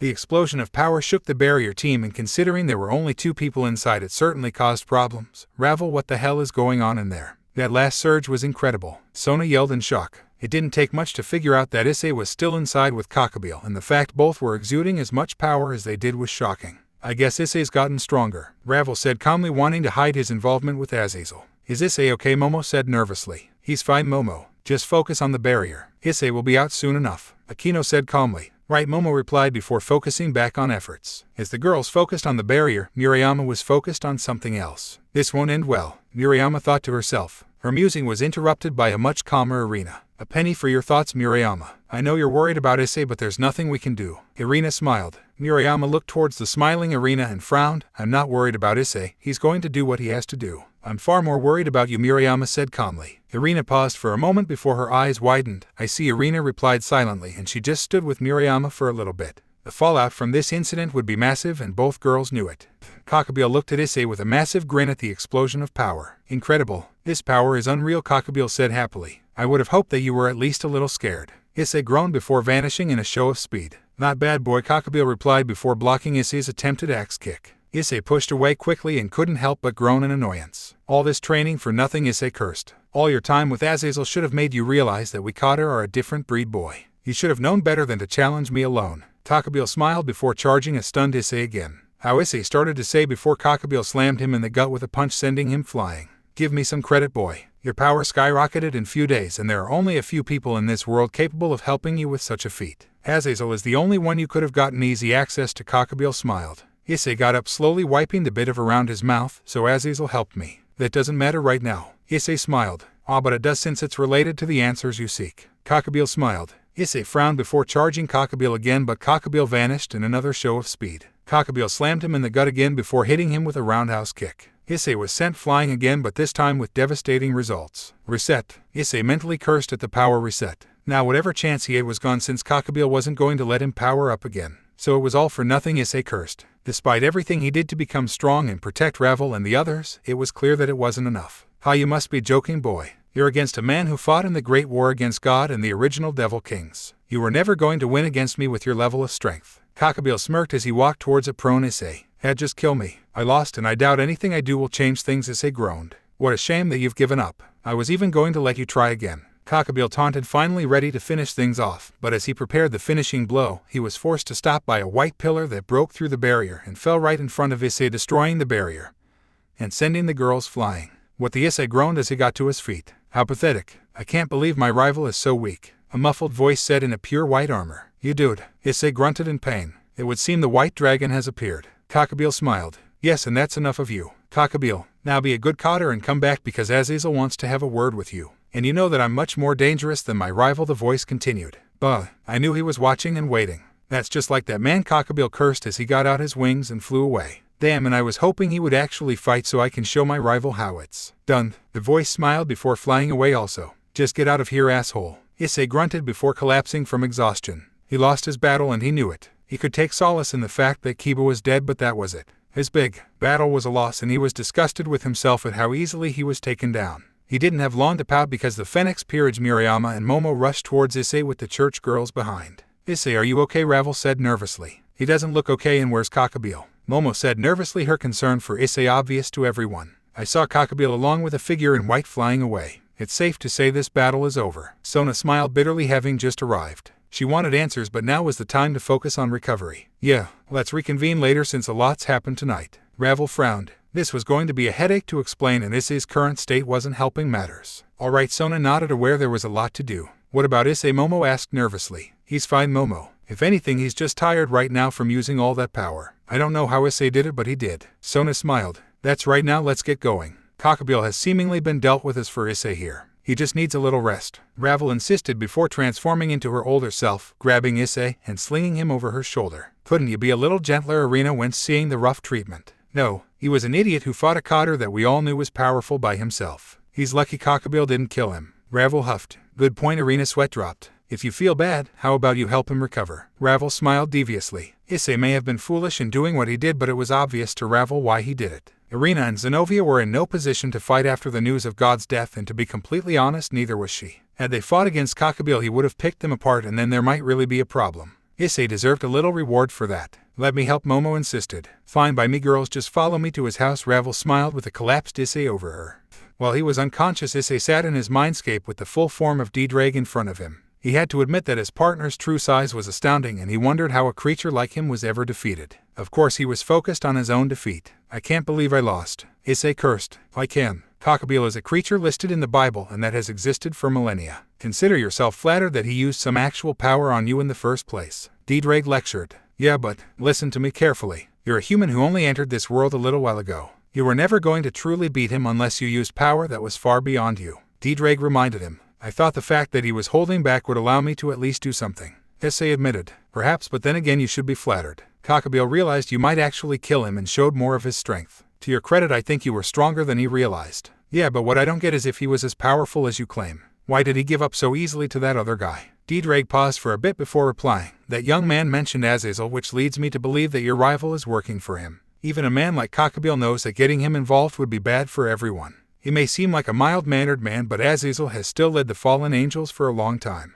Cockabeel is not foolish enough to truly anger him. Issei couldn't help but acknowledge Azazel's role, but couldn't ignore something else. What do you mean, my rival? Issei wondered. That young man was the White Dragon Emperor. He wields what could be called the partner gear to yours in divine dividing. With his power he can reduce anything he wants in half every 10 seconds, and the form you saw was his balance breaker, the second stage of your sacred gear. Even Cockabeel wouldn't be able to stop him if he truly knows how to use his power. So I guess my next goal is balance breaker, Issei chuckled. Yes, but you have other matters to focus on. Now that Cockabeel has done, your girl's mission is complete. I doubt they'll just wait for you to recover, and I'm sure you want to say goodbye. Drake smiled. Yeah, I do, and I think I'm fully recovered. Issei smiled as he left the mindscape at last. As Issei returned to the conscious world, he felt an extraordinary weight all around him and he couldn't figure out why. When he opened his eyes, the answer became clear. On top of him was a completely naked Mirayama with her S pressed against his chest. To his left was Arena with her S wrapped around his arms, and like Mirayama she was naked. To his right was Momo Hanakai of the Student Council with her body pressed against him while being completely naked. I clearly missed something while I was unconscious. What the hell is Momo doing here, and why is she naked? For that matter, why are Arena and Mirayama naked and surrounding me also? Issei thought to himself. Normally he'd love such a scene, but he had questions that needed to be answered. Looks like you're finally awake, you bonehead. Mirayama smirked from above him. Yeah, but do mind explaining what's going on? Issei wondered. You fainted after using all of that insane power against Cockabeel. Ravel brought you home and stripped you naked in order to do the devil's actual way of healing instead of using Fennec's tears. Apparently, it involves pressing our naked bodies against you to transmit energy, hence why we're naked, Mirayama said with a slight blush. She wasn't going to say that. Ravel suggested that only Arena do it, but Momo insisted on having an actual devil join. And then she decided to go along for the ride. The only devil I see is Momo, and I have no idea why she's here. You and Arena I get, but not her, Issei admitted. So you forgot her as well, Issei? And now awake, Arena smiled. Issei said in confusion. Was he supposed to know Momo from somewhere besides school? I'll give you a hint, you stupid idiot. White flower, Arena smirked. It took Issei a minute or so to think about what that hint meant, but when he did, his eyes widened and the significance of what was going on. So the inner circle is reunited at last. Issei smiled. That's right, asshole. I can't believe you forgot me and Mirayama after only a few years away. Clearly you had Arena on the brain for a long time. The now awake Momo teased. Yes, I did forget you, and I feel bad about it, but now isn't the time to talk about reunions. I'm pretty sure Arena and Zenovia will be returning to the church soon, Issei said reluctantly. If he could stay like this for a few hours he'd be okay with it, but Arena needed to get back. The three girls looked at each other and smiled before Mirayama spoke up. If you're refusing 3 naked girls, then Cockabeel must have really done a number on you, Issei. Mirayama teased before getting off the bed and walking over to his desk, where he noticed 2 QO uniforms and a white robe were lying down. Mirayama took one of the sets of uniforms and began getting dressed. Yep, but somehow that feels more like the Issei we knew back in the day instead of the Issei you girls know now. Arena smiled before sliding off the bed and, like Mirayama, making her way over to the bed. Unlike Mirayama, Arena simply grabbed the white robe and wrapped it around her body. Well, if you insist we go, then we'll go. Momo smiled before following the other girls to Issei's desk and grabbing the final QO uniform. As the girls got dressed, Issei was mentally kicking himself for not enjoying the meal in front of him, but he also knew that it was the right thing to do. When the 3 girls left, Issei couldn't help but smile, since it meant that Arena had 2 new friends to talk to and he had something to look forward to once this settled down. After all, Momo was attractive in her own way, and Issei was pretty sure he could get her naked on another date. You realize that you could have had a foursome if you actually pushed them. Yeah, but at the same time I don't think any of them were in the mood for it, Issei replied. When he opened his eyes, he checked his clock and realized that he'd been out for at least 5 hours. If the girls were healing him that whole time, they were exhausted. As much as he would have enjoyed sleeping with them, they needed to get some rest. After leaving Issei's room, Momo and Mirayama went over to the guest room that housed Arena and Zenovia for the last few days. Arena was now dressed in her church uniform again, and she had a solemn look on her face. As for her partner, Zenovia was currently over at Ravel, since she requested to speak with her just after she laid down Issei. Momo, Mirayama, I want you girls to look after Issei and my Steedo, and Zenovia also, since she's going to probably be a devil, Arena said solemnly. She knew that her partner hadn't taken God's death well and figured Zenovia would stay with Ravel since it would be easier than the other options available to her. We'll look after her, but I'm surprised that you aren't staying behind also. We just reunited and I doubt Issei would complain, Momo questioned. One of us has to deliver the report, Arena admitted bashfully. Well, alright, but considering the circumstances I doubt it's a report that will end well for you, as you well know. Mirayama frowned. Asia was excommunicated from the church, and that was for healing a devil unintentionally. Learning that God was dead was far worse, and it was very possible that they might kill Arena. It won't, but I'm sure between my dad and your dad I'll only have to settle for excommunication. The fact Zenovia returned Excalibur destruction doesn't hurt our situation either, Arena said bitterly as she looked towards a container that contained not only her and Zenovia's fragments, but the ones that were taken from Freed, who annoyingly enough escaped everyone's grasp in the confusion. Well, I hope so for your sake and for Issei's. I doubt he'll take the news well when he does realize it. Mirayama smiled bitterly. Yeah, but that's how it is sometimes in our world. Arena chuckled. Goodbye, Yuri. I'm glad that I got to spend time with you guys for a little bit, Momo smiled bitterly. Goodbye White Flower, Murray. Irina smiled as she embraced the two girls that were two of her oldest friends. This mission changed everything for her, and as she prepared to return to the church, Irina knew her life was about to take a turn just as dramatic as the one that separated her from them in the first place. There was a bittersweet look on Issei's face as he Ravel, Momo, Zenovia, and Murayama saw Irina off. The news that Irina was returning to England wasn't a surprise to Issei, but it was the news that came along with it that caught him off guard. Apparently, her partner Zenovia decided to become a devil under Ravel's command due to feeling betrayed by the church for hiding God's death, and Ravel accepted making Zenovia her second knight. Now Ravel's peerage consisted of Issei as her sole pawn, Aquino as Queen Zulan, and Kaneko as rooks, with Asia making up her sole bishop since Ravel had no interest in Rias's extra bishop. Zenovia's news reminded Issei of what Cockabeel revealed, and he was terrified by the thought of the church executing Irina instead of simply dismissing her like they did for Asia. Earth to Issei, "Are you there?" Irina said calmly, breaking him from his musings. "Oh, sorry, I was just thinking about some things," Issei admitted. He could worry about Irina later, for now he had to show a smiling face for his childhood friend. Irina sighed since she knew exactly what was on Issei's mind, and he couldn't blame her. "I know you're worried about me, Issei, but relax. Thanks to my dad and Murayama's dad's influence, I'll be just fine." Irina smiled, wanting to reassure Issei even if she wasn't sure herself. "Are you sure?" Issei said nervously. "I am, but if you're worried about me, how about you give me a kiss for good luck?" They worked really well in the past. Irina smiled before putting her suitcase on the ground and walking towards Issei. "All right," Issei smiled before wrapping his arms around Irina's waist and pulling her into a deep kiss. The pair clashed tongues for a little bit before Irina pulled away. "I'll look after Issei for me. I know he can be a handful, but he means well." Irina smiled as she turned to leave the side of her childhood friend. "Don't take too long to get back, Irina, or your spot might get taken," Murayama taunted, trying to hide her own concern. "I wouldn't be too mad if that was the case," Irina replied bitterly before getting onto the private plane that would be taking her home. Everyone knew that Issei, Murayama, and Momo were concerned, so they gave the group a small bit of time before Ravel spoke up. "Well, now that we've sent Irina away, it's time to start focusing on getting you settled, Zenovia. Your first day is tomorrow, and we've got plenty of paperwork to do," Ravel said calmly. "Of course," Zenovia replied. "I'll see you guys later." Issei frowned before leaving via a magic circle. "He's really messed up about this, huh?" Ravel frowned. "Yeah, but unlike last time, he's got us to back him up," Murayama replied with a bitter smile. Irina's importance to Issei is something she knew about for a long time, and the last week reinforced it. His rage towards Kiba was the greatest proof of that. "That's good, but will that be enough?" Ravel wondered ominously. The Irina situation was a problem, but something else was bothering Issei, and she knew it. "I hope so," Murayama replied honestly. It was irritating to know that Irina still held his heart this much, and she was kind of glad the roles between Irina and Zenovia weren't reversed. Now she had a chance to bridge the gap before Irina's inevitable return. There was no way her father and Irina's father would let them kill her. It wasn't a matter of if Irina returned to QO and by extension Issei, but when. When Issei first learned about his boosted gear, he decided that in order to make the gear more useful, he needed to get stronger. In order to do that, Issei went to a local gym not too far from his house that was open 24 hours a day and signed up for a membership.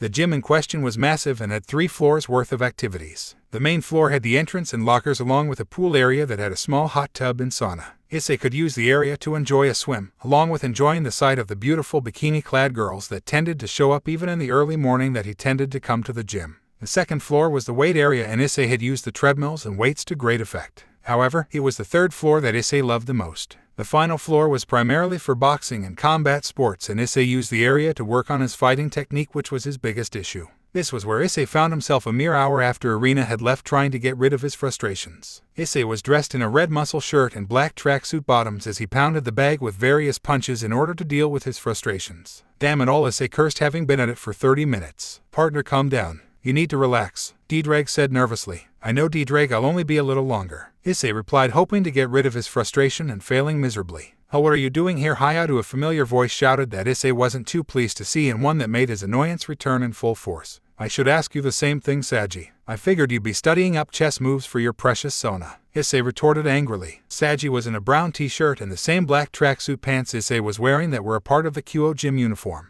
"Hardy har har. The Citri run this gym so I get to work out for free. Though I wonder when you started coming here," Saji replied. Issei was a little surprised to learn that the Citri ran the gym, but that didn't matter. Saji would prove to be the perfect punching bag as long as he played this right. "Been here for a few months actually. Usually I come early in the morning since I'm occupied during the evening with various things," Issei said with a perverted smile, causing Saji to groan in annoyance. "Then how about we go for a round or two? I could use a new partner and you look like you could use a spar," Saji replied with a smile that hid his annoyance and his desire to put Issei in his place. "Sounds good," Issei replied, but Saji couldn't see the vicious smile on Issei's face that proved what a bad idea it was to challenge him. To call what followed a fight would be an insult to the concept. It took all of one punch to the gut for Saji to be pushed back, and a smiling Issei realized as much. From there he took great delight in pounding Saji to a pulp. He never hit Saji with a major punch after the first one, but the jabs were precise and vicious. 5 minutes and around 3 knockdowns later, and the match was called at last by the young man acting as the referee. It was clear to anybody watching that Saji was in trouble, and if that Saji would be in the hospital with a concussion at bare minimum if not for the gear. That was boring. Issei smirked as he left the ring just to find Momo of all people dressed in the employee uniform looking at him in shock. What happened here? Momo wondered. Nothing happened, Momo. Saji and I just had a friendly spar, Issei said calmly before walking away with a vicious smile on his face that Momo couldn't see. Seeing how badly beaten Saji was even with the headgear, and the smile on Issei's face made it clear that it wasn't a very friendly spar. Wait a minute, Issei, Momo said nervously, hoping to calm him down. I'll see you later, Momo, Issei shouted, but before Momo could reply, Issei seemingly vanished. She was incredibly worried about Issei, but Saji was the priority right now due to his injuries.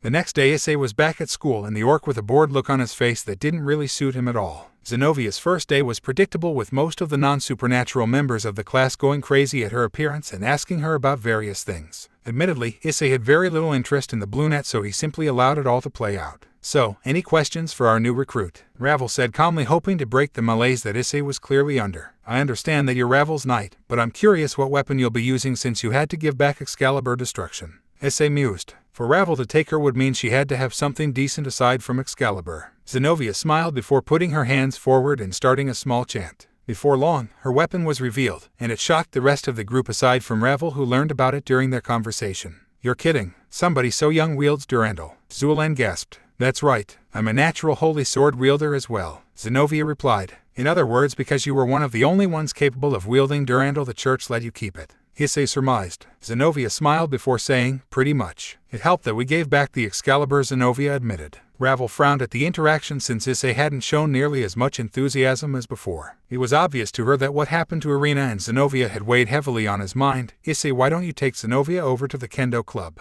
Catis is over there and she'll be a good training partner for Zenovia for right now, Ravel suggested. All right, Issei replied calmly, barely holding back his annoyance.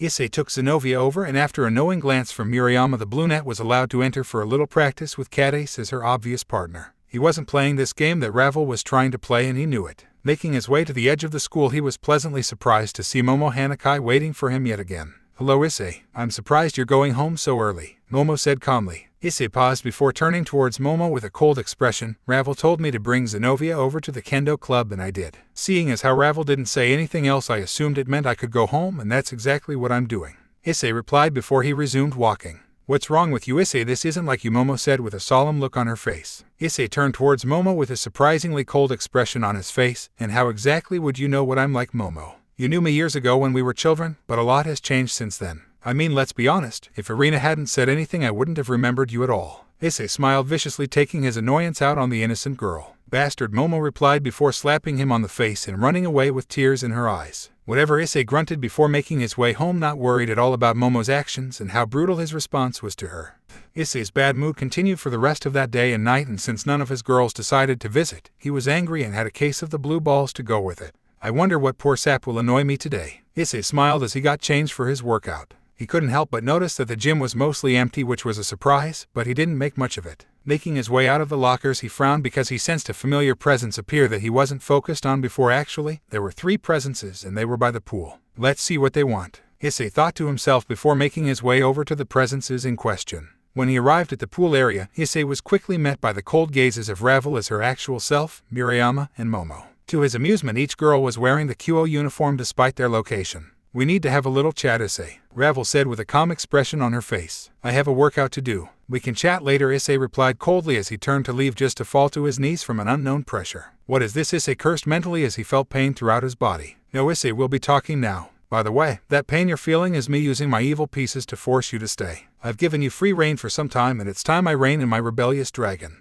Ravel said coldly, using an expression that even Issei had never seen. It showed that Ravel was serious this time and she wasn't playing around. I'm listening, Issei said with gritted teeth as Ravel stopped using the power of her king piece. Admittedly, he had trouble getting up for a second because of the pressure. Issei, Momo said nervously as she ran over to Issei and tried to grab him just to be pushed away. I'm fine, Momo, Issei said hastily. Just let her help, you stubborn idiot, Murayama said coldly. Issei stayed still as Momo pulled the reluctant Issei up to his feet before walking back to the side of the others. Issei was still annoyed, but he kept his cool. Alright, so what's going on? Issei questioned. He was annoyed enough as is and he didn't need the third degree from these girls. We get it, Issei. Arena is special to you and you're mad because of what happened, but that's not your fault. Kiba acted on his own. Ravel explained, deadpanning at the last point. Kiba's actions are hardly my issue. I resolved that rather nicely, Issei said sharply. His killing of the blonde knight pretty much put that subject to bed, and since Kiba was dead when he realized the truth, there was nothing he could do. Then what is? Talk to us, Issei, because we care about you, Murayama said calmly before Ravel realized the problem. It's about your special training, isn't it? Ravel surmised. Special training? Murayama wondered in confusion. The explanation caused Momo's eyes to widen since it explained plenty of stuff. Wait a minute. When he was missing for the whole day, you knew where he was, didn't you? Momo said accusingly. As the secretary, she was aware that Issei was away for a day right after Cockabeel appeared. It was a major reason why she got nervous when she noticed Issei not show up after they left Cockabeel's barrier. Yes, I did. I can't say what he was doing and who he was with since that's private, but I know that Issei engaged in a level of training that could have killed him. Luckily it didn't, and Issei's power skyrocketed as a result. Unfortunately, he wasn't enough for Issei to stop Cockabeel. Ravel revealed to the two girls. I see, Momo replied calmly, having understood the real problem. All Issei's effort and training was for nothing, and he would have likely been dead if not for the White Dragon's appearance. Who would have guessed that you would give up after one loss? God, you've become so weak, Murayama scoffed. What did you just say, Murayama? Issei growled angrily. Despite the growl, Murayama stayed firm. Do you know how many times I lost when I was first starting to learn kendo before I got good enough to actually be the fighter I am today? It's easy to forget because of your big bad sacred gear, but you've been a devil for only a few months. That guy Cockabeel has been fighting since the beginning of time. There's no way in hell, sorry for the bad pun, Ravel, that you were going to win that battle. You lost, sure, but you're alive and frankly you can get stronger. Instead of moping around about what happened, focus on getting stronger so the next time a bad guy comes your way you can kick his ass. Isn't that the Issei that you wanted to be back in the day? The one who wanted to be a hero, Murayama shouted. The cold way she went at him and the reminder of his childhood was enough to quickly calm him down. Mori, Issei said solemnly, since she was right. Issei's pride had blinded him to reality that he was alive and could get stronger. Besides, Arena wouldn't want you to mope about what happened, and we both know that Arena will be back sooner or later. When she does, she'll want to see you as strong as ever instead of being this whiny idiot. Murayama scolded. She had to catch her breath afterwards, but she said her piece. Thanks, Mori, Issei smiled back. You're very welcome, you stubborn idiot. Now why don't we get in the tub and relax? I've heard these are pretty comfortable, Murayama smiled. All of us, Momo said with a blush, not expecting that. Honestly, she was still caught up in the fact that she was able to be with Issei at all. Yes, Momo, all of us. You may not have slept with Issei yet, but if you're going to be at his side, you're going to need to get used to this kind of thing. Murayama chuckled, aware of how insane it sounded. What a matchmaker, Issei chuckled as he began to reach for his shirt before he felt his phone ring in his pocket. As he pulled his phone out, his eyes widened at the message he received. Something wrong, Issei, Murayama said in surprise. No, but I'm afraid I'll have to postpone our little bath for another time. I'll see you girls at school, Issei said with an odd expression on his face as he pulled his shirt back on and left. What was that all about, Momo wondered. I don't know, Murayama frowned herself before her phone rang as well. To Murayama's surprise, it was her father sending her a message. When she saw the message, she could barely hide the scowl. Of all the freaking times, Murayama cursed. What's going on, Ravel wondered. Take a look, Murayama frowned as she showed Ravel and Momo the message that just appeared. Irina Shido will be arriving at Kyoto Airport in roughly 90 minutes on a special flight from England. I figured it would be best to have her tell you what was decided. Dad, the frown that formed on Momo's face was obvious, and she knew what the message meant. Issei won't be coming to class, will he? Momo smiled bitterly. Probably not, but hey, at least we don't have to worry about his bad moods anymore, Murayama said with a bittersweet chuckle. She knew it wouldn't be long before Irina had returned, but this was ridiculous. The worst part was that she couldn't even make any progress with Issei aside from this crappy intervention.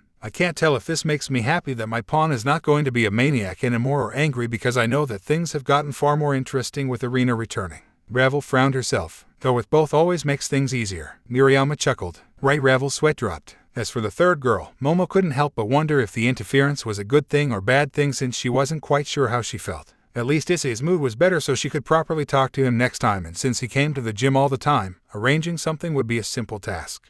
Many emotions were running through Issei's head as he stood by the gate where his childhood friend's flight would land. He was glad she was back, there was no doubt, but he also felt guilty because he lashed out at Momo for trying to care about him. Welcome back, partner, Diedrag said mentally. Where have you been? Issei wondered, since Diedrag hadn't really spoken to him since his beatdown of Saji. I've been letting you work out your emotions on your own. Dragons are creatures of instinct and pride, and yours were running rampant. I couldn't exactly stop you from dealing with that, so I allowed things to run their course. Diedrag admitted. Sounds good to me, but it's time to welcome back my childhood friend. Issei smiled, still dressed in his workout clothes. Looking outside, he could see a relatively small plane approaching, and he knew Irina was here. After what felt like hours but was 10 minutes, Irina Shido walked into the airport and Issei's eyes widened as she walked towards him in an outfit he was very familiar with. "Hey there Issei, I'm back," Irina said bashfully as she stood a few feet in front of Issei. Unlike the last time he saw her, Irina had her hair down completely and she was wearing a blue sleeveless dress that was cut so that most of her upper body was hidden outside of her neckline and went just past mid-thigh. Issei couldn't help but chuckle mentally since it was the exact same outfit she wore when they first met back in kindergarten in a time long ago.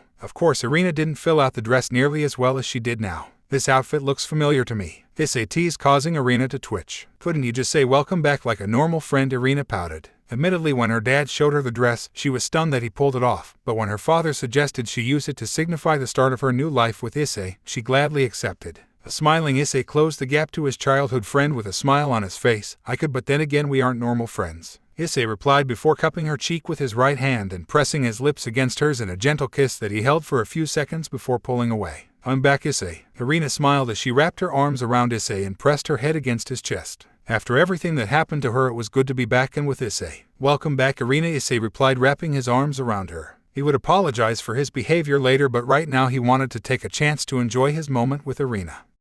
"There are certain days that I wonder if I'm cut out for this being a king thing, and today was one of those days. Sitting in homeroom, I could barely hide my annoyance at the way the last few days had played out, and things were only going to get worse moving forward." Issei's temper tantrum was understandable, given the wild series of emotions he went through during the battles, but after letting him do as he pleases for so long, having to rein him in was just a headache. Momo Hanakai's addition to his growing harem made it even harder for me because now I was forced to deal with my own feelings for him after seeing the ones she showed for him. Issei made me feel warm and fuzzy, there was no doubt about that, but the only time we really spent with one another was when we had. Did we have a real relationship outside of, or was I just looking for somebody to relieve the frustration I felt having to watch my brother have with his peerage daily in the middle of puberty? I couldn't answer that question, and for the sake of my own sanity, I needed to answer it soon. "Issei Hayadu," my homeroom teacher announced, causing me to frown even more. There was no doubt in my mind he was back at home with his childhood friend and he wouldn't show up until club activities if I was lucky, which was a bittersweet thought. All of a sudden, the door opened and to my shock Issei walked in. "Sorry about that, Professor. I overslept a bit,"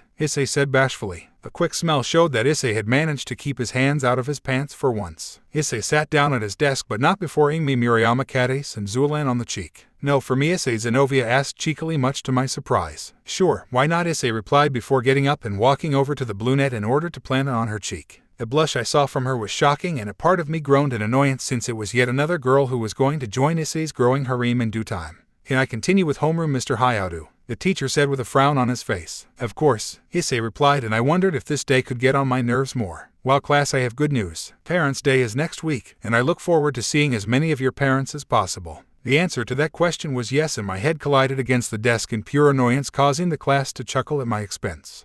To my admitted surprise, we had a combined gym session with Class 13, which was surprising for multiple reasons. The main one being that it was the class that had most of the student council as well as Issei's former friends. So, while we ran around the track, Issei sat with his two buddies and just enjoyed the sights. "You're pretty good," I said to Momo after we finished our race. "Thanks, it helped that I was showing off for Issei a bit." Momo chuckled, causing me to frown. "Hey Momo, do you mind if I ask you a question?" I asked nervously. "Of course," Momo replied calmly. "I don't know how I feel about Issei and I need to know what to do." I admitted. It was embarrassing considering how much we had done. Momo looked at me with a smile and whispered, "When was the last time you guys had?" It was done in a whisper, so nobody heard us, but it was still embarrassing. It was during the cockabeel incident. I dragged Issei into the storage room so we could have some fun. "It's kind of our go-to way to be with Issei," I admitted. "So wait, you girls," Momo said in shock. "Have with him in the storage shed?" "Yeah. It's only when Issei gets paired with one of us, which admittedly I do manipulate quite often," I revealed, causing her to blush. Do you think that?" Momo asked hopefully. I knew what she was going to ask, and I had to reply immediately. "Sorry, but no. It's too late to manipulate things for today," I replied, which was true since I didn't bother attempting anything today. I was too distracted by Parents' Day. Rather ironically, Issei was assigned to do the cleaning that day, but he had it with his old buddy Matsuda instead of one of the girls. Knowing that he would simply take care of his duties, I decided to hide on the side of the building and wait until they finished before stealing him away without anybody knowing. Sure enough, Matsuda emerged from the room, but not Issei, which was a surprise at first. Then it hit me. Issei sensed me nearby and decided to set up a conversation himself. Once Matsuda was out of sight, I moved to the front of the shed and opened the door to see Issei leaning against the back wall with a smile. "You do realize that our little after-gym liaisons are only if you're the one doing the work with me." The others have no doubt realized what happened, including a no doubt furious Momo. Issei smiled, causing me to wince slightly. "So you heard us?" How I frowned. Dragon's hearing combined with devil's hearing. Of course I did, Issei replied, causing me to lose my nerve a bit. Of course, he heard us and that means he probably knows what I want to ask him. Gathering myself, I looked my pawn in the eyes. If you heard us, then I imagine you know why I'm here, I said firmly. Issei's response was to smile as he walked towards me. Yes, I do, and I'm going to answer your question by repeating a very familiar question.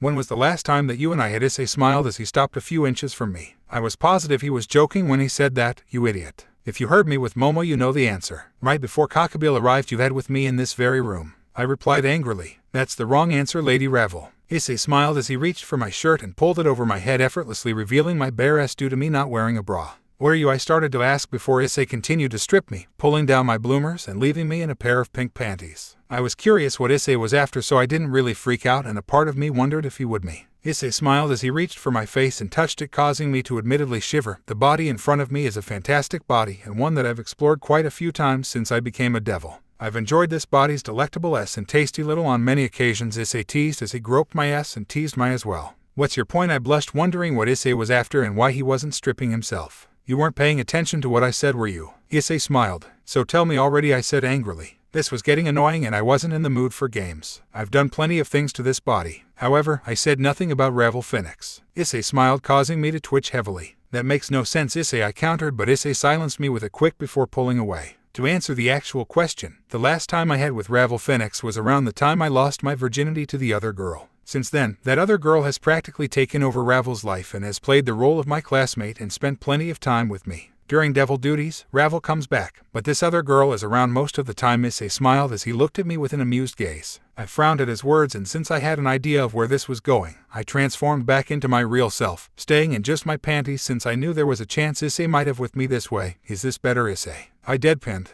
Issei smiled before looking at me again. Now this is Ravel Phoenix. This is the king I've sworn my loyalty to. The person who changed my life for the better. Issei smiled happily. So are you going to me, or did you just want to see me in my undies? I scowled. Well, I'll never complain about seeing either of you in your underwear, but there is a point to what I'm saying. The person who uses the name Ravel Phoenix, but it's just an older version of her, is one of the various girls who warms my bed, and I do appreciate that. The person in front of me is the master I've sworn my loyalty to. Whatever you want to be at the time is how I will treat you. I'm sure you've noticed, but I only really flirt with you when you are your older self. Issei smiled. His response was infuriating in many ways, but sad in others. Ironically enough, I kept the old persona to ensure that Issei stayed loyal to me during the first part of my time as king, but as I began to feel more for Issei, it was a problem. It brought up an interesting question. Issei, I asked, nervously wondering what he would say. What is it, Lady Ravel? Issei smiled, turning back towards me. If the me that's here right now asked you to be her lover, would you do it? I wondered. Yes, I would. After all, it is the request of my master. Issei smiled, but that made me frown again. I wanted so badly to test that right now by telling him, Issei, make love to me right now. He'd do it, there was no doubt about that, but it would be because I am his master, not his lover. I want him to care for me like he does the others. I know I can't surpass Arena, but I wanted to at least be on the level of the likes of Murayama. I see, I replied bitterly just as the bell to begin class rang. It would seem we have to finish the conversation another time, Lady Ravel. Issei smiled as he left the room. I hated that smile because I got the feeling it was the exact result he wanted. Damn it all, I cursed as I transformed back into my older self and waited for a few minutes before going back to class. I was no closer to an answer than before, and if anything, it feels like I've got more questions. As I sat in the clubroom during lunch, I couldn't help but think about what Issei told me. His point was that we had two separate relationships. The first was the master and servant relationship that came with him and my younger self. Then there was the Yule relationship between me and my older self. It was a reminder of the fact that I could have come in as a first year and be my actual self, but I was terrified that if I didn't keep the older and bustier version of myself, Issei might not stay in line. My musing was broken when the door opened and Zulan walked in. I'm surprised you're not having lunch with Issei and his group, I said flatly. Issei had Murayama, Catis, and that Momo girl along with Sinovia. I would have been in the way as far as I was concerned. Plus, I noticed that you've been distracted since gym class. I'm here to help you, Lady Ravel, and that was more important than spending a little time with Issei. Zulan smiled. I frowned a bit since she figured me out so easily, but she did have a point. I needed answers and Zulan would always be honest with me. How do you do it, Zulan? I mean have with Issei without getting attached to him. I wondered. What makes you think I'm not? Zulan smiled, catching me off guard. I said in disbelief. Zulan was pretty much the most nonchalant of the girls when it came to her relationship with Issei. I'm actually quite attached to Issei, but I understand that I can't be the only one in his life. Issei is going to have his favorites, and while I'm not one of them, he'll accept my feelings regardless. It's bittersweet really, but I must accept it, particularly since Arena is back in Kyoto and will be joining our school in short order. Combine her return with the situation with Momo Hanakai and that means even less time for me. In many ways I've simply replaced one harem for another, and I accept that. Well, at least this person treats me like a human being. Zulan smirked. That's cold, I chuckled, since it was shot at my brother Riser. Zulan did have a very good point though. Issei is manipulative, and he has a lot of girls at his beck and call, but he also cares about the girls and shows it all the time.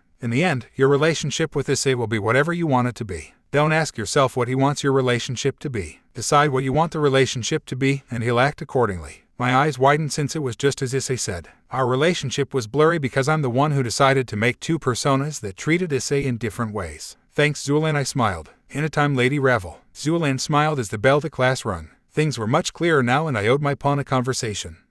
With the day over, the orc gathered again, and everyone waited with bated breath for Irina's arrival. Murayama's father had been watching the young woman since her arrival from the airport, and he was taking her to the school. The actual Ravel and her peerage along with Murayama and Catis sat and wait, and when the chestnut-eyed girl walked into the clubroom there were smiles all around. Welcome back, Irina. Zenobia smiled before walking over to her partner and embracing her. I missed you, Zenobia. Irina smiled before looking to her other friend. Hey Murray, Irina smiled. Nice to see you, Iri. Murayama smiled before following Zenobia's example. She greeted everyone to various reactions until it was time for Issei. Not going to say hello, Issei? Ravel smiled cheekily. The two already had their reunion, but it was a more private one. Seeing his public reaction was something she was curious about. We had our hello already. It was boring by my standards, but Murray's old man insisted on taking me to class instead of my real plan. Issei shrugged, causing quite a few blushes in the room. In other words, he planned on spending the rest of the day in bed with Irina, but Murayama's father ruined that idea. I see. Well, I'd like to get started, but I believe we're waiting for one more person. Ravel smiled, putting her annoyance at Issei's words to the side since there was another matter to deal with.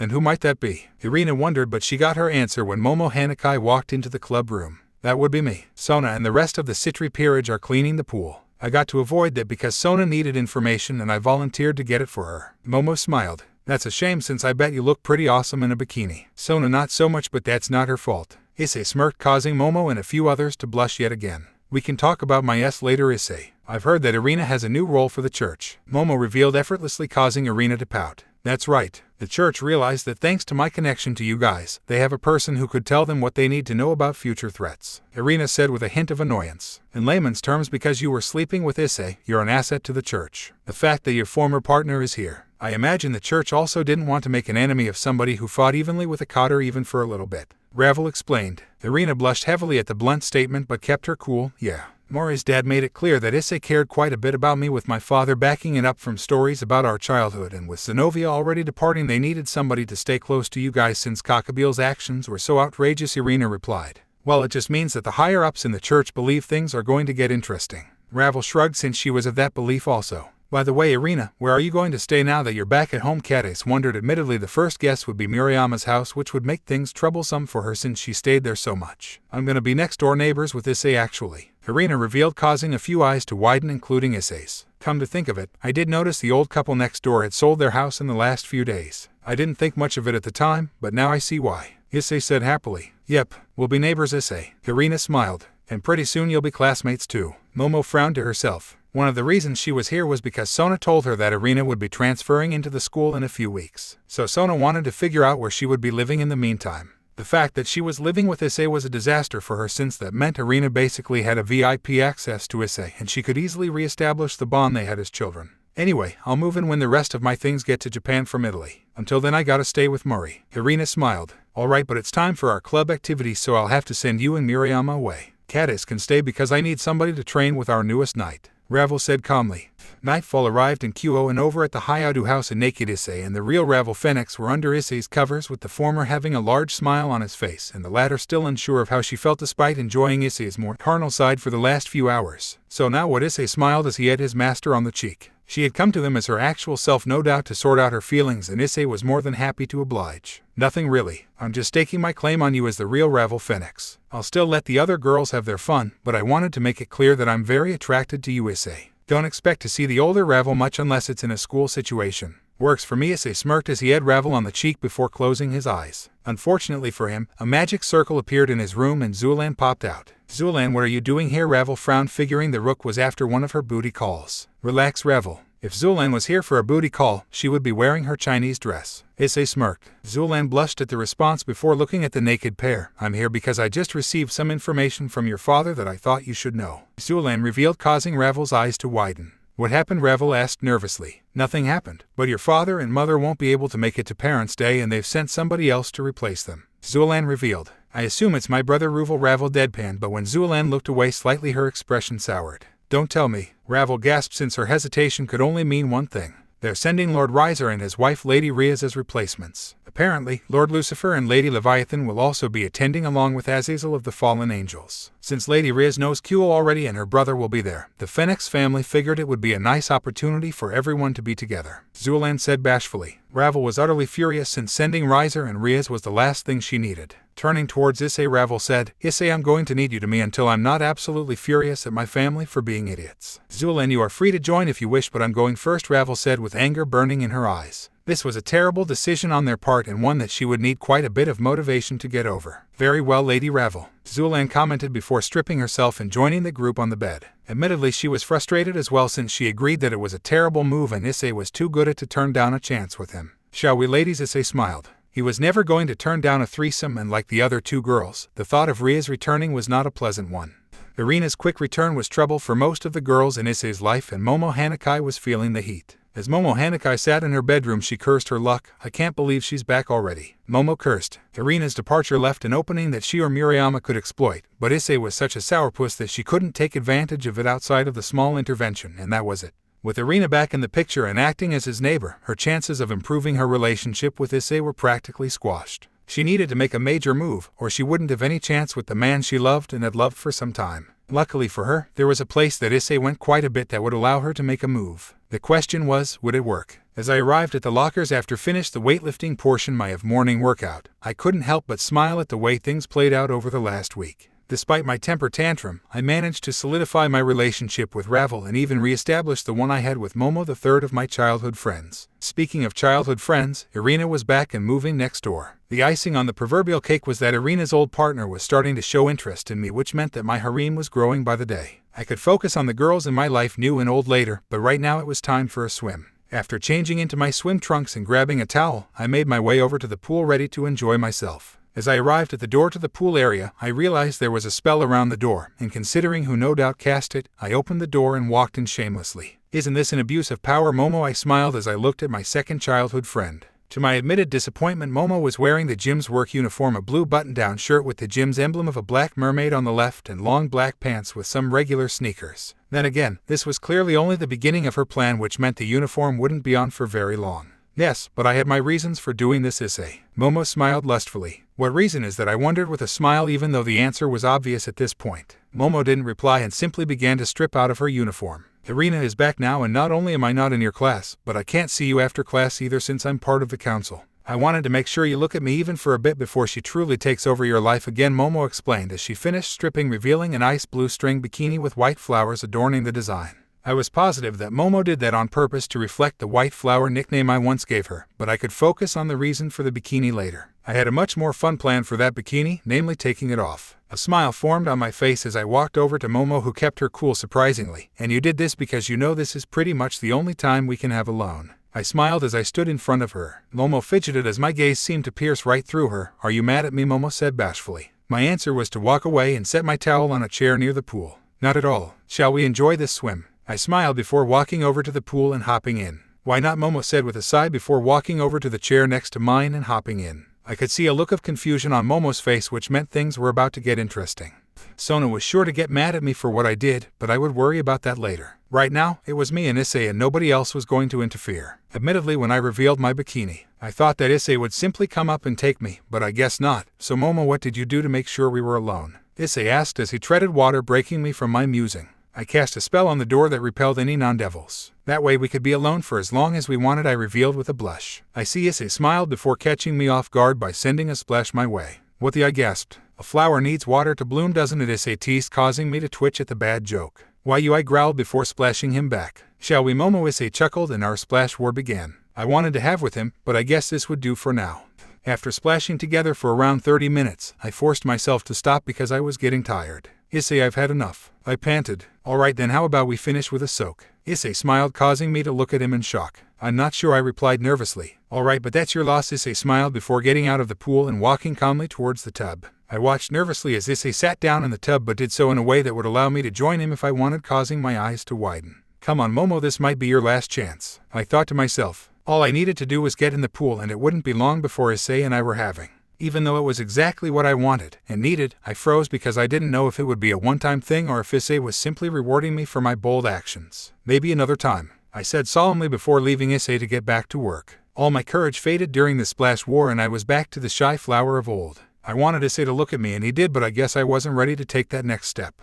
Since my moment with Issei was over, I undid the spell on the door, grabbed my clothes and went back to the locker to finish my shift. Whether I would get another chance depended on luck at this point. Just as I arrived at my locker, I found President Sona waiting for me, which was not good. I'm disappointed in you, Momo. Sona frowned. I know I shouldn't have cast the spell on the door, but I just wanted him to look at me even for a little bit. I explained, hoping my punishment wouldn't be so bad. I'm not disappointed because of that. I'm disappointed because you didn't follow through. Sona smirked, causing me to look at her in shock. You're not saying that. That's right, Momo. I expected you to be having with Issei for some time in that room, but here you are going back to work. That's why I'm disappointed in you. Sona smiled before sitting down at the bench in front of my locker and motioning me to sit next to her, which I did. When I was a kid, I was always being compared to two people, my older sister Seraphal and my best friend Rias. My sister was the Mau Leviathan, an unreachable person who had done things that I could only dream of and was one of the most beloved people in the underworld because she also had her show. Rias was my best friend, but we couldn't be more different if we tried, and she was everything I wasn't. Sona explained. Why are you telling me this? I wondered.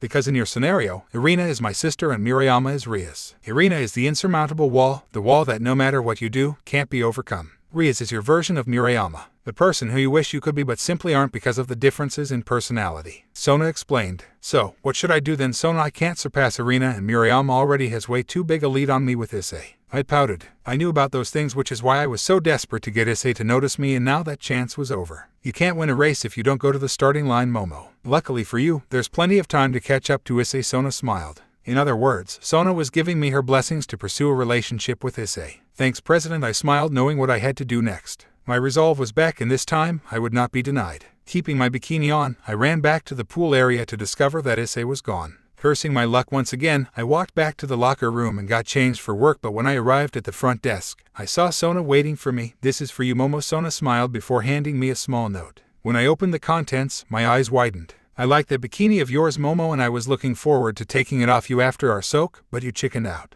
I left you this note to tell you that you have roughly 30 minutes to get over to my house. It's your move, Momo. Issei, I couldn't believe this. Despite everything that happened, I was getting a second chance, and this time I wasn't going to waste it. President, get going, Momo. I'll take the shift and you can handle the stuff. Sona smiled. Thanks, President, I said happily before I ran over to the locker room to get changed into the bikini yet again. Issei wanted to take it off and I was going to let him.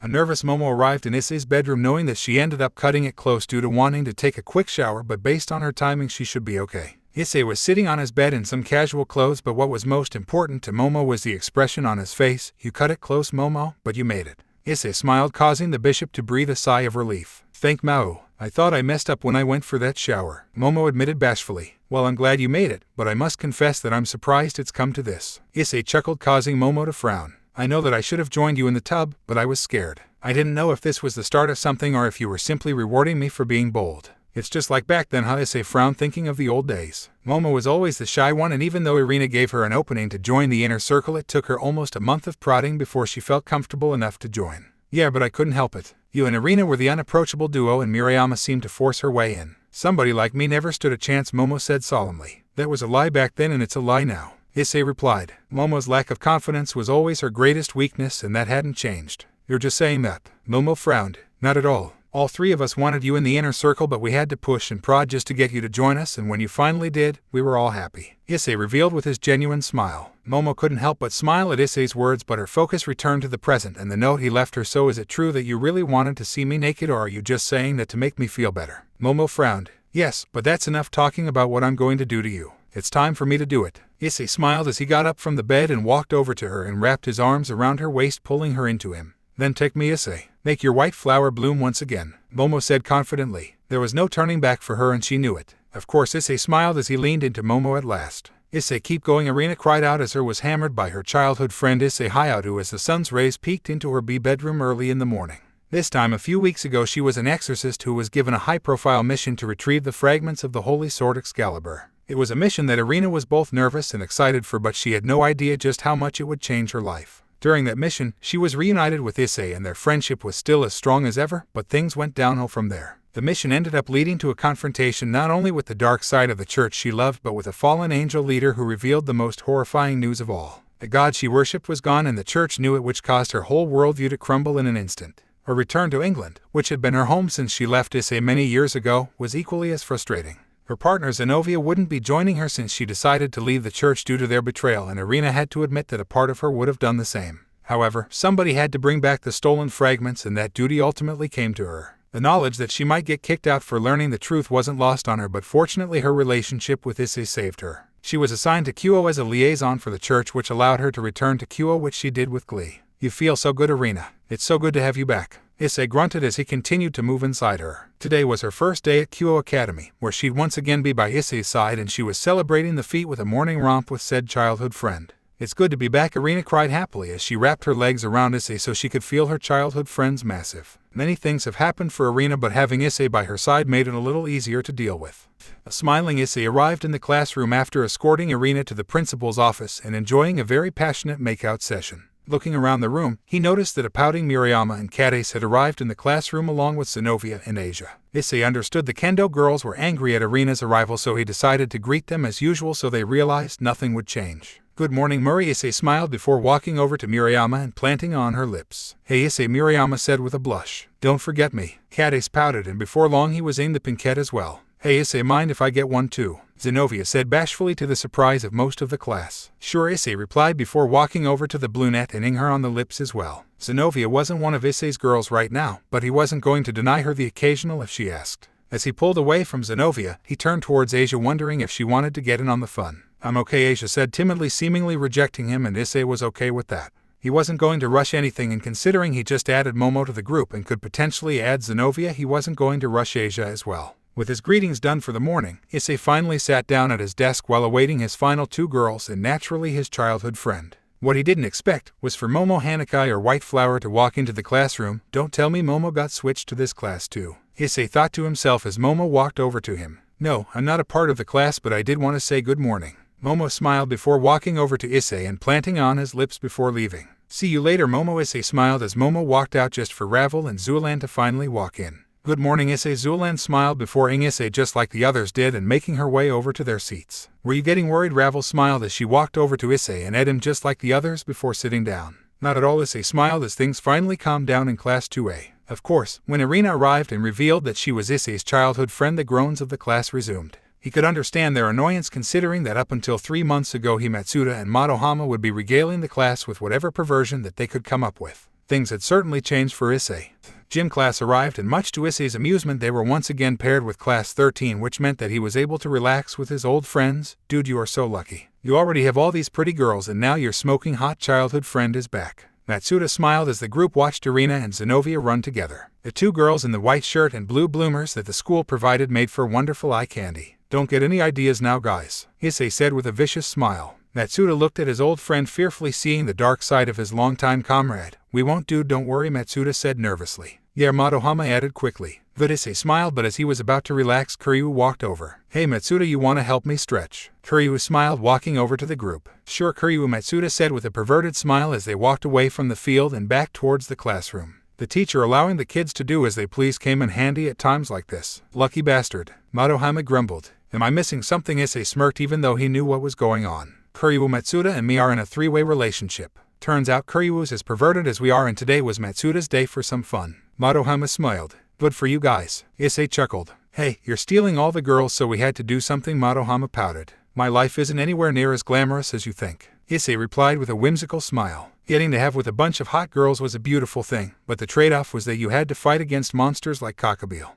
With gym class over, it was time for the stuff to be put away, and as usual Issei was one of the people assigned to it. The person assisting him was Zenovia, much to Issei's surprise, since these arrangements typically ended in and Zenovia had only shown a passive interest in him. When they were done, Issei turned towards a calm Zenovia who seemed unsure of herself as she leaned against the door. "Is everything all right, Zenovia?" Issei wondered as he turned towards the brunette. Zenovia paused for a moment to gather herself. "I think so, but I'm not sure." "Really?" Issei said with a raised eyebrow. Zenovia took a deep breath, knowing that the conversation to come would be difficult, but one she needed to have. "Do you remember when I asked you why you were so special back when we were enemies?" "I do, and sadly I still can't answer that," Issei chuckled. Well, I've been trying to find that answer out ever since I transferred into Kyo, but whenever I asked one of the girls what they thought, they told me that I would need to discover the answer for myself, Zenobia admitted. Is that why you asked me to you this morning? Because you saw the others do so? Yes, it was. I thought that if I could share a bond with you like them, that I would be able to figure out something. Zenovia's naivety was borderline hilarious, but this was serious, and Zenobia deserved a proper answer. How much have you heard about my relationship with Irina when we were kids? Issei smiled. A part of him wanted to claim Zenobia right now, but he knew that wouldn't help her answer the question she sought out. All I know is really what the others have told me. That you guys became quick friends and soon were so close that nobody else mattered, Zenobia admitted. It might have seemed quick, but that was because it was Irina and I basically alone for 3 months with nobody else. What about the others then? You've only been a devil for a few months now. What makes those bonds different from the one you have with Irina? Zenobia countered. What makes the bonds different is because I got a head start with practically all of them. What do you mean? Zenobia wondered. Issei walked towards Zenobia with a calm expression on his face, and he was pleased to see that she stayed where she was. Murayama was another childhood friend, who did crazy things by normal standards to bring back the Issei she knew as a kid instead of who I became after we separated. Catis developed feelings for me from Murayama's old stories, and despite what she saw being different from what she heard, she forced herself to go along with Murayama's plan. Issei explained as he moved to within a few feet of Zenobia. It would be child's play for Issei to close the distance and start screwing her, but he needed to make a point. What about Ravel and Zulan? Zenobia questioned, although a part of her wanted to see if Issei would try to have with her instead of them talk. Before she became my master, Ravel served her older brother Riser. Apparently he spent most of his waking hours having with members of his peerage. Ravel wasn't one of them, thankfully, but even now she struggles to manage our relationship when isn't involved. The same is true of Zulan, although we're working on it. Issei revealed, causing Zenobia to widen her eyes. Where does that leave us? Zenobia questioned. Everything had changed since she became a devil, and as much as she wanted to embrace this new way of life, she wasn't completely comfortable with it. Since Issei was a pillar of that new life, she hoped that by having a relationship like the others she could finally feel comfortable, but so far it wasn't working. That's up to you, Zenobia. If you want us to be friends, I can try to make some time for us to be normal friends. If you want our relationship to be Yule, that's fine too, but I won't make you do anything you don't want. Issei replied. It wasn't lost on Issei or Zenobia that it would take no effort at all to close the distance and start having right now if either wanted to. I am not sure, Zenobia said bashfully. Issei smiled before stepping away, his decision made. All right. How about we just get to know each other, and if you want me to, you just ask. We can build a bond that way, and then you'll get the answers you seek. Issei smiled. Zenobia nodded, since that was the best she could hope for. All right. Let's go back to class, Zenobia said bashfully. Zenobia opened the door, and to her surprise, waiting just outside was a smiling Irina. How much did you hear, Irina? Issei smirked, causing Zenobia's eyes to widen in shock. Nothing at all, Irina said with a wistful smile as she started walking away. She was listening the whole time, wondering what would happen, since she saw Ravel smile when Issei and Zenobia walked away and couldn't help but wonder what was going on. This was a hard time for her former partner, and hopefully Issei could become a pillar in her life the way he had long been for her. With class over, it was time for club activities, and that meant a meeting of the orc. Ravel sat behind the desk with Zulan on one side and Akino on the other as always. One couch was occupied by Issei, Zenobia, and Irina, primarily thanks to the Kendo Club having a match against Nachizuri Preparatory Academy, so Murayama and Catis were away. Irina sat on Issei's left side with his arm draped around her waist, while Zenobia sat next to him on the right with no intimacy at all. The other couch was occupied by Kaneko, who was sitting alone. Hey Ravel, where's Asia? Issei wondered, since the blonde hadn't arrived yet. She's actually with the student council, since there's going to be a small change taking place, Ravel replied, causing Issei to twitch. And that would be? Issei wondered, but he got his answer when the door to the clubroom opened and Momo Hanakai walked in. Hello, Lady Ravel. Am I late? Momo replied with a smile before taking the empty spot next to Kaneko. Anyway, Momo will be joining our peerage as my new bishop, but Sona still needs a secretary, so Asia is taking her place until a more formal arrangement can be made. Ravel smiled. So there you have it. Momo smiled happily. She was thrilled at this because now she could spend more time with Issei, and the gap between her and Murayama could shorten significantly. Alright everyone, it's time to begin club activities. Asia might not have any contracts today, but some of you do, Ravel announced, beginning yet another day for the group. The sound of Shinai connecting with one another filled the Kendo Hall as Nachizuri Preparatory Academy took on Kyo in what was usually a big-time match. The current battle was between Catis and Nachizuri Preparatory Academy's ace, a young woman named Genevieve Arcana. You're doing pretty well this time, Catis, Genevieve taunted as she and Catis clashed in the final match of the day. The score was currently 22, which meant that the next point won. For Catis, it was a vast improvement over her last matchup, and she was determined to finish off the Kendo superstar. Thanks, I guess I've been training a lot harder. Catis smiled. The truth was, her new devil powers gave her a little extra boost, and it showed in this battle. Well, maybe I should go see your trainer. I'm sure she's lovely, Genevieve said behind the mask, causing Catis to lose focus for a second, and that was enough to give Genevieve the edge. You, Genevieve shouted behind the mask and nailed Catis in the body. point Nachizuri. Winner Nachizuri 32, the referee announced, causing Catis to frown and the cheers to erupt from Nachizuri's sidelines. Both girls removed their masks and walked towards the other, revealing that Genevieve had white skin with blue eyes and blonde hair. You almost had me there, Catis, Genevieve chuckled. Next time, Catis smiled back as the two shook hands, but inside Catis was unnerved by something.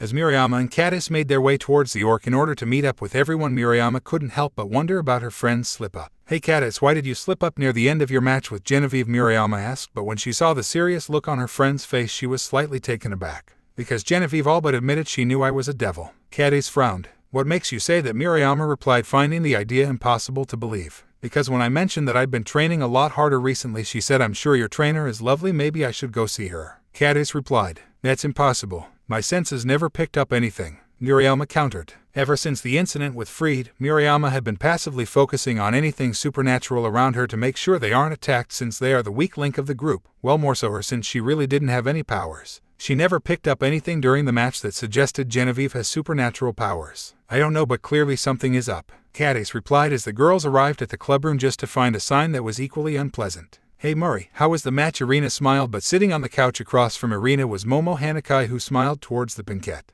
They were up against Nachizuri, which means they probably lost. Momo replied, knowing a fair bit about the club due to her work with the council. Murayama and Catis both twitched, since Momo being there could only be a bad sign for them. We lost, but I'm more curious what you're doing here, Momo. Last time I checked, you were the council's secretary. Murayama wondered. Momo simply smiled before replying. Basically, Sona let me join Ravel's peerage because she knew how I wanted to be closer to Issei. Since she needs a secretary to take my place, Asia is working with her for now, but I'm sure that something will figure itself out. I see, Catis said bitterly. Things were getting even more interesting for her, and she really didn't like it.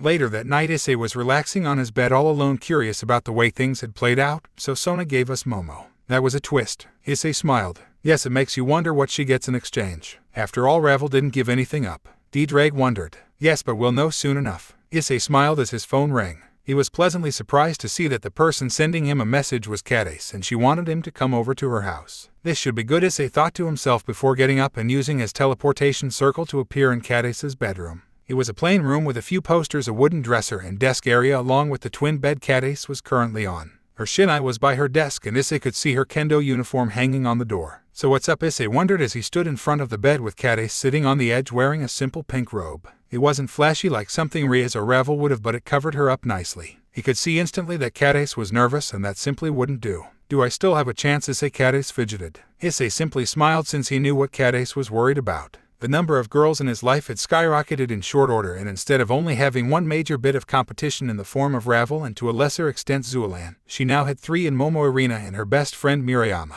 For somebody whose feelings were as complex as Catis's, it was a bitter blow. Why wouldn't you? Issei replied with a smile. I mean, you have your childhood friend trio, Zuelan and Lady Ravel. Plus, Zenovia seems interested in you also. Do you even have any room for me in your life? Catis pouted. Issei smiled before walking over to the bed and ing her on the lips. Does that answer your question? Issei smiled, and Catis replied by grabbing Issei and pulling him onto the bed. Yes, it did, and you better make sure I never have to ask it again. Catis smiled before crashing her lips against his. For her, this was her way of staking a claim to Issei, and even if it never surpassed Irina, Murayama, and Momo, that she would be fighting anybody who wanted it for the 4th spot in Issei's harem rankings.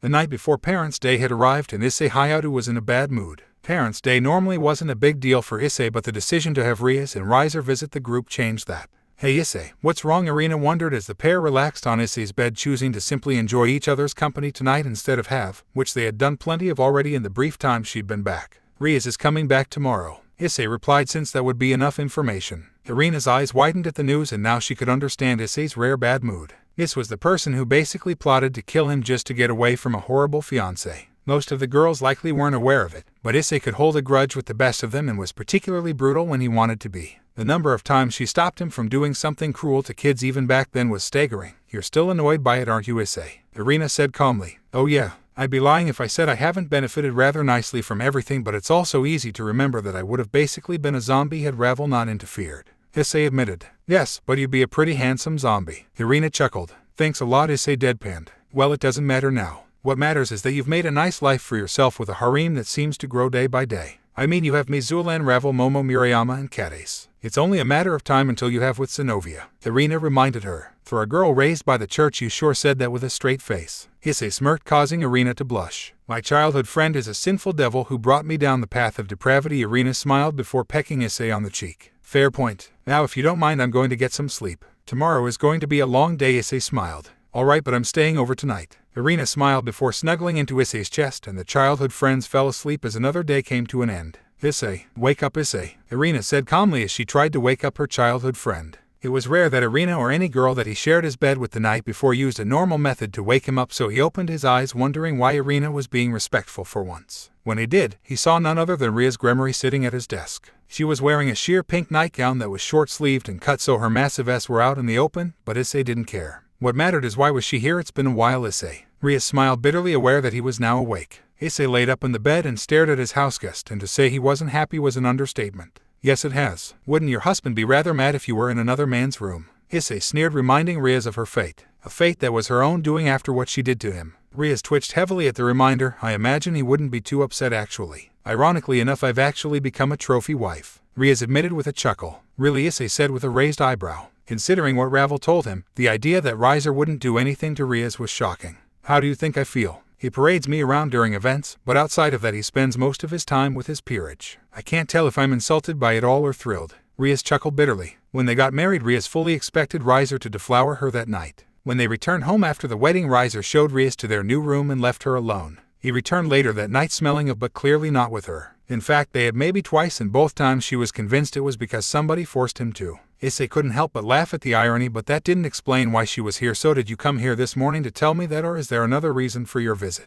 Issei wondered. It's related to Kiba, Rias said calmly. Kiba's death was not a pleasant one for her considering the circumstances. Issei tensed up briefly, but a calming hand from Irina stopped him. Talk, Issei said coldly. Rias had the nerve to look bashful since she was aware how badly her servant messed up. I sent Kiba the first time because I wanted to help everyone, and I figured his grudge against Excalibur would mitigate the grudge he had against you. It didn't, Issei deadpanned. Her plan backfired spectacularly. I know, Rias sighed before continuing. Not only was he punished by Lady Phoenix, but I forbid him from helping when the day of the battle actually arrived. He managed to sneak away from us that day, and the rest you already know. You mean that he screwed up big time? Issei said coldly. The current situation was primarily Kiba's fault, and although he was glad to have Irina back, he didn't want her worldview to get shattered for that to happen. That's right, I was determined to apologize to you directly for what he did, and thus here I am. Rias explained before standing up and looking towards Issei and a slightly annoyed Irina, who was also quite messed up by Kiba's screw-up. She's surprisingly shrewd, Issei thought to himself. Between her outfit and the revelation that Riser wasn't sleeping with her, Rias was probably hoping he would ask something Yule of him as forgiveness. By doing so, she hoped Riser would get rid of her in the same way she did Zulan. The man may not care about Rias, but his pride would never allow her to get pleasure from somebody else. He wasn't going to fall for it, and he actually had a way to turn the screws on her quite nicely. Hey Irina, since Kiba's foolishness harmed you far more than it did me, I'll let you decide what Rias should do for forgiveness. As far as I'm concerned, killing Kiba was enough for me. Issei smiled. The twitch from Rias all but confirmed he was right, and she was trying to manipulate him. Irina frowned because she realized the same thing, but then a wicked grin appeared on her face. I've got an idea, Issei. Do tell, Issei smiled. I'll be right back, Irina replied happily before pecking him on the cheek and leaving the pair alone. Irina returned around 5 minutes later with something Rias knew a lot about thanks to her current situation. Irina was holding a crimson vibrating egg along with a buzzer. You're not thinking of, Rias gasped. That's right, Rias. I want you to wear this vibrating egg with you during Parents' Day, and Issei will hold the remote. Irina smiled before turning to her friend. In case you didn't know, Issei, this is a vibrating egg. We girls use them to pleasure ourselves when we don't have guys. Rias can stick it in her panties and nobody would know unless she controls herself. Issei couldn't help but smile since this was brilliant. He could torture Rias without any consequence as long as he was discreet. I like the idea, but there's one problem. How will we know if Rias put it in, since she's not dressed right now and she can't exactly go to Parents' Day in a nightgown? Issei smiled. Rias looked hopeful since this was her way out. What if we make her put it in now? These things are waterproof, and I'm sure she can sneak a pair of panties into the bathroom so she can hide it from Riser. Plus, since she's in our class, if you use it and she doesn't react, we'll know, Irina said with a smirk, causing Rias's expression to sink. The fact she was attending his class with Ravel was going to make it impossible to hide the truth, and her humiliation was on the way. Good idea, Irina, Issei smiled. Rias knew that she couldn't bluff her way out of this one. Very well, Rias frowned as she pulled her nightgown over her head, revealing her naked form to Issei. Damn, Issei smiled happily, getting to gaze at Rias's naked body at long last. Her ass surpassed any of his girls, including the older Ravel, and she had a thin waist and nice ass. Well, I'm jealous. You truly are a beauty, Rias. Irina smiled as she handed the girl the egg in question, holding on to the buzzer for now. Thank you, Rias said with a blush on her face as she was forced to slide the egg into her body with the pair of them watching. For a watching Issei, seeing Rias spread her lips and slide the egg in was a sight that made him rock hard. A part of him did wish he had chosen to her since it would no doubt be glorious, but she wanted that from him and he wasn't going to give her anything she wanted. Don't worry, Rias, we won't do anything until Parents' Day starts. It wouldn't be any fun if you were discovered early. Irina smiled viciously. Thank you. Now if you don't mind, I'm going to get back. See you at school, Rias said bitterly as she slid her nightgown back on and teleporting away. Her plan had failed and now she would face humiliation like no other. The only saving grace was they wiped her classmates' memories before she left, or it would be far worse. The smiling Irina returned to the bed with a sway of her hips, aware that Issei was rock hard from seeing Rias naked. So Issei, how about I work on getting you ready for school? Irina smirked. Sounds good to me. Issei smiled and he began his true wake-up for the morning.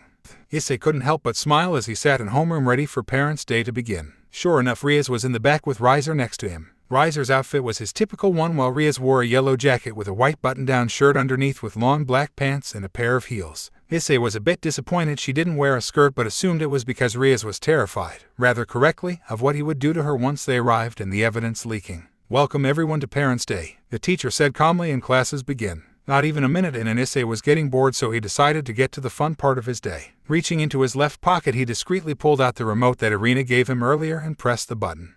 Rias yelped, much to Issei's amusement, not expecting him to use it so soon. That was a mistake, and the teacher noticed. Is everything okay, Miss Phoenix? The teacher announced, causing everyone to look at Rias. I'm fine. Sorry about that, Rias said bashfully, knowing that she had to keep under control with the egg inside her. She reinforced her panties with a silencing spell so there was no way anybody could hear the egg. Now she simply had to endure Issei's torture. Now let the fun begin. Issei smiled mentally. He would keep the egg on for now. Care to explain that? Issei. Ravel frowned next to him. Explain what? Issei smiled. Ravel's desk was to his right, which meant she shouldn't have seen him, but it didn't hurt to be careful. You pulled something from your pocket, and then Rias had that expression. What did you do? Ravel frowned. Issei mentally cursed since it meant Ravel noticed him. I have no idea what you're talking about. Issei smiled, keeping a solid poker face. Whatever. Ravel frowned. Throughout the class, small little moans came from Rias's lips. Eventually it was too much for Ravel, who decided to act. Excuse me, Professor, can I take my aunt to the infirmary? She's clearly not feeling well. Ravel frowned. Of course, the professor replied, and Ravel, Rias, and Riser left the room. The smile on Issei's face couldn't be wider, and he knew the awkward conversation to come would be horrible for Rias. It was a shame he couldn't listen in.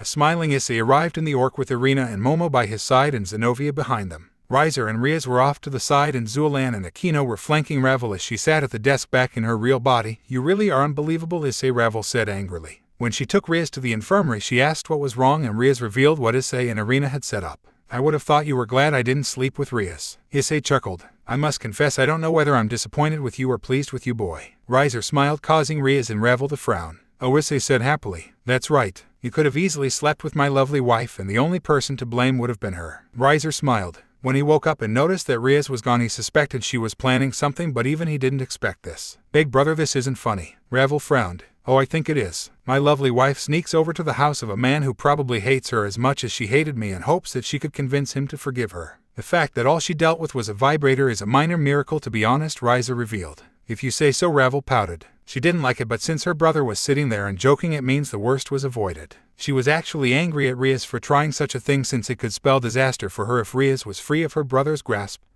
But that was another matter. I'm more surprised Lord Lucifer isn't here, or for that matter Lady Leviathan. From what I heard, the main reason you two were told to come was because of that. Issei smiled, focusing on a different subject. Riser smiled as though some inside joke was being told and simply answered, Lady Leviathan is with her younger sister. As for Lord Lucifer, he's waiting down by the room where Rias's former bishop has been staying. Riser explained. Former bishop? Issei asked curiously. That's right, Rias spoke up finally, since it was clear she needed to get involved. When Sona agreed to trade Momo over to Ravel's peerage, I decided to give her my Bishop Gasper, since he would have just sat there anyway. She knows what he's capable of, and I believe he'd be way more useful for her in that regards. Rias replied. Well, I'll take your word for it. I don't personally care, Issei acknowledged. He had Momo, and that was all that mattered. Riser smiled as he got up. You truly are interesting, Red Dragon. My sister is lucky to have you by her side. Brother Ravel blushed. I'm the one who is lucky to have her. Issei smiled, causing Ravel to blush even more. Riser just smiled as he and Rias left the room to deal with the business at hand.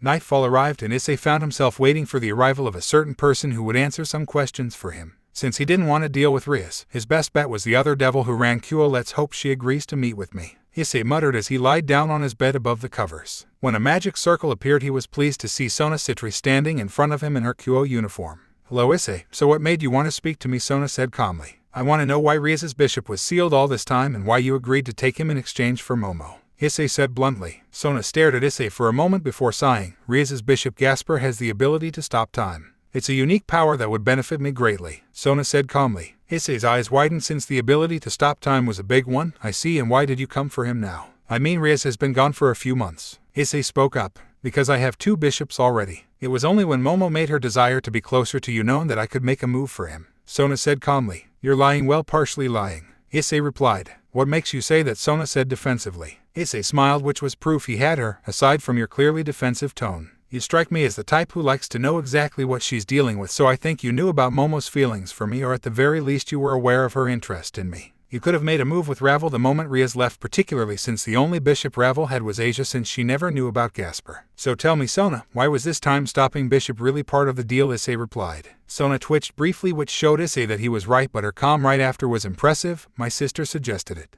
The Mao Leviathan, Issei said with a raised eyebrow. He recalled Ravel mentioning that once before, but he hadn't thought about it much since then. The fact he never met her didn't hurt matters either. Yes, yesterday she told me that she thought I should make a move for Rias's bishop. She said that keeping him cooped up would be a waste. Sona frowned. Issei noticed the frown and realized that Sona knew something was off. Isn't that interesting? Issei smiled. Yes, I did. Gasper would make a great addition, but Rias couldn't control him. There's no way I could do the same, but since she insisted on it I gave in, Sona admitted with great difficulty. Issei's eyes narrowed since it meant that there was a reason for Gasper to be unleashed, but Sona didn't know what it was. I see, Issei replied calmly. He would have to chat with a certain person later since this was definitely a problem. You've given me a lot to think about, Issei, Sona said calmly, but just as she was about to teleport away, another magic circle appeared in Issei's room and Momo Hanakai, the former Citri bishop, appeared, and it didn't take long for her to notice her former king. Well, this is awkward, D-Drake chuckled. Shut up, D-Drake, Issei replied, trying to hold back his annoyance. What's President Sona doing here? Don't tell me you're going after her too, Momo said angrily. It was Sona who decided to reply instead of Issei, since she was the calming presence. Issei called me because he found it odd that I would agree to take on Gasper and give you to Ravel.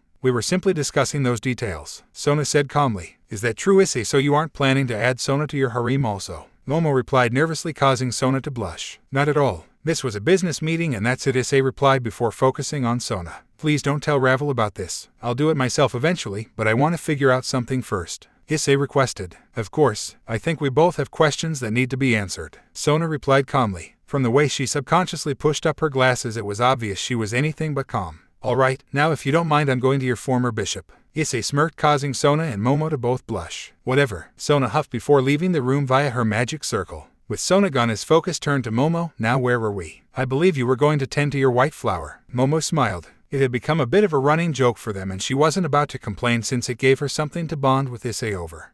Luckily for Issei, he got a contract request from Grigori the next day, so he made his way towards the home of the fallen angel leader. There was no doubt that Ravel was furious that the man insisted on keeping the contract, but in a backwards way it was exactly what they needed. Here we go, Issei smiled as he knocked on the door to Grigori's home. To his amusement, LeFay Pendragon opened the door. Welcome, Red Dragon. We've been expecting you. LeFay smiled before walking through the door. We, Issei said with a raised eyebrow. As he followed LeFay, he was brought to the study. Azazel's study was pretty simple, with a massive bookshelf on the back wall filled with books and a large circular table with 3 chairs in the middle. Azazel was sitting in one chair, but it was the occupant of the second chair that was more interesting. It was a young man with fair skin, silver hair, and blue eyes. His outfit consisted of a black leather jacket with the top few buttons undone and black pants with a gold chain and sneakers. The outfit, of course, wasn't what drew Issei to the man, but his aura. The white one, D-Drag scowled.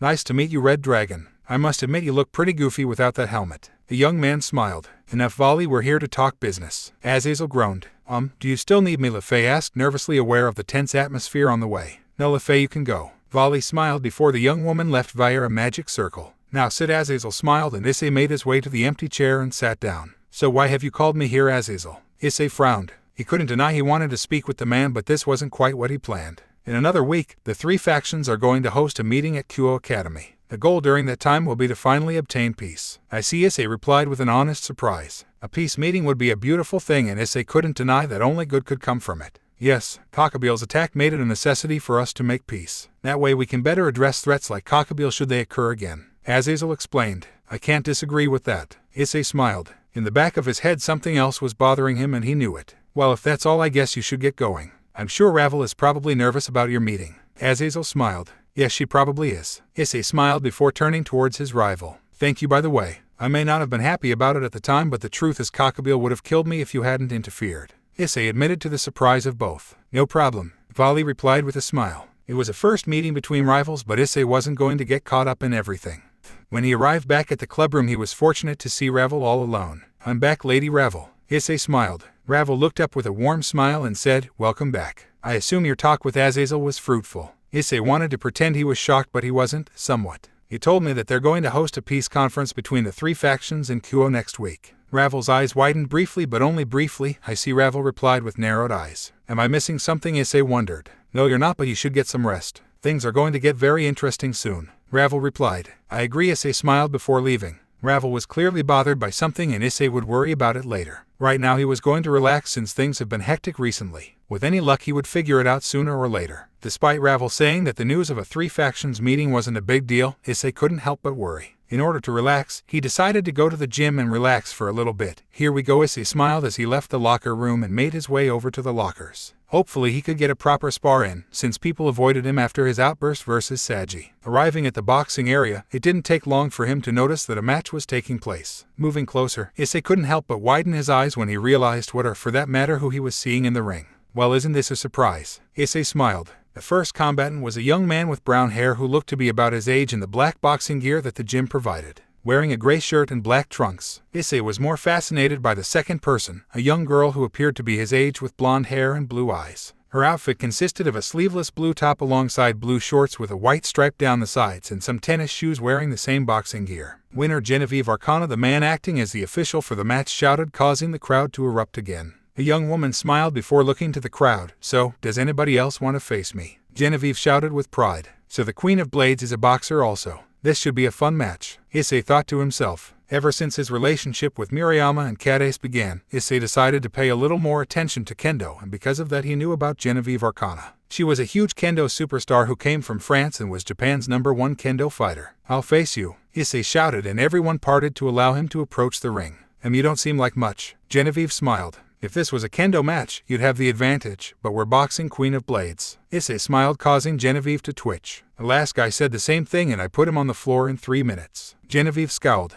Then let's see how I do. Issei smiled before getting boxing gloves and a helmet from the person running the spars. He was a bit surprised to see the Citri group wasn't involved, but figured they don't pay attention to everything all the time. Confident, huh? Genevieve smiled happily, ready to fight. Yes, I am. Issei smirked, ready to do what he could do against the Queen of Blades. You guys know the rules, 3 rounds, 5 minutes each. If a winner isn't decided after 3 rounds, we'll let the crowd decide. The guy running the spars announced. Genevieve smiled. So what's your name, big guy? Issei Hayatu, the guy who's gonna beat you. Issei boasted, and the match began soon after.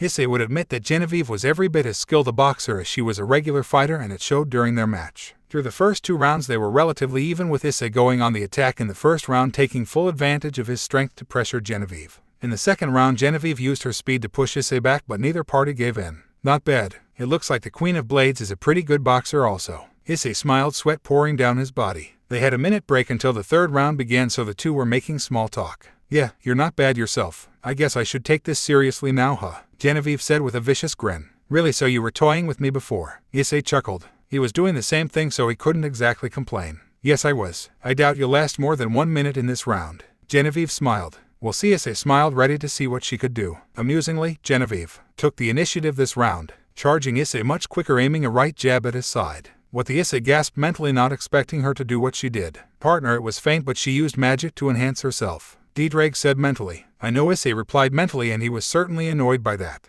Genevieve went on the offensive and took it to Issei, and the crowd watched as he continued to barely dodge her attacks. Not looking so hot, are you? Genevieve smirked as she continued to attack him into the corner. Issei had enough of the antics and decided to take the match back. Two can play at that game, Genevieve. Issei smiled. Just as Genevieve aimed a left hook at his face, Issei flared his killer intent and focused it on Genevieve, causing her freeze briefly and leaving her stomach exposed. Issei took advantage of the opening by enhancing his own power and hitting her in the stomach with a vicious right hook that caused her to stumble, and immediately followed with a solid left hook to the side of her face that sent her to the floor. Nachizuri was facing Kyo tomorrow in another kendo match, and he didn't want to make her miss the match, which is why he was trying to take it easy on her earlier. That went out the window when she started using magic, but even then Issei made sure to give her only superficial injuries. 1-2, the referee counted as they wondered would Genevieve get up. Issei could tell from the look of rage on her face that she could have done so, but a glare from him caused Genevieve to freeze and the count was finished. A reluctant Genevieve got up and walked towards him with a smile. Congratulations, Issei, on an excellent match, Genevieve said calmly, hiding her annoyance. Thanks, Issei replied calmly, though his encounter with Genevieve left him with more questions than answers, and when Issei wanted answers, that generally spelled trouble.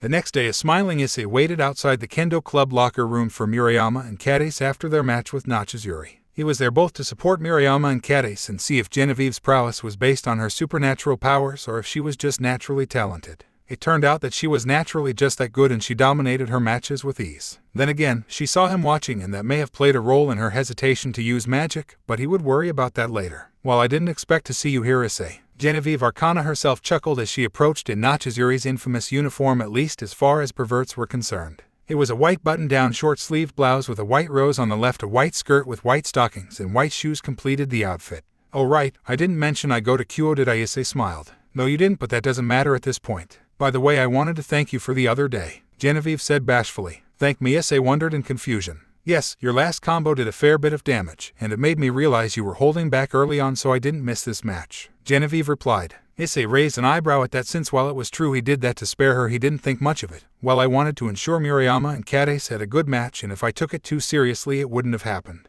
Issei smirked, adding a taunt to the mix. Is that so? Sounds like you think you could take me if we were serious in the boxing ring. Genevieve twitched, holding back her annoyance. No, Genevieve, I don't think I could. I know I could. Issei smiled viciously. Genevieve scowled at that and was about to respond, but the door opened and Murayama and Catis walked out, noticing the pair. What are you doing here, Genevieve? Murayama said calmly. The fact she was with Issei was put to the side since it could just be a coincidence. I just wanted to congratulate you and Catis on a great match before I went back to Nachizuri. Genevieve smiled. I see, Murayama replied with an odd glance at Issei. If you girls want to talk for a bit, I'll go. I'd probably look like a weirdo waiting outside the locker room like this. Issei smirked, even though he'd been here for the last 10 minutes as he waited for them to get changed. You've done way worse, and we both know that, Catis whispered, causing Issei to twitch. And here I was going to treat you girls to lunch, Issei replied as he started to walk away, causing Catis to pale. Issei, wait a minute, Catis said nervously as she began to run back, just for Issei to spin back as Catis crashed into his chest. I was teasing, dummy. Issei smirked before ing her on the forehead, causing Catis to blush, Genevieve to widen her eyes, and Murayama to facepalm.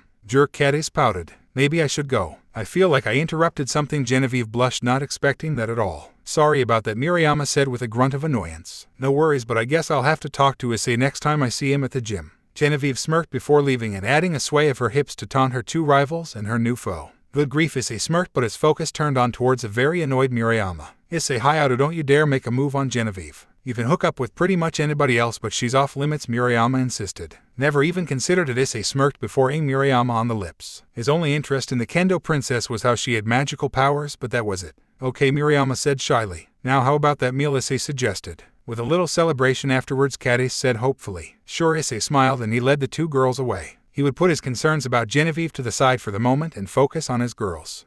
Issei was looking forward to a nice relaxing Sunday with Irina and Zenobia just hanging out. Unfortunately, Ravel called him with an admittedly odd request. So I'm going to Akino's house, Issei smiled as he made his way towards the shrine that was apparently her home. Ravel was concerned about how loyal Rias's old servants were, and it was left to him to deal with Akino while she dealt with Kaneko. Your king is rather nervous for somebody who has weathered the storms she has so far. Drake chuckled. Yeah, but it's understandable, particularly in Akino's case. Issei replied. Sure, she had S for days in an ideal body by Japanese standards, but Issei always felt something off with Akino. Admittedly, that feeling hadn't changed since he joined the Orc and became Ravel's pawn, but he didn't spend much time with her outside of their romp right after Ravel joined, so he dismissed it. Yes, but I wonder why she didn't leave Akino to Zulan. After all, she is the right hand in this situation, Drake admitted. Probably because Zulan is Ravel's queen while Akino has been replaced in that role. Issei smiled. Akino was queen by peace, but Zulan was her right hand. Most likely Ravel didn't want to cause issues there, and he was better suited for that. After a long walk, he arrived at the entrance to the shrine that Akino apparently lived in. Making his way up the massive stairwell that awaited, he was pleasantly surprised to see Akino waiting for him, wearing a traditional Miko outfit of a white haori with red accents with red hakama pants, and traditional socks and sandals completed the outfit.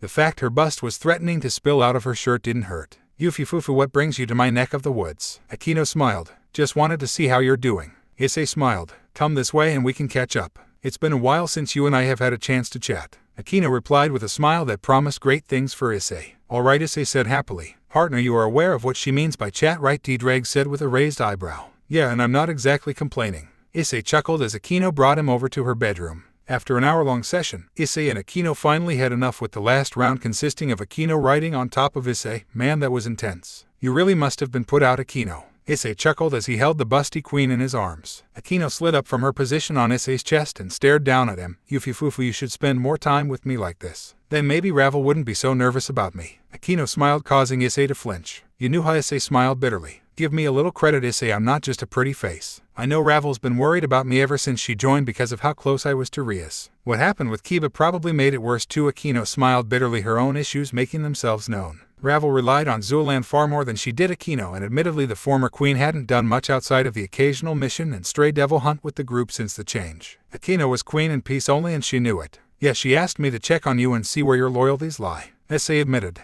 You can tell her that she should talk to me a bit more. After all, I am her queen and she should trust me. Same goes for you. That big of yours is amazing. Akino smiled as she got out of the bed to get dressed. Will do, Issei smiled, following the queen's example. With both now dressed, Akino led Issei out of the shrine, but mere moments after they made it outside, they were met by a golden glow. What the hell, Issei said in shock. A young man appeared from within the glow. He was a handsome young man who appeared to be in his late 20s with long blonde hair and green eyes. His outfit consisted of a red robe with a gold cross on the front of his white alb. He has golden shoulder plates with a white sash and a golden halo set above his head. 12 gold wings appeared from his back. That's Akino gasped in shock. Who is this guy? Issei wondered with a look of confusion. The guy in question looked at the pair and smiled. It's a pleasure to meet you, Red Dragon Emperor. My name is Michael and I am one of the Seraph. Michael said in a pleasant voice. What? Issei gasped. One of the Seraphs was right here and Issei had no idea why. A quick glance at Akino told him that she was equally as confused. What brings you here, Lord Michael? Akino said nervously. I actually had some business to discuss with you, Lady Hanjima. I thought that Mao Lucifer would have informed your master about it. Michael sighed.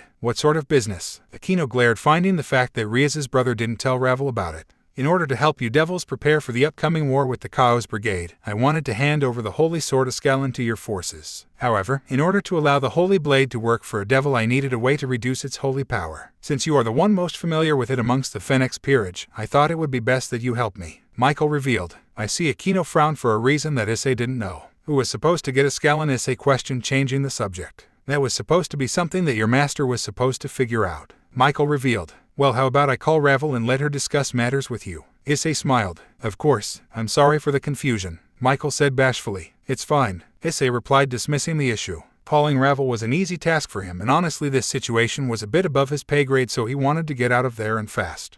Returning home to Arena and Zenobia was refreshing for Issei, but he couldn't help but think back to what happened at Akino's shrine. For somebody who was just having with one of his school's beauties, you don't look very happy, Issei. Arena smirked as Issei walked into the living room. She and Zenobia were watching TV in some casual clothes. Things got complicated, Issei admitted, causing Arena's eyes to widen. Arena gave Zenobia a quick glance before Zenobia understood that the pair would be leaving to discuss what happened. Let's go talk about it, Issei. Arena smiled and the pair made their way up to Issei's room. When they were kids, Issei and Arena could discuss nearly anything with one another, and ever since her return to Kuo, that aspect relationship had resumed. Once they arrived in the room, Issei went straight to the bed, his lied down with Arena not far behind, cuddling into his right arm. I met Lord Michael today, Issei revealed, deciding that it would be stupid to beat around the bush with Arena. His childhood friend's eyes widened before she said, start from the beginning. Issei explained what happened, from the very predictable topic of Ravel's concerns of Akino's loyalty to his romp with the Queen, and finally the meeting with Michael and what Michael wanted. So there you have it, Issei said sarcastically. Arena took it all in stride but could barely hide the frown on her face. Things are never easy with you, are they, Issei? But something bothers me about this, and I'm not talking about the fact that Rias's brother didn't tell Ravel or Akino about what happened.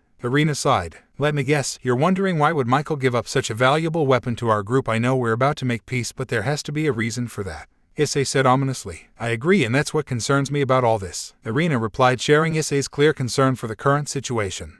Partner, are you sure about doing this? D-Drag asked curiously. It was the middle of the day on Monday, but instead of being at school, Issei was on a bullet train dressed in some casual clothes. Not at all. This is an incredibly stupid idea, but something is bothering me and the best way to investigate is to do so personally, Issei replied. He couldn't explain what made him want to do it, but as he was heading off to class, Issei snuck back in the home and made a Dragonet clone to take care of class. As for the real Issei, he was going to make a surprise visit to Genevieve Arcana at Notch's Yuri Academy. So why are you doing it? That girl can't be that special, can she? D-Drag questioned. The girl in question was Genevieve Arcana, and admittedly Issei didn't have a good answer for why other than a sneaking suspicion. She used magic in a gym run by devils, and I doubt that was the first time. I doubt Sona is as ambitious as Rias, but to allow her to go unnoticed would be unlikely, Issei admitted. Your girls are going to flip when they realize that you're a clone, Drake reminded him. I know, which is why this visit has to go well so I can justify it later, Issei replied. Issei looked calmly as his stop arrived and Issei left the train ready for the fun to begin. This was going to either be a beautiful day or a horrible mistake, and Issei was willing to trust his instincts and see which one it was. As the professor walked into class 2A ready to start another day, he was met by looks of terror and confusion instead of the usual annoyance that came with the antics of the classroom.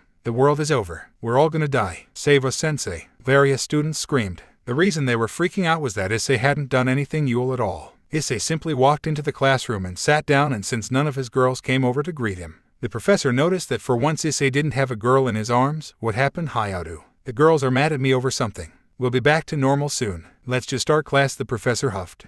While the Issei clone was getting death stares from his lovers, the real Issei was enduring an interesting situation in his own right. This really is a school for princesses. No normal person could get here without help, Issei panted as he walked the last leg of the trip to Nachizuri Academy. Nachizuri was primarily a boarding school, and there were very few students who commuted to class from the little bit of information he was able to get. After getting off the train at the closest stop to the legendary academy, Issei had to walk 5 miles through massive forest on the eastern edges of Kyoto. There was a small road on the path which suggested that the few commuters got a ride after they got off the train, but Issei wasn't so lucky and had to walk the path. He saw the 20-feet ivory walls and matching silver gate that led to the entrance of the school and exhaled a breath of relief. You're doing all of this just for a chat. Your girls are going to be furious at you, Drake chuckled. Yep, Issei groaned in annoyance. He was positive that a member of the kendo club saw him on the opposite side of the train, and since everyone knew about his growing relationship with Murayama, they would let her know, and when she found out, the other girls would know soon after. He would deal with the girls once he got back, but for now, he had to get in without causing too much trouble. As the large walls opened, Issei figured he was catching a break, but when Genevieve herself appeared, those hopes were dashed. Get in here, Issei. I can't believe you came all this way and during school hours, Genevieve said with her hands on her hips, clearly annoyed by his presence. Well, I had a question for you and it really couldn't wait. Issei smiled innocently. Genevieve wasn't amused at all. Just follow me, Genevieve said reluctantly. Of course, milady, Issei smiled, and their trek inside began. There was the little matter of how she knew he was coming, but that didn't matter as much as figuring out what was the secret to her supernatural powers. Gym class had come and gone, and a smiling Issei was assigned duty for the day with Catis by his side. Even as he walked towards the storage room with equipment in hand and Catis by his side, the clone knew that this wasn't going to be a typical after-gym session, and it was just a matter of when he was confronted. Surprisingly, Catis didn't do anything but watch the clone put away the equipment as she relaxed in a small gap on the right side of the storage shed, but when he finished, he turned towards her and both knew that it was time to talk. One of the girls from the kendo club saw somebody matching your description at the train station this morning getting onto the train that goes to Nachizuri. Care to explain, Issei, Catis said angrily, breaking the ice. It was a rhetorical question, but it was also the only way that this conversation was going to start. Not particularly, the clone replied. Catis sighed, realizing that there was nothing she could do about it. Issei was headed to Nachizuri to see Genevieve. The question on her mind was, what was he planning to do when he got there? Just promise that you won't replace me with Genevieve. I know that Mori is irreplaceable, but Catis would have finished if Issei hadn't slammed his lips against hers, catching her off guard completely. A heat had followed where Issei practically shoved his tongue down Catis's throat, dominating her body for close to a minute before pulling away. A smiling Issei kept going and spun Catis so she was facing the wall with her rear facing him. He expected an angry Catis yelling at him for going to see Jean, but since she was upset, he figured he could assure her that everything was okay. The real me isn't going up to Nachizuri to sleep with Genevieve. Issei smiled as he reached for the bloomers she was still wearing and slid them and the panties she was wearing underneath to the floor. So are you going then? Catis wondered, though her body quivered with anticipation as she put her hands against the walls of the storage room to brace herself. That's my secret, the clone smiled, backing away slightly in order to pull his pants down in order to free his member. Once he was free, Issei slid inside the pinkette with ease, causing a moan of pleasure to escape her lips. We're discussing this later, Catis said in what counted for an intimidating tone, but Catis knew it didn't matter. That's fine, but right now we're going to have, since you seem to think I'm going to replace you so easily. The clone smiled before doing what he did best.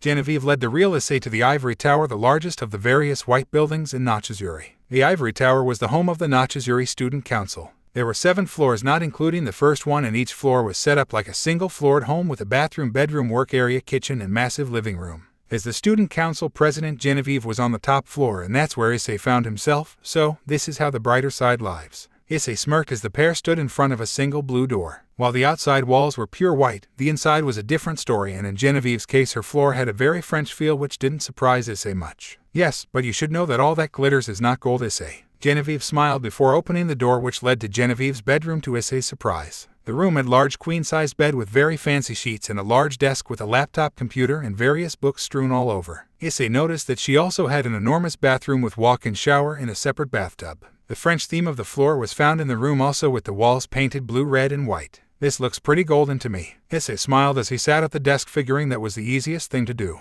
Genevieve didn't respond but walked over to her bed, choosing to stand at the edge as she faced Issei. I'd ask what brought you here, but I think I already know the answer, Genevieve said with a slight frown on her face. Is that so? Issei smiled. That's right, and I'm not going to bother hiding it since you came all this way. Genevieve activated a magic circle and a short sword appeared in her hand. Well, isn't that fitting? Issei smirked since Genevieve's power was sword-related. Yep, I have magic powers just like you, though yours are much stronger than mine, Genevieve replied sternly. I have no idea what you're talking about, Issei said whimsically. Now that's no fair, Issei. I showed you mine, so you should do the same. Well, technically you didn't, but alright, Issei chuckled before reaching for his belt, much to Genevieve's shock. Www, what are you doing? Genevieve stammered. With his hand still on his belt, Issei stared at the girl and said, You said I show you mine, you show me yours. I figured you wanted me to go first. He knew what she meant, but he couldn't resist teasing her. I meant your power, not your penis, you asshole. Keep your pants on, Genevieve blushed. Right, Issei smirked before activating his sacred gear, the cheeky smile still on his face. With the games over, Genevieve decided it was time to get down to business. Anyway, what are you going to do with your little discovery? Issei, you came up here for a reason after all, Genevieve questioned.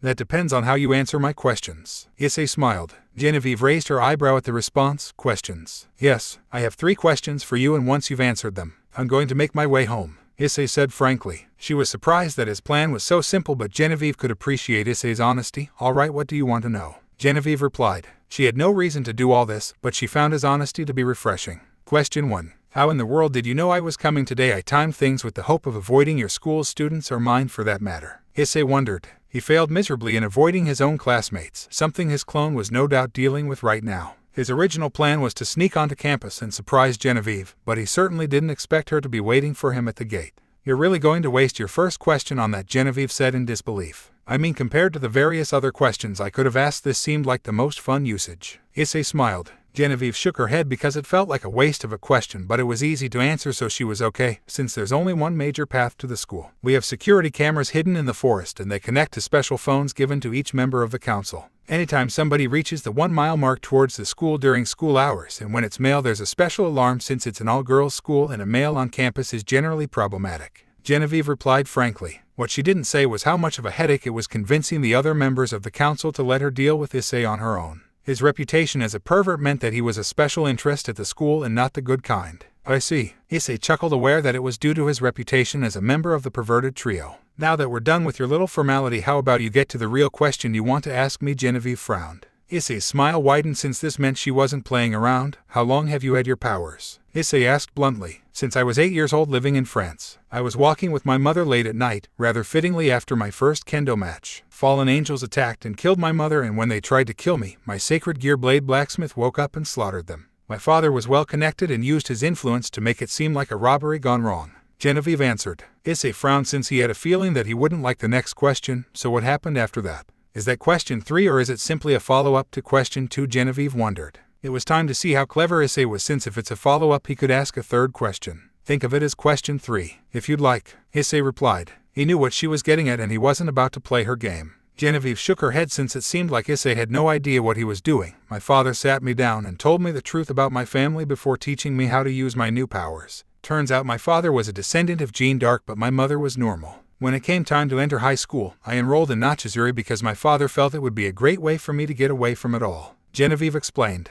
There's an awful lot missing from that explanation, Diedrag said mentally. Yep, but the little bit of information she did give was telling, Issei thought to himself. Very well, I've asked my questions and that's it. Issei smiled as he got up from the desk. Genevieve was slightly shocked that he would leave just like that. You're serious? You mean you went through all the trouble to get here, probably skipping school to do so, and all you wanted to know is how I got my powers? This was ridiculous to her and it made very little sense. That's right, I wanted answers and I got them. The rest is up to fate. What's that supposed to mean? Genevieve replied angrily. It means that right now I'm just going to let you live your life. Hopefully I never have to see you use your powers again, Genevieve, Issei replied before getting up and walking out. Wait, I still need to escort you off campus, Genevieve said hastily. This made no sense to her, and as they left Nachizuri, she was the one who had questions instead of him.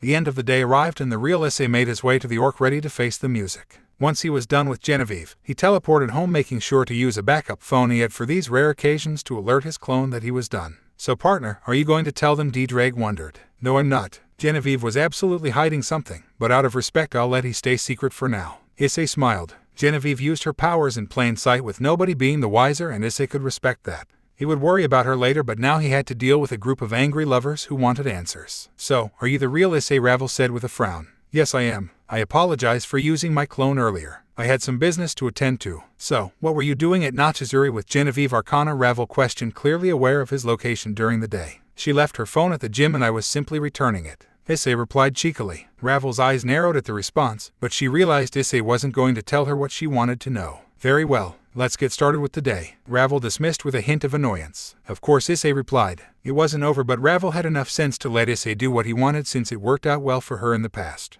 Later that night, Issei was relaxing on his bed awaiting his girl for the night since Irina and Zenobia were over at their house doing some homework. It was only a matter of time until Ravel confirmed with Sona that his statement was a lie, if she didn't already know that, and he was curious what Ravel would do with the new knowledge. I wonder who's going to come see me tonight. Issei smiled. Soon enough, a magic circle appeared in the middle of the room and Issei recognized it as Catis's, which caught him off guard, but he was stunned when a second circle appeared right next to it with a symbol he didn't recognize. Don't tell me, Issei thought to himself in disbelief. As the two circles faded, Issei was greeted by not only Murayama and Catis but Genevieve Arcana herself. The two kendo girls were dressed in blue and pink sheer nightgowns respectively, while Genevieve was in a red blouse with blue booty shorts. It didn't take long for the two groups to notice each other, and the words that followed were what you would expect. What the hell? Catis and Genevieve yelled simultaneously. Good grief, Issei groaned. Looks like the secret is out, Murayama said calmly, causing everyone to look at her. You knew about my powers, Genevieve exclaimed. Yep, I can sense power, and even though it was faint, I could tell you sometimes used your powers to get an edge when we were in tournaments. Murayama smiled, causing Genevieve to twitch and Catis to freak out. So that's why you always beat me, Catis said angrily. You were freaking good, Catis. If I didn't use that power, I would have lost, and honestly I needed kendo.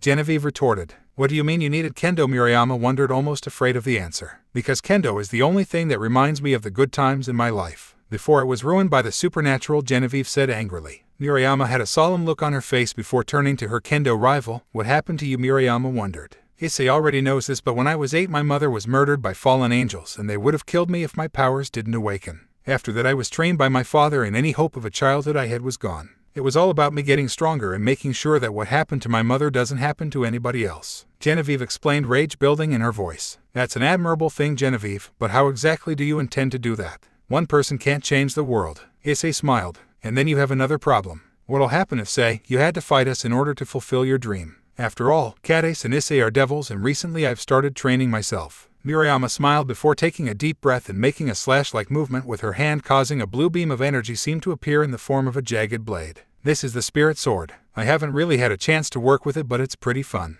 Murayama smiled, causing the others of the group to look at her in shock.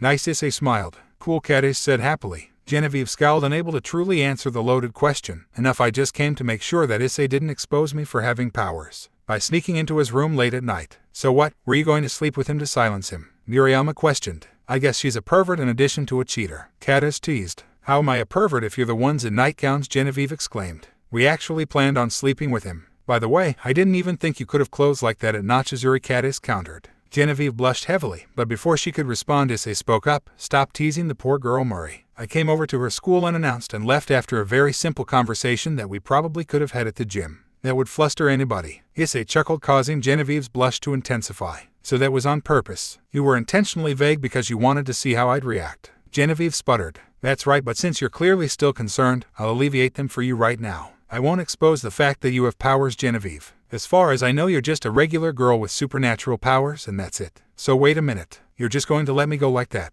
Genevieve said in shock. Murayama and Catis were each equally shocked. That's right, Issei replied. Issei, Murayama said with a heated glare.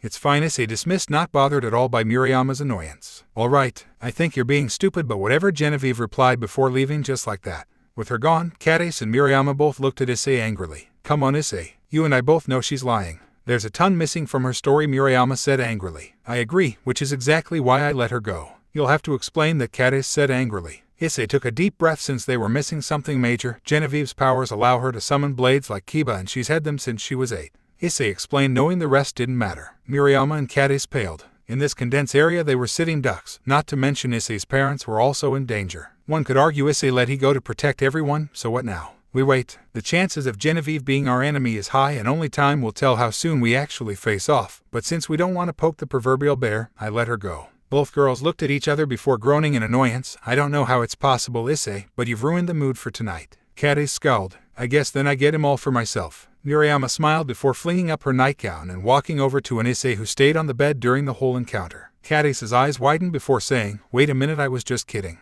You guys aren't seriously going to start without me, are you? Catis panicked, flinging her nightgown off so she could join her best friend in bed. Just another day in paradise. Issei chuckled to himself. It was a strange day, but as was usually the case, Issei came out on top in more ways than one. Genevieve was a minor annoyance for the moment, but Issei knew it was only a matter of time until he would have to deal with her.